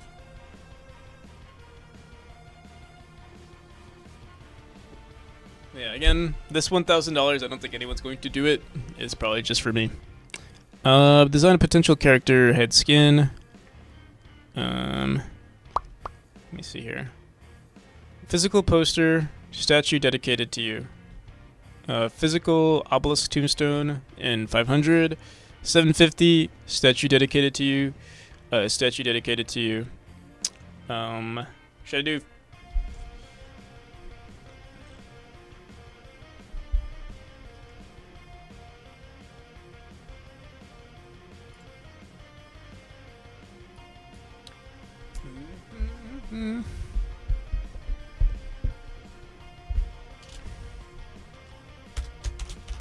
So yeah, there's like this weird delay with Dark Reader.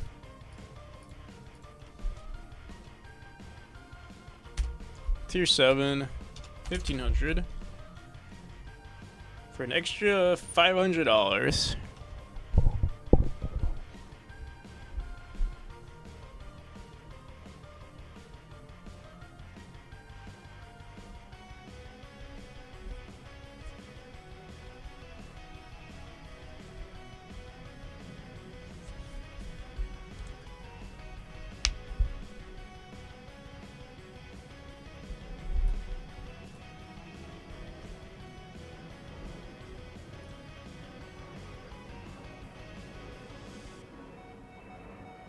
Design an enemy? Having a boss fight in every... Oh, that's another stretch goal that would be really cool. Boss fights. For every chapter, having a boss fight would be really, really cool. And I think we could definitely do it. Do, do, do, do, do, do, do, do.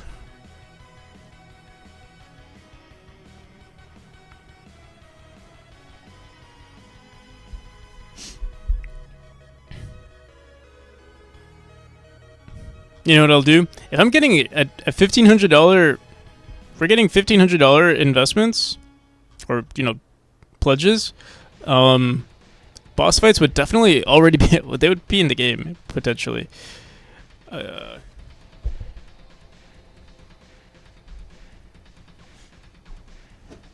Maybe I can add this as, like, design a boss.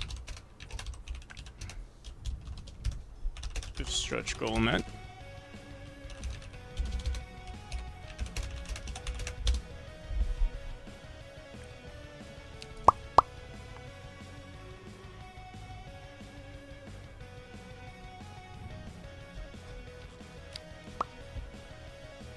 Could do that. There are 5 chapters in total, so it would be 5. Total available is 5.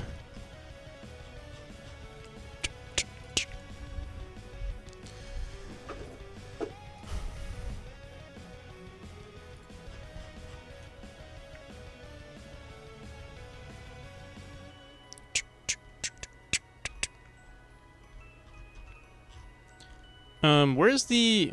Wait a second. We didn't actually write one for 1,000. Or did I accidentally...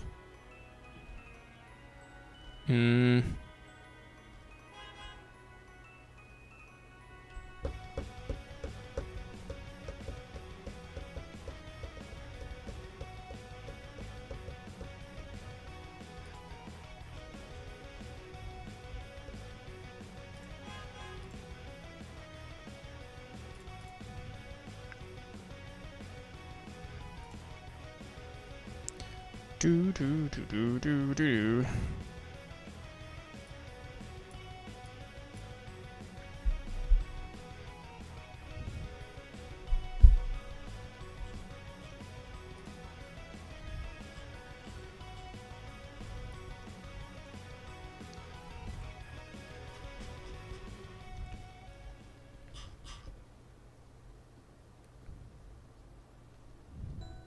Yeah, I don't think this will ever reach 1,500.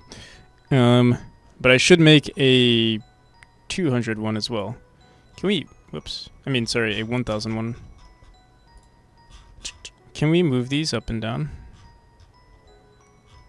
Here, I'm just going to edit this now. Tier 7, we'll say... Design a boss?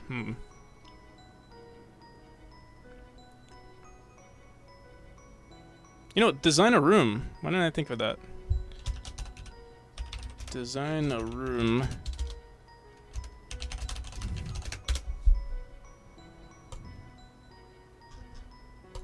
And then 1,500 would be design a boss fight. Or design... Let's duplicate this again. I think we would remove design a room. We'd remove this and we'll say design, help design a boss fight.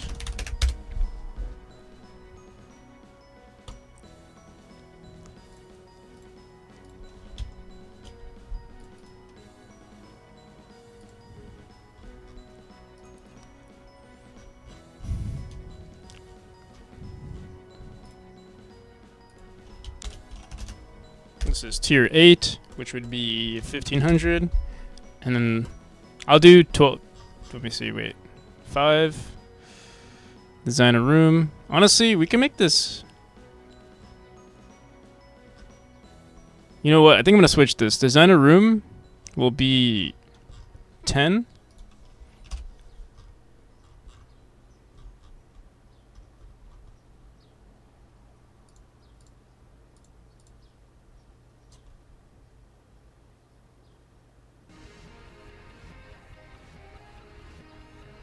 Where is it?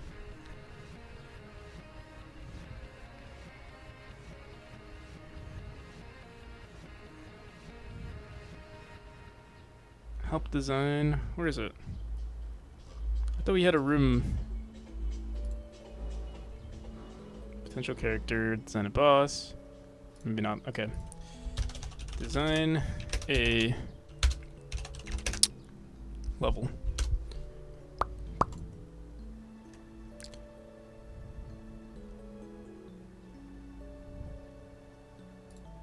We'll say help design a level.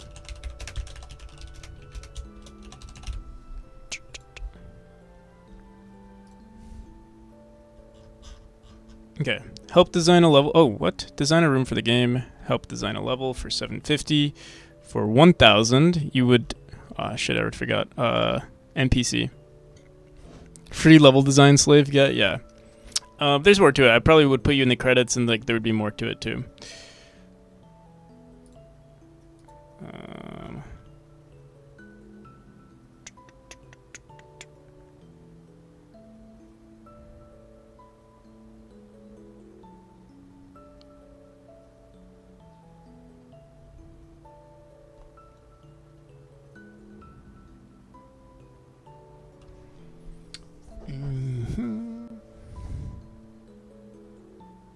Seems like it doesn't show the other thing.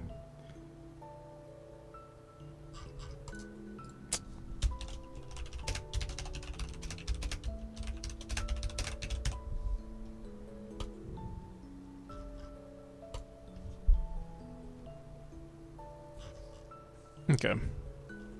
Tier 1, Tier 8. Help design a boss fight.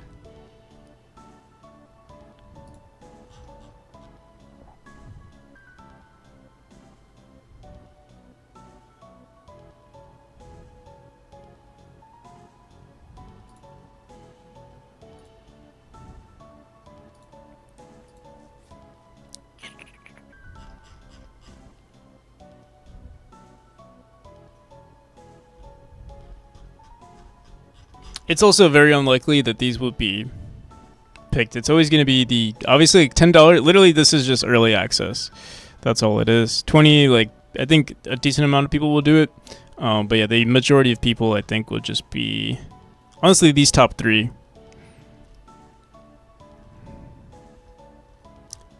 Again, we could look at Solarpunk. Solarpunk had what?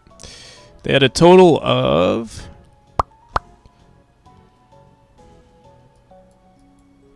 2888. Let's see.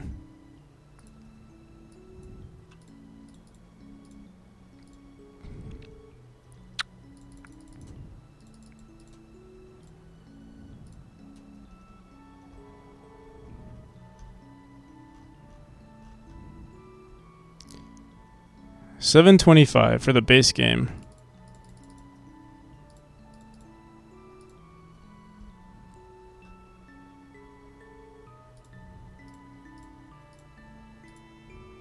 Is 25% of sales. 40. It's 372.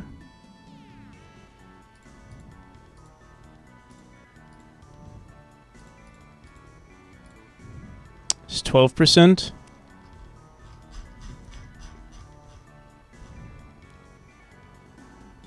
Whoa.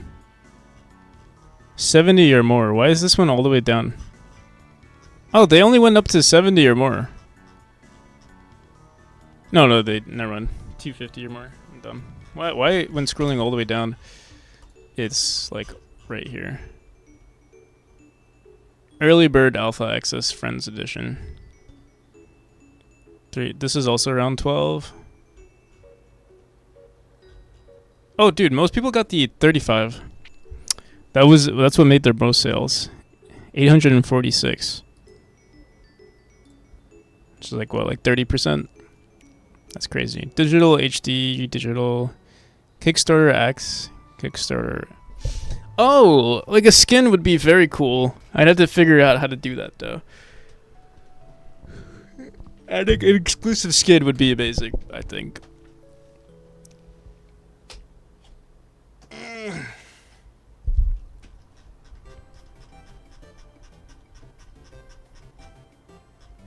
Alright. I think I'm going to do the rest of this off stream. Probably going to watch like some Netflix or something while we write out all of these pages. And then all of these rewards. And then on stream, I think we're going to try to figure out how to get all these banners on the page. The wish list us, everything. So the logistics and everything will be done today. And then, yeah. We'll have to hire someone for the pages. For the banners. Oh, dude, they updated their thing. They got 130. Now they're on Plants Plus. Interesting. Okay. Alrighty, guys. Let's see who's online. Too Much Tomato. Cetalix. I've heard decent stuff about him.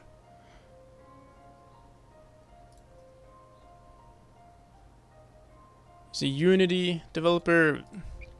Felonier, I think he does Godot. So we might go for him again.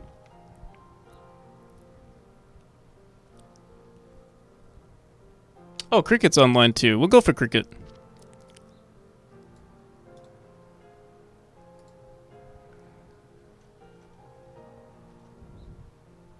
Use this shape as a mask to segment the background. Valley's great too. Oh no. All right, we'll do Val. We did him. What is he doing? Full permission to show new friends cool things. I will download. Irish John is also Irish John is great. I've rated him a decent amount of times though. We'll go for someone smaller. Rated too much tomato. We'll go for. I did rate him I think yesterday, but I've also rated Cricket a decent amount too.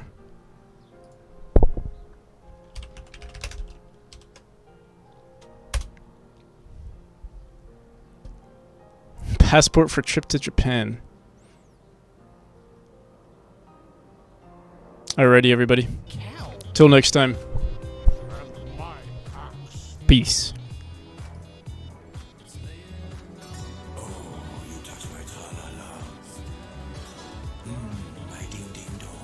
My ding ding dong.